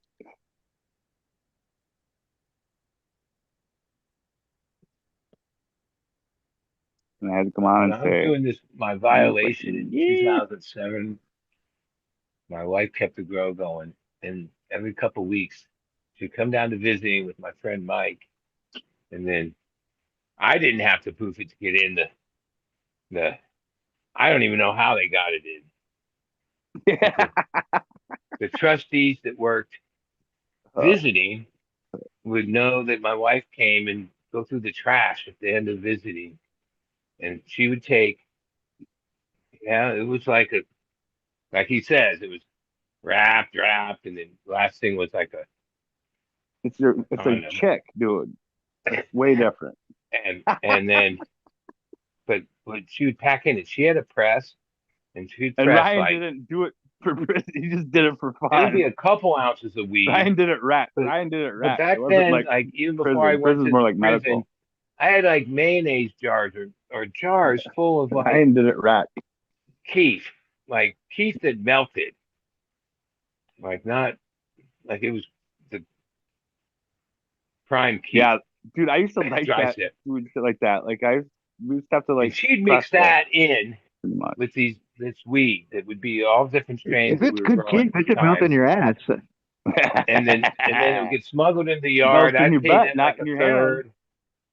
And dude, I was only doing like 6 months violation after absconding for Melts in 9 your years. butt, not So in it your really hand. wasn't worth the risk. But like, holy shit, like, because I'd be giving out, I had so much weed, I'd be giving it out to half the people in prison. I didn't try to sell it. That's another whole nightmare. But it was the dank. Because most of the Dude, weed in that prison were these, giving it what up they call even better. caps that were like They take commercial it. weed. Yeah, man, the whole building would smell. Like there was no question that people were smoking dank, and I think I lived in the D building. Like there's 4 buildings on the. Yep, it was the D building, way at the end. Yeah, I'm so lucky not to get busted or them search my cell and find it because oh, I never boost shit when I was in prison. But that's how you keep all your shit out of the cops' hands. Oh yeah. It's I the would just fucking have hits it your stuffed in fucking my wallet, dude. pillow or whatever the Your fuck. prison wallet. I was like an idiot because, like, yeah, even though I smoked weed every day, all day, man, I was like risking getting a lot more time. And I knew about when you got caught with anything in prison, the max amount of time is added to your sentence. Like that's the way it went. Dude, it would have been hell without weed though. You probably could have like been And safer yeah, I about it, created a but lot of politics because I basically hooked down the white people and the Mexicans and the others, but I didn't really kick down the black people. Oh no. Chalkar says, well, they're gonna fucking roll you up unless you fucking give them some. There's all these politics to having anything in there. But I was there for 6 months and like every 2 weeks I'd get the Colombo. And it was like way more than I could smoke in 2 weeks. So I had no problem sharing. But it was the real shit. They weren't used to that in the joint. they weren't used to the dead moving in the block. Yeah, I didn't give a fuck. When I was doing my other time, I got weed sometimes. Got hooked up, not maybe like twice during the 2.5 years, and it got to me. And yeah, but he'd send me like letters with acid on the stamp. And that got me in trouble because I give it to the shot caller, and next thing you know, he became soft. And he was in there 35 years, like at the time. He was patrol. He was like the head of the Mexican fucking car on the yard at Calpatria, and he took acid, and he never was the same. They demoted him, put a new shot car, and then that shot car called me to a meeting at the yard to say, "Yeah, if you give that to any of my people, that'll be the last thing you ever do." Because yeah, this dude went soft. Like he took that fucking one hit off a snap, like just cut off a piece. He was my neighbor, like to sell next to me.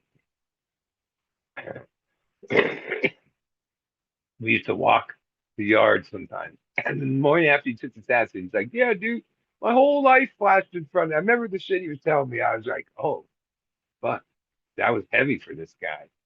And then over the weeks and months, yeah, he couldn't call the shots anymore. So if you dosed them all, that's what would happen. That's what I learned. Like they should, like it, whether it's acid or mushrooms or something, because I saw for sure the gnarliest shot caller, most violent motherfucker. He went to prison for a 5-year term and then caught a murder case in prison and then was there for like 35 years been on that fucking yard or in the system. And yeah, after one hit, he was never the same. I always wonder, it's like, 'cause once I got out, I didn't communicate with any of the people that I was pretty close with when I was in the joint. But yeah, that was part of my rule. Bud taking out the Got shot collars.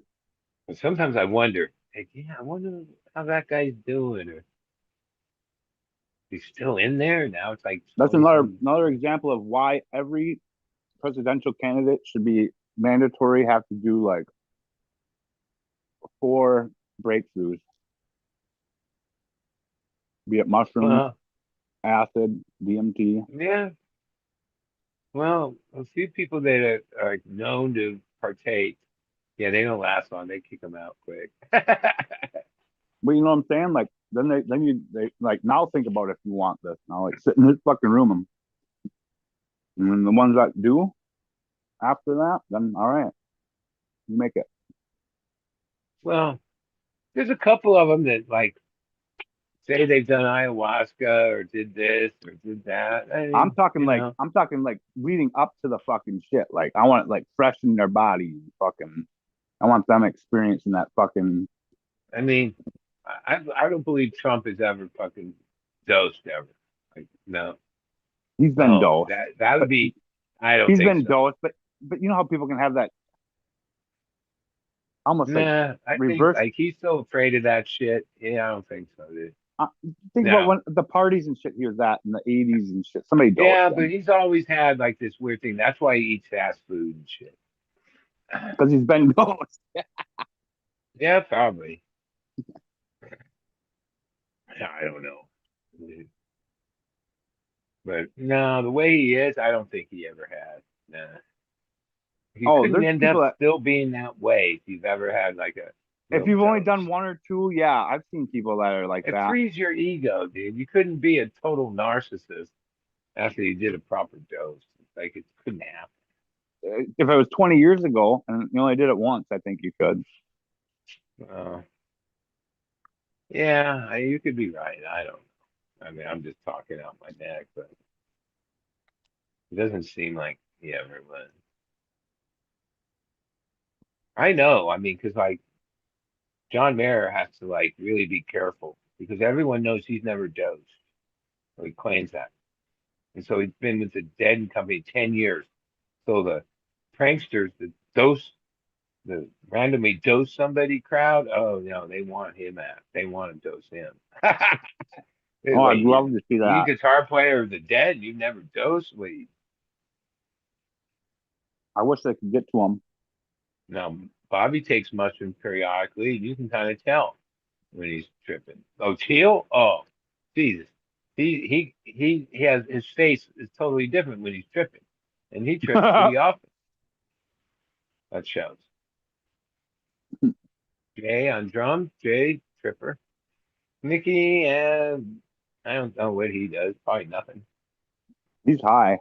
Well, yeah, he's original. Oh, he's not original member. I mean, he was kicked out of the Dead for years because his dad stole all the money. Yeah. Yep. And He was weaseled his way embarrassed. back.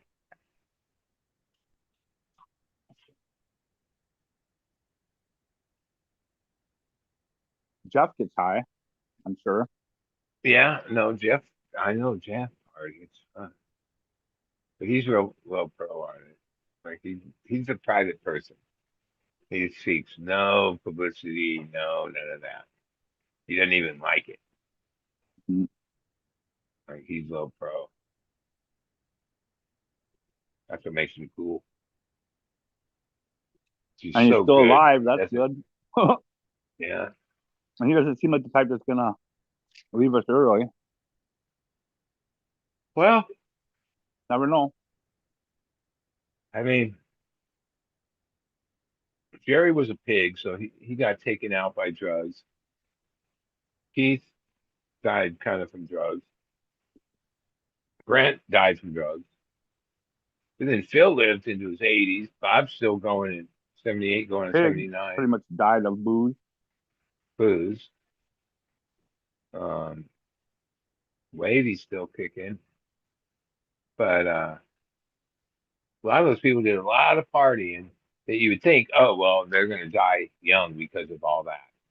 And mega partying, mega use for decades. And they lived long, prosperous lives.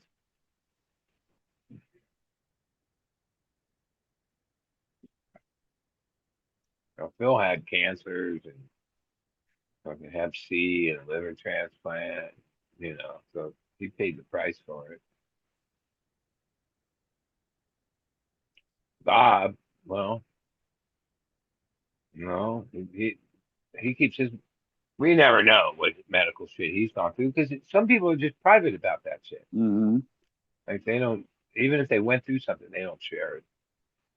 Now going on 79, he must have had some kind of health thing. I don't know, maybe not. Some people just have a metabolism brick shit house.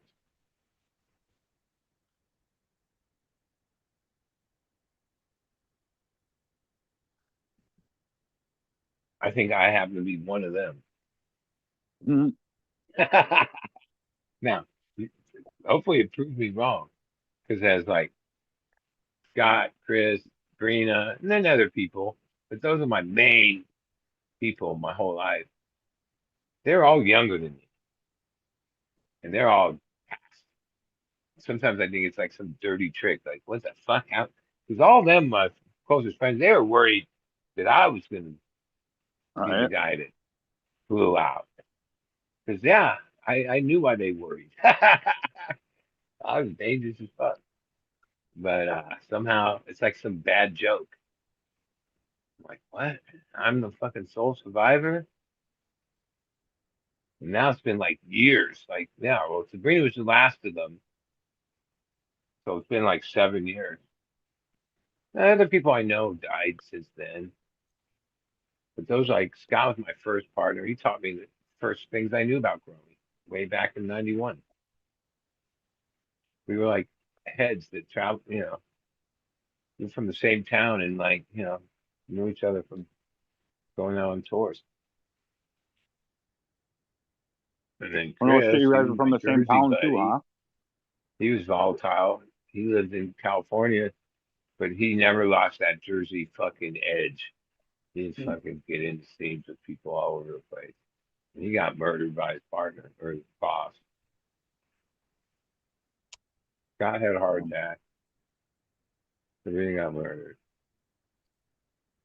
Crazy. Makes no sense. Like that's part of the reason I'm stuck. Because I think I'm like one of those thinkers. Yeah, I can't make any sense of it. Like how, why? No. No sense to murder. So long, For the I've most just resigned that, yeah, I cases. never will make any sense of it. And it's just the way it is. And you just live with it.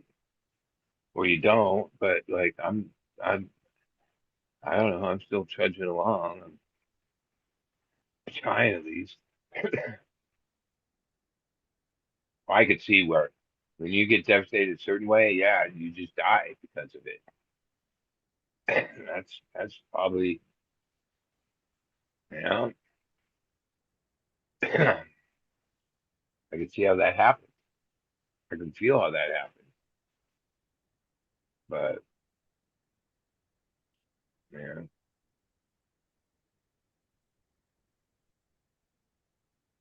I do a lot of things to like deflect the pain and shit. Where I remember reading these books the DA gave me. I really thought, like, yeah, I followed a lot of what they said. It was for victims of violent crime and shit. A lot of them were testimony type books. Yeah. First couple of years, I was like, yeah, I'm making progress. And then at a certain point, I realized there's no such thing progress. Progress of what? That's not how it works. Now, for some people, it might work that way. For my particular situation, my love for Sabrina and all that, 20 years, nah, there's no getting over it. That's not part of it. That's not what's supposed to happen. That's not, no, that's not, there's no way. Got So to I keep it resigned to moving. that. So I don't, like, I'm not trying to make progress. I just live with it. And But you oh, gotta keep the yeah, wheels spinning at least. You gotta keep I moving mean, forward. it's probably, What do you say? yeah, a murder happened in the beginning of October. They don't know exactly what day, but evidence, I forget what day the evidence pointed to. Beginning of October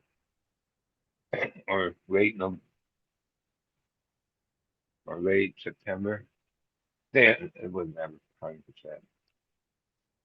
Um, so I always go through like every year. This month is fucking the worst. It's not the worst. It's just like I don't know. There's times when you can't avoid her presence or her ghost or I don't know what it is. I don't know what it is. I don't really believe in that shit, but oh, there's something.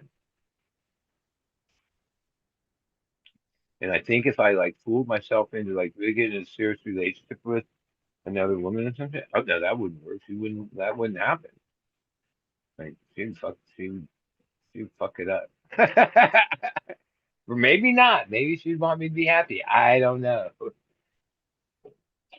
I'm not I realize that I can't really be serious because like I've still got this going on. Like that wouldn't be fair to anybody. It wouldn't work. Most likely I would get to a point where I wouldn't openly discuss it or anything. It'd just be something I had inside me. Nah, that would be a detachment. Like that ain't fair. You're committed 100% there 100% or it's just an entanglement. Yeah. So I'm like, yeah. Plus I'm old, but I don't need some crazy chick. Even like my odds of finding a night owl and be willing to just let me be without like trying to control me, it's like slim to none. Ain't happening. Nah. Nah. I mean, if it does, then that's like a miracle, and I don't expect, and that could happen. But I'm like resigned to like being the state till the end. I need a new. I'm happy. I'm like I make the best of it. Most people don't know I'm hurting like so bad. Even Oh my yeah. closest friends. No, I get it. 'Cause I don't share that. Um, Just one or two. Lindsay, I talked to about it. Jerry a little bit. No one else. Like I say, Chris and Scott. Oh, they were my. Hey, like yeah. I've known Gary 30 years, but there's no one else I like, down with to talk about shit. I remember, and they kept bugging me because part of my victim compensation thing is that there's a whole bunch of programs. One, I could have went to like years of therapy and they would have paid for it, the state. I'm like, I don't need therapy. I probably did. you should have taken them up on that. Yeah, I kind of now it might never be too late because like once I you're was gonna that, you're say always that. But like that it's was gonna be been my years. next question. You should look into that I then. know, like I lived this You know, I live in Nowadays, it's Solana not as Beach, taboo North as County. it used to be, Where I'm you at know. now, it's like 1 mile from the courthouse and the jail and everything, right up the road. And I shop up there. I get cigarettes up there. I get bagel up there. I get donuts up there. I eat Mexican food up there, right across the street from. And this lady, Marnie, who is the DA, she's the second powerful most DA in San Diego County. Um, yeah, she means a lot to me because like she kept her word and prosecuted the fuck out of this motherfucker, and I don't have to ever worry about that part. Um, and I feel indebted to her. I used to talk to her every day, like the file. We'd have lunch.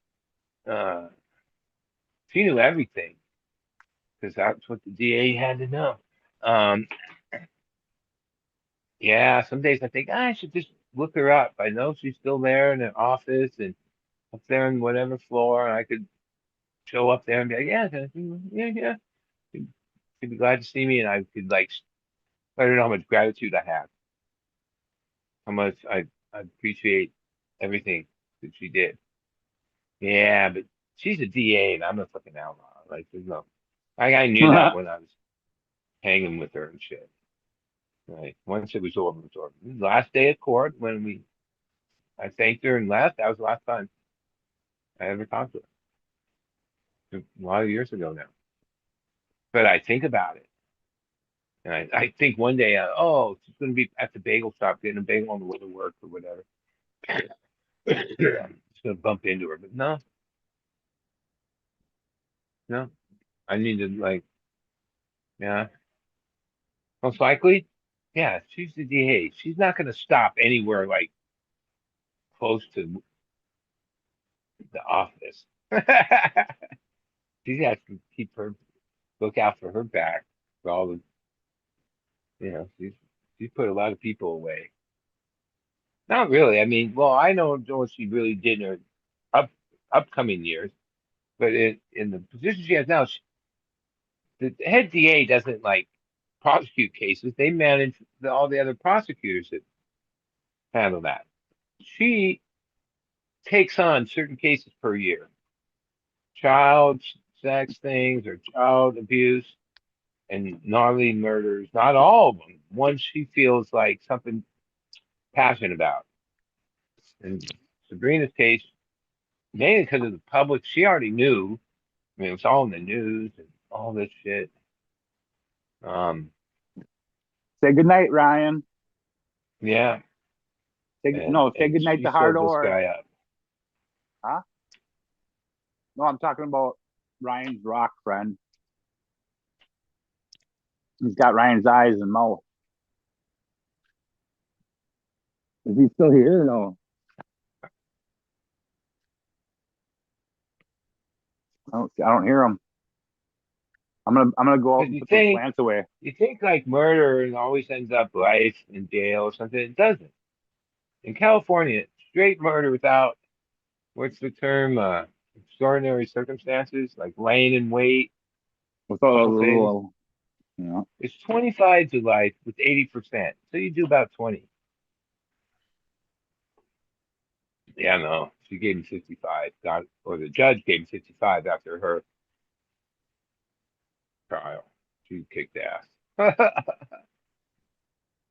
Like, I have the transcripts. I haven't ever gone back and read them. I did like a few months afterwards. Like, yeah. At the end, he knew him and his attorney, public defender, knew how bad it was that he chose to take the stand right at the end, the last witness. She kept him. The trial was fucking. Like I said, nothing he was going to do was going to change the evidence. She kept him on there for 3 straight days, and fucking basically, yeah, without him really realizing it, he admitted to it all. whoops. Yeah. So he got 55. 35 years for priors. 5 years each prior. He had 7 priors. all cases against women violence. So no wonder he fucking killed my wife. I remember Marnie. Like right at the beginning, she apologized to me from the state of California because like it didn't take a genius to look at this and realize, wait, this guy never did any time and he home invaded and raped some chick and two other of his baby's mamas are handicapped permanently and like all this shit. But he had never done more than a couple of days in jail.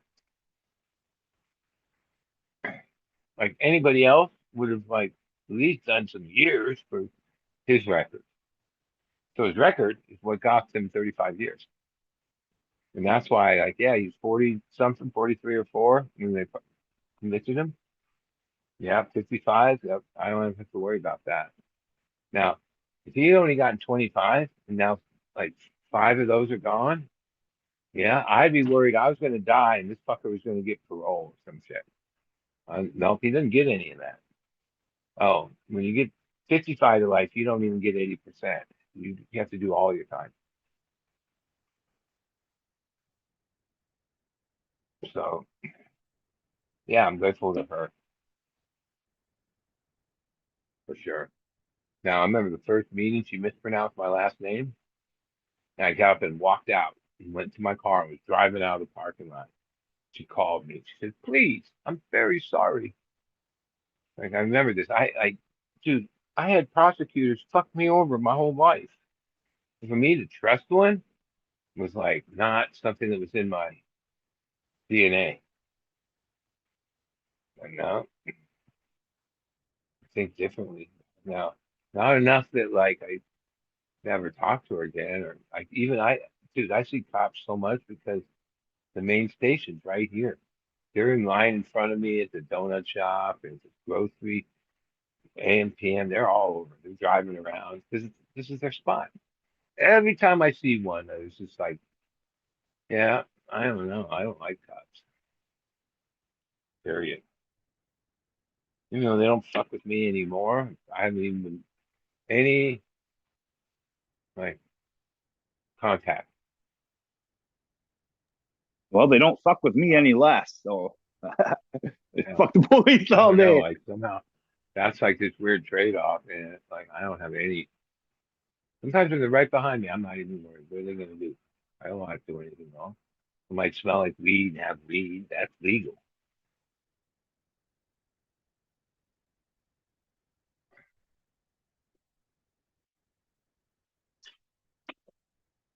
All right, one more to go. No, All right, I'm gonna head outside and I'll bring you guys with me. Oh, that's the way. I guess and now outside is it's better like the than sun's never. coming up where you are, right? Well, now But it's daylight. the frost will be coming here Oh, how soon. cold is it? Holy shit! Fucking cold. It was 24 last night, man. Like it's cold outside to me. Like I'm in shorts, so I wouldn't go Ben, outside right it's now. 29 right now. 58. Yeah, I think it's freezing. 29. Yeah, no, that's not my thing. Like, I'm a fair weather friend. Like I used to go up to the snow and And the dew ski and point is like 29, that. so it's gonna be frosting I right can't. now. Even with layers and the right outfits and shit. Nah, shit, man. I'm hurting when it's that cold. It's not my thing. I Yeah, I'm not never. excited to go out there right now. But you know, love for the plant. Yeah, I mean, you still. Well, you brought them all in except for some that I are know still in I the didn't dark. bring any. I brought them out today for the first time in like fucking what? They spent like Oh, two then full there's some days in building there. that's probably the same temperatures outside, right? It'll keep the frost off them. Well, it's crazy that they can still like not just shrivel up and die the moment that happens. Yeah, right. This fucking I plant's mean, cannabis wild like that, dude. can live Crazy outside. resilient. It's thing. A lot of botany I ask, like, oh, if it goes below whatever temperature range they can handle, they just die overnight. It's the roots. You gotta keep them roots fucking from. That's Yeah. really what kills them. Keeping that root ball warm. Well, at least you know it's not burning off turds. I don't know if you can hear me with this hoodie. I hear you. All right. I guess I I got don't the see you. speaker out then. No, I'm still like getting dressed and shit. Oh, well, that's Like I pretty put a good. hoodie on and I just threw another hoodie on. I mean the headlamp. There it is. Huh. One that's got some juice anyway. Lost my brand new one. Well, I didn't lose it. Just fucking misplaced. Like, I it think always I might as is. well just knock this out before I decide that, you know, I can only do 3 of them. That's not how it goes. I didn't do Now, shit. this one, there's 3 plants in the back that shriveled up and died anyway. If they were too big, or I'm not sure. Dry back or something.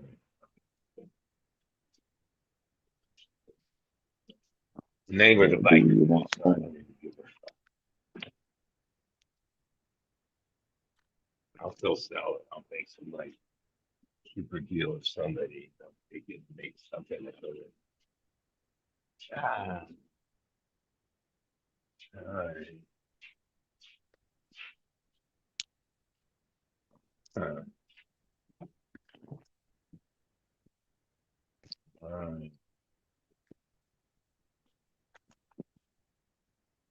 right. Don't get it.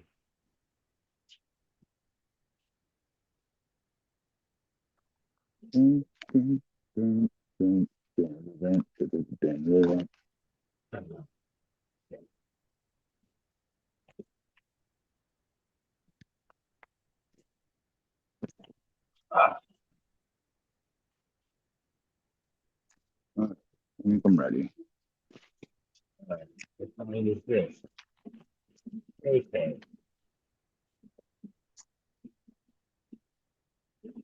Oh, no, after that, oh man, I'll probably have over a pound of garlic cocktail. Oh, that's good. I didn't think I had one. Now I'm on my 6th one. Oh, I didn't put the fucking battery in the head. That's crazy. And it yielded a lot. I've been thinking this with other strains. It's actually the best performer of the run as far as girth. Girth and it. Second run. Ryan likes the girth. Decided When, like when he's boofing fucking pot, he fucking loves girth. He boof pot boofing. now we're in K10. Such a weirdo. Not that big.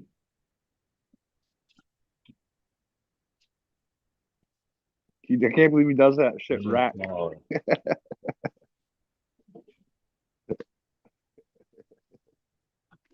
Just for fun.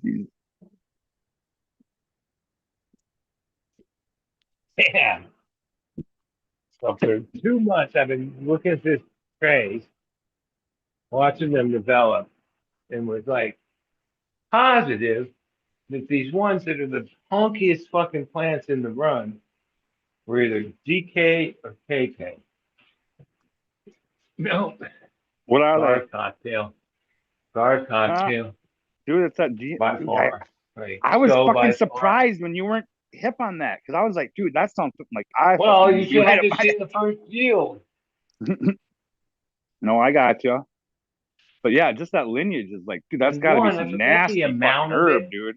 but I never even smoked any because I sold the whole thing. Like it just sounds Like, nasty. It sounds like one of those ones that would just be nasty. it is. It shows some of these other ones. But no, it got big. Like, this next plant is on the side, so it's not even in the middle. And it's probably going to be the heaviest plant on the tray.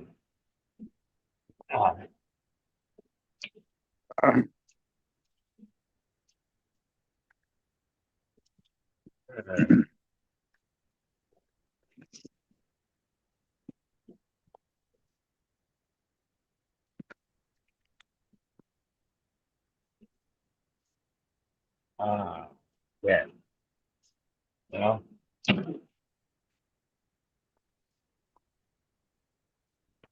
Yeah. Uh, I'm gonna make these fit. Getting raw. Got the cooking raw.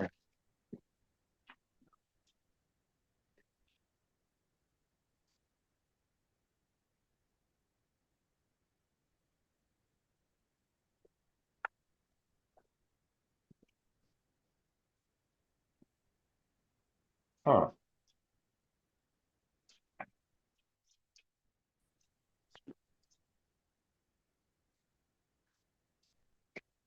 Okay, we got the roosters growing.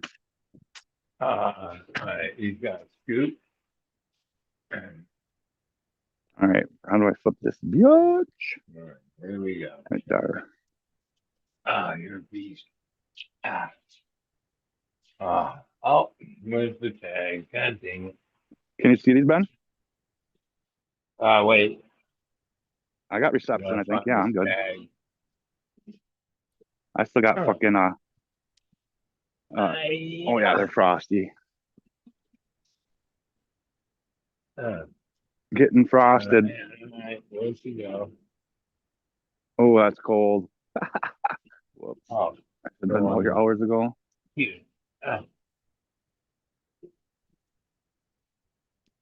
That Donnie, I'll seat it up. Um, Donnie Burger. ah, Yeah, I like this fucking plant. Haze, right. some root beer, some Pam, some white thorn, and some like sandalwood tropical fucking pineapple creamsicle.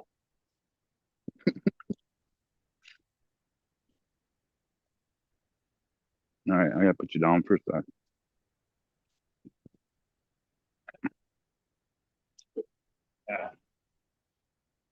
All right, right. That's tea cake. And it's the same color as the cake. That's the problem. Um,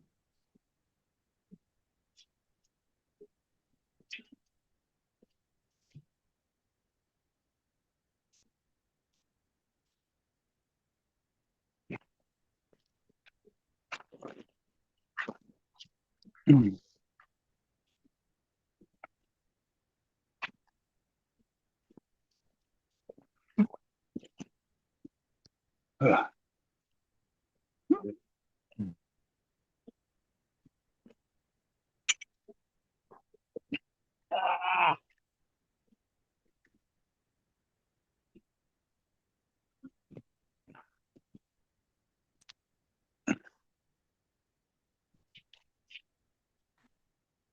all right, you gotta go here. Yeah, that wasn't fucking very good idea. Not getting those in last night. Maybe the end of them. Different. All right. All right.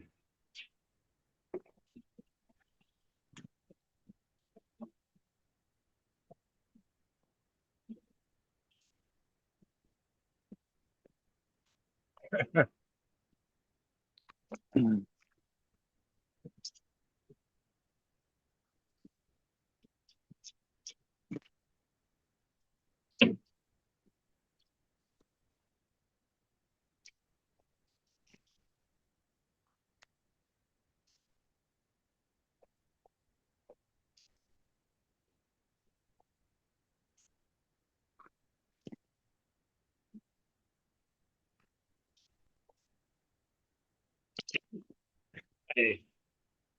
All right. This is a pancake. Let's go on over here. Okay. Yeah. Huh?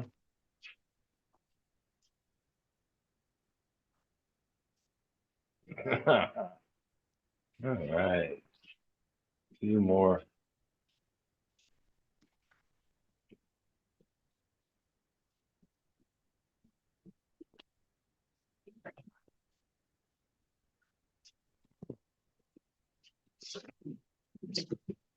Cooler than a motherfucker.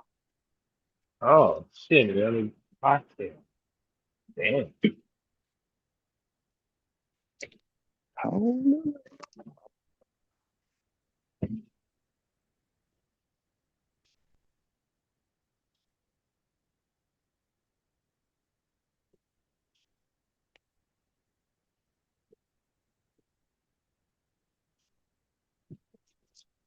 That's crazy. It's, I really thought I was gonna have like pounds of this KK and DK, but there's way less of those and a lot more of these garlic cocktails. Well, that's good. And It sounds that's like the that's a ones good that thing. have been impressing me the whole run. Like, that's news to me. That's all. That's always fun. I had it all wrong. Huh. The other ones did pretty good, but yeah.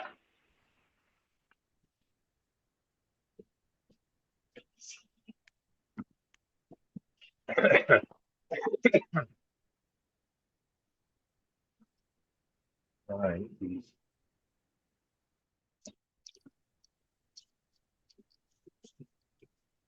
Uh, Oh, I still got that little.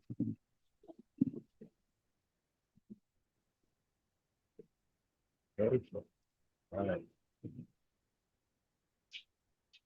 Nice. All right. Let's see. KK. Oh, that's a DK. Ah, fuck. Guess I have to move that one. Otherwise, I don't know if it's gonna be. Hey, me knowing they did. Oh, wait. That's it. Ah. All right. You over here. Ah.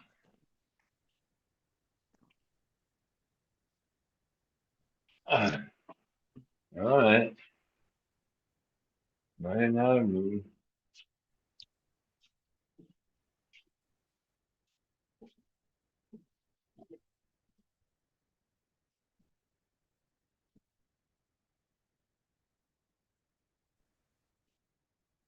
Ah. Um. All right.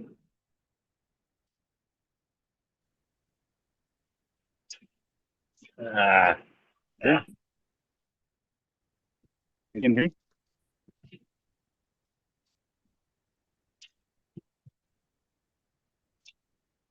What? Oh. All right. You.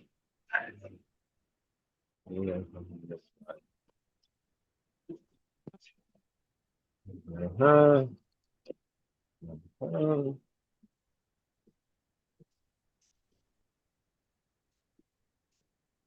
What? Don't tell me that's another guy. Where? Oh, yeah.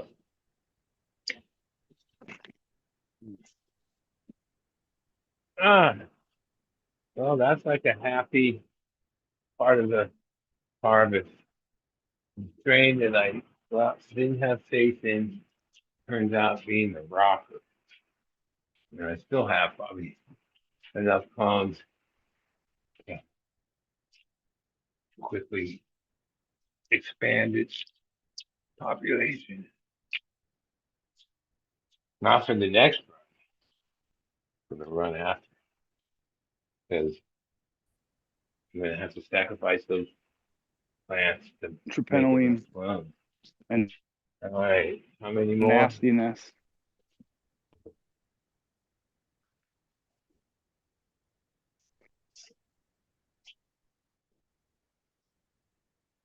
What's that?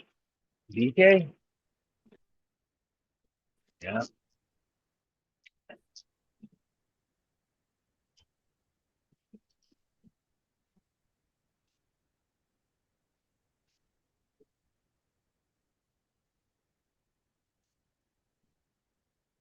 Ah,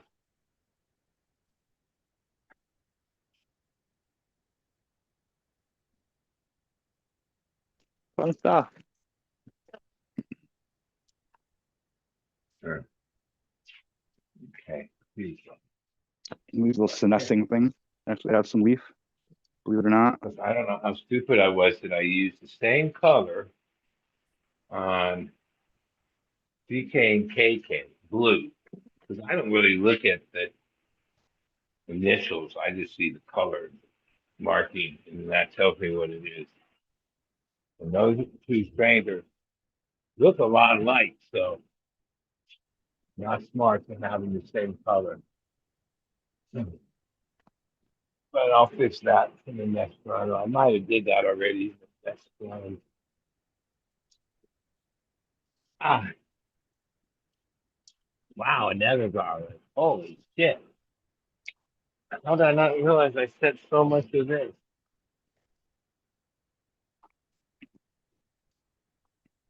Why? Because I was already like unenthused about it.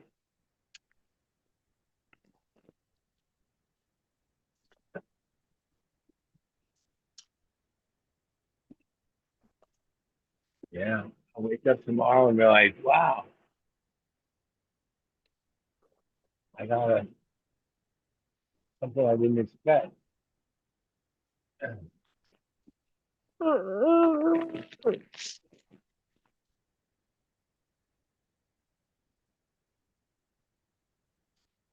Ah, fuck. Hey, All what? right. Hey, Bud, what's that look like? I'm over it. I'm almost done. Yo, Bud. Got another garlic. Cause Unreal. what do those look like, Bud? Yeah. Luckily, it performed. Bud, what do I'm those just look like? thinking like, oh, why am I running so many of these again? Fuck, this cost me. This is actually what's going to definitely kick the yield into respectable numbers. Bud, do those look like hydrogen?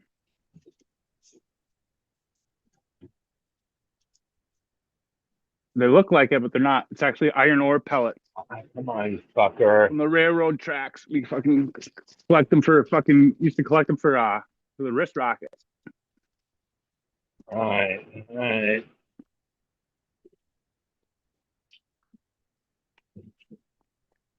Got feathers. All right, fucker, come on.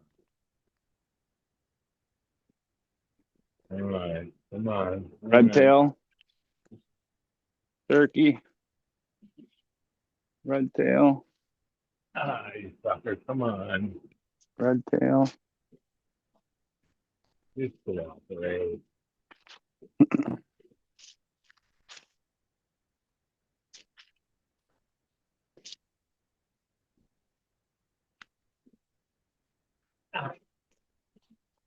Ah, all right. One time. Ah,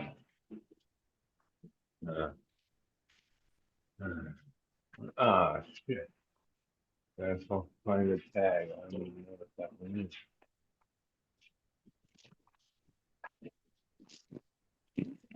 Oh shit! There went my light. Huh. Oh, that's garlic. So I show you how we fucking sell the crop. Huh. Harvest tools.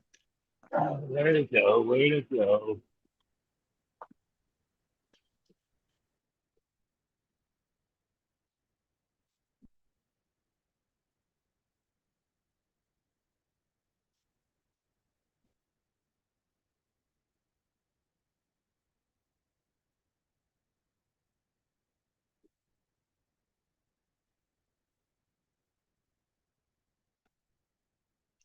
And there we go.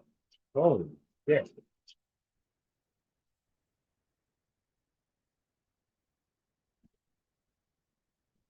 Let's see the tag.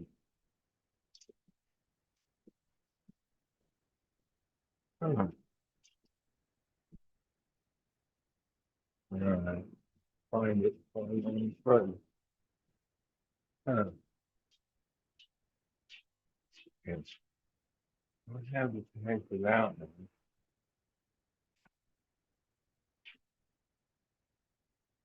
All right.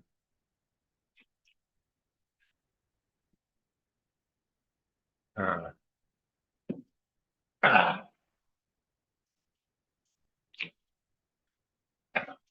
1, 2, 3, 4, 5, 6, 7, 8, 9, 10. I wouldn't have thought I had more than 1 or 2 of that kind.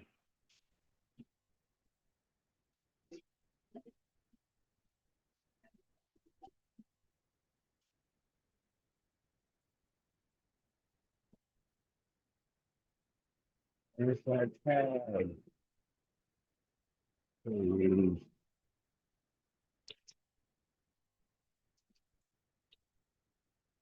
Yeah. Let's see. Ether.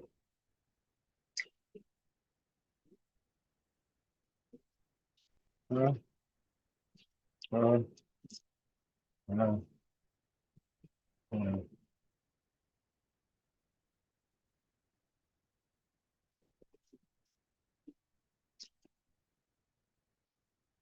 All right. Gotta find it.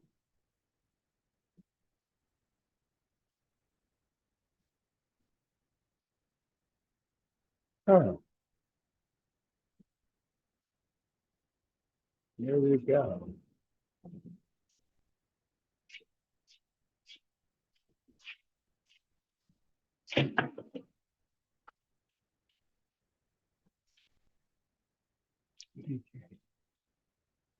Yeah, I thought that was the cake.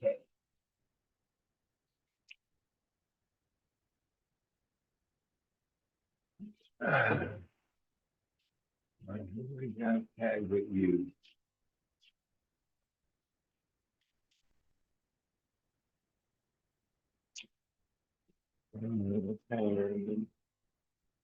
No, not market.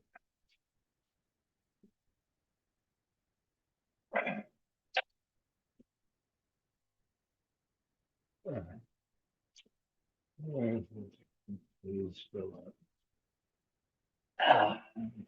Looking around here. Aye.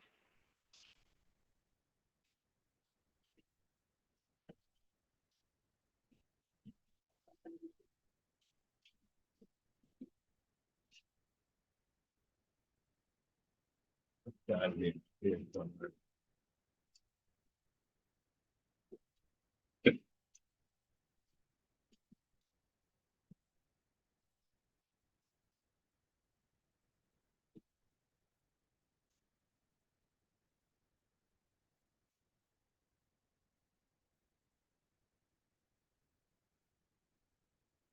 Ah, another one. Holy shit.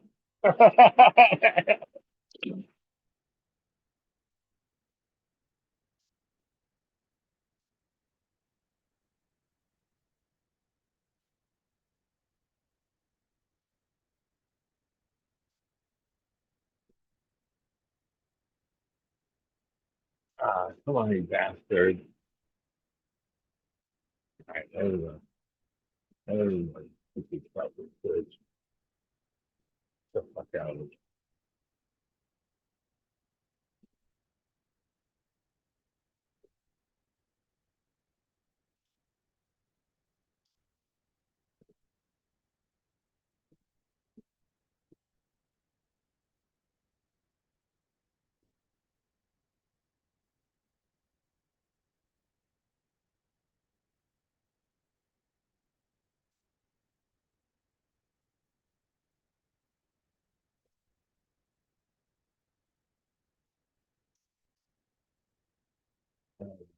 Yeah.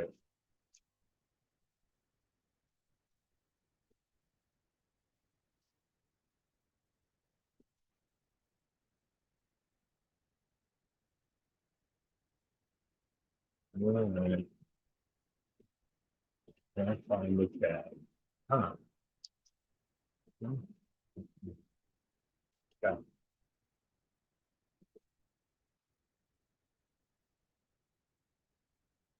Hmm. All right. Frosty 10 it is.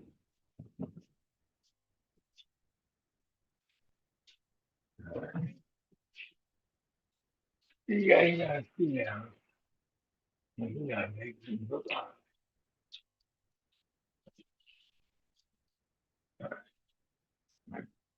There's a Sharpie.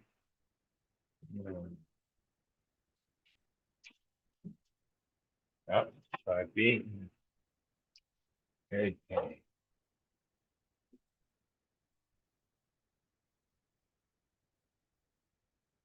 Yeah. I'm gonna have to use tape.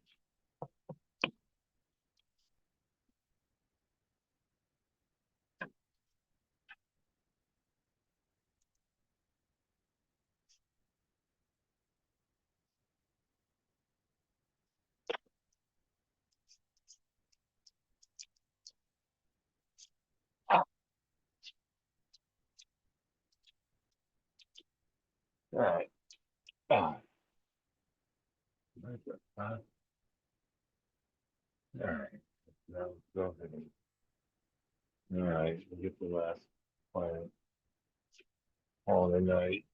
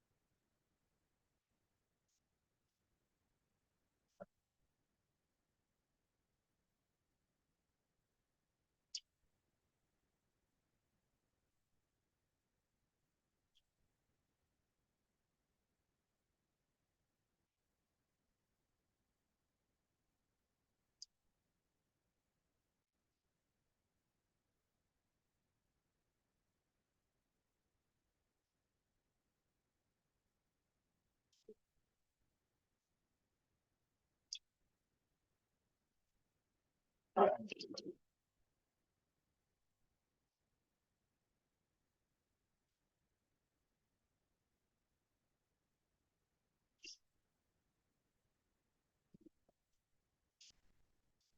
right. No, this is good.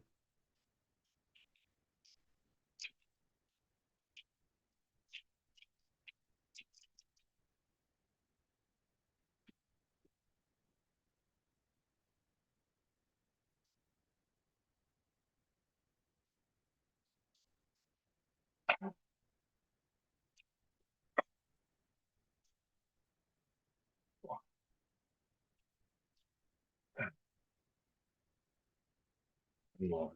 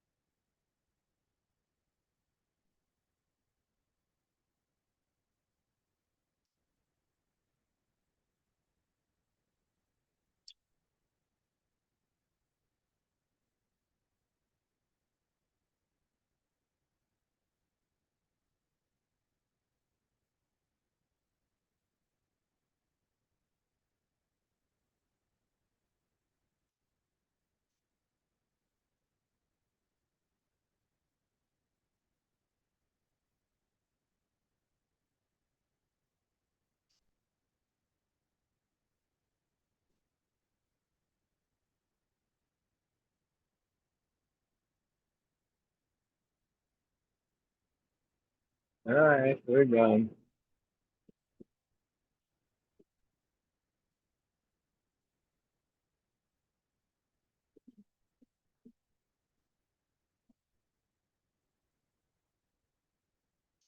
Hey.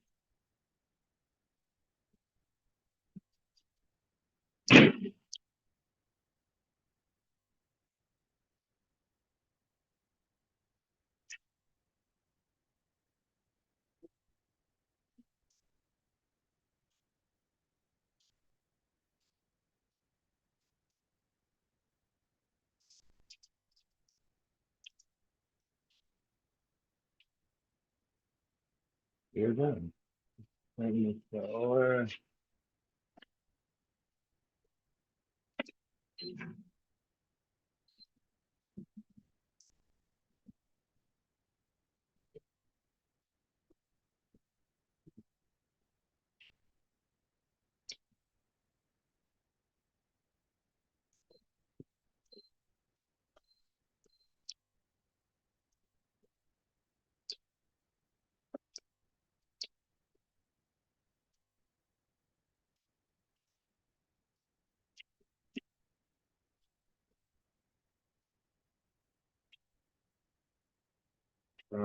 Fuck.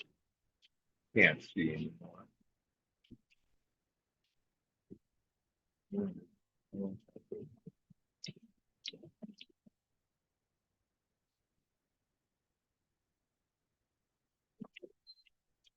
All right.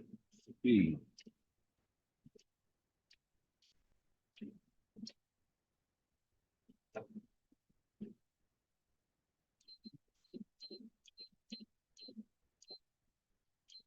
Hmm.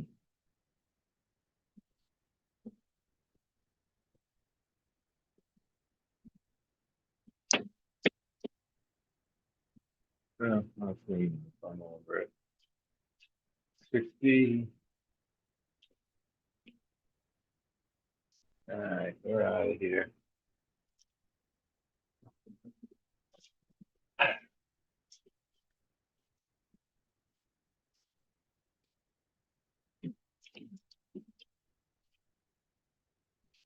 All right.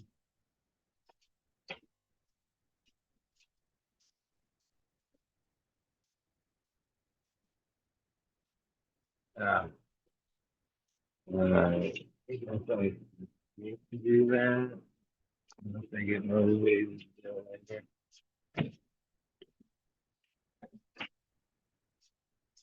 Ah, ah, finished it. I'm proud of myself.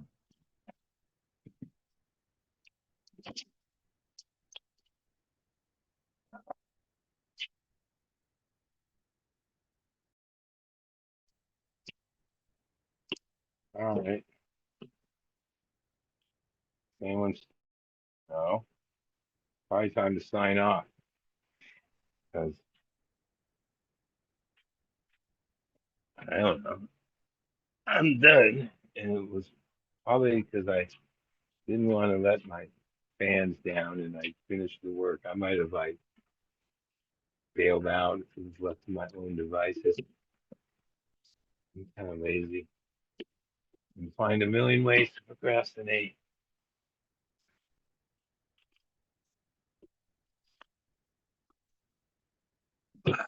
Get home and I wake up tomorrow. I'll be like, yes, I fucking did it.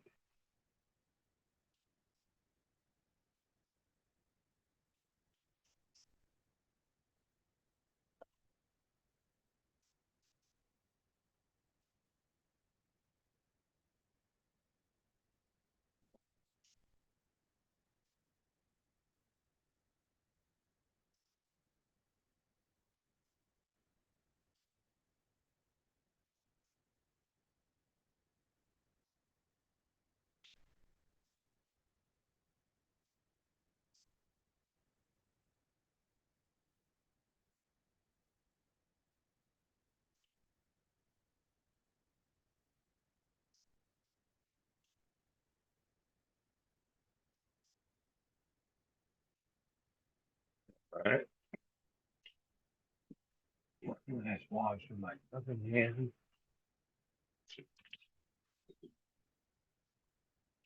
Huh. I can't imagine anybody still in the chat watching it. Had to get pretty boring.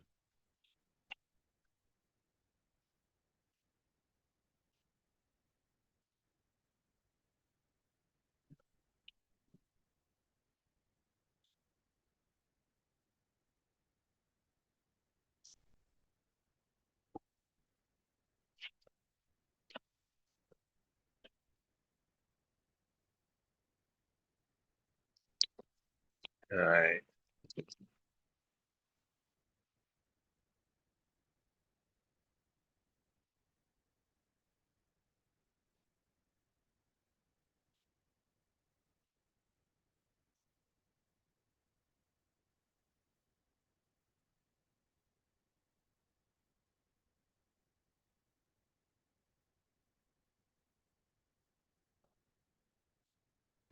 All right, guys, I'm signing off. Thanks for the support, believe it or not.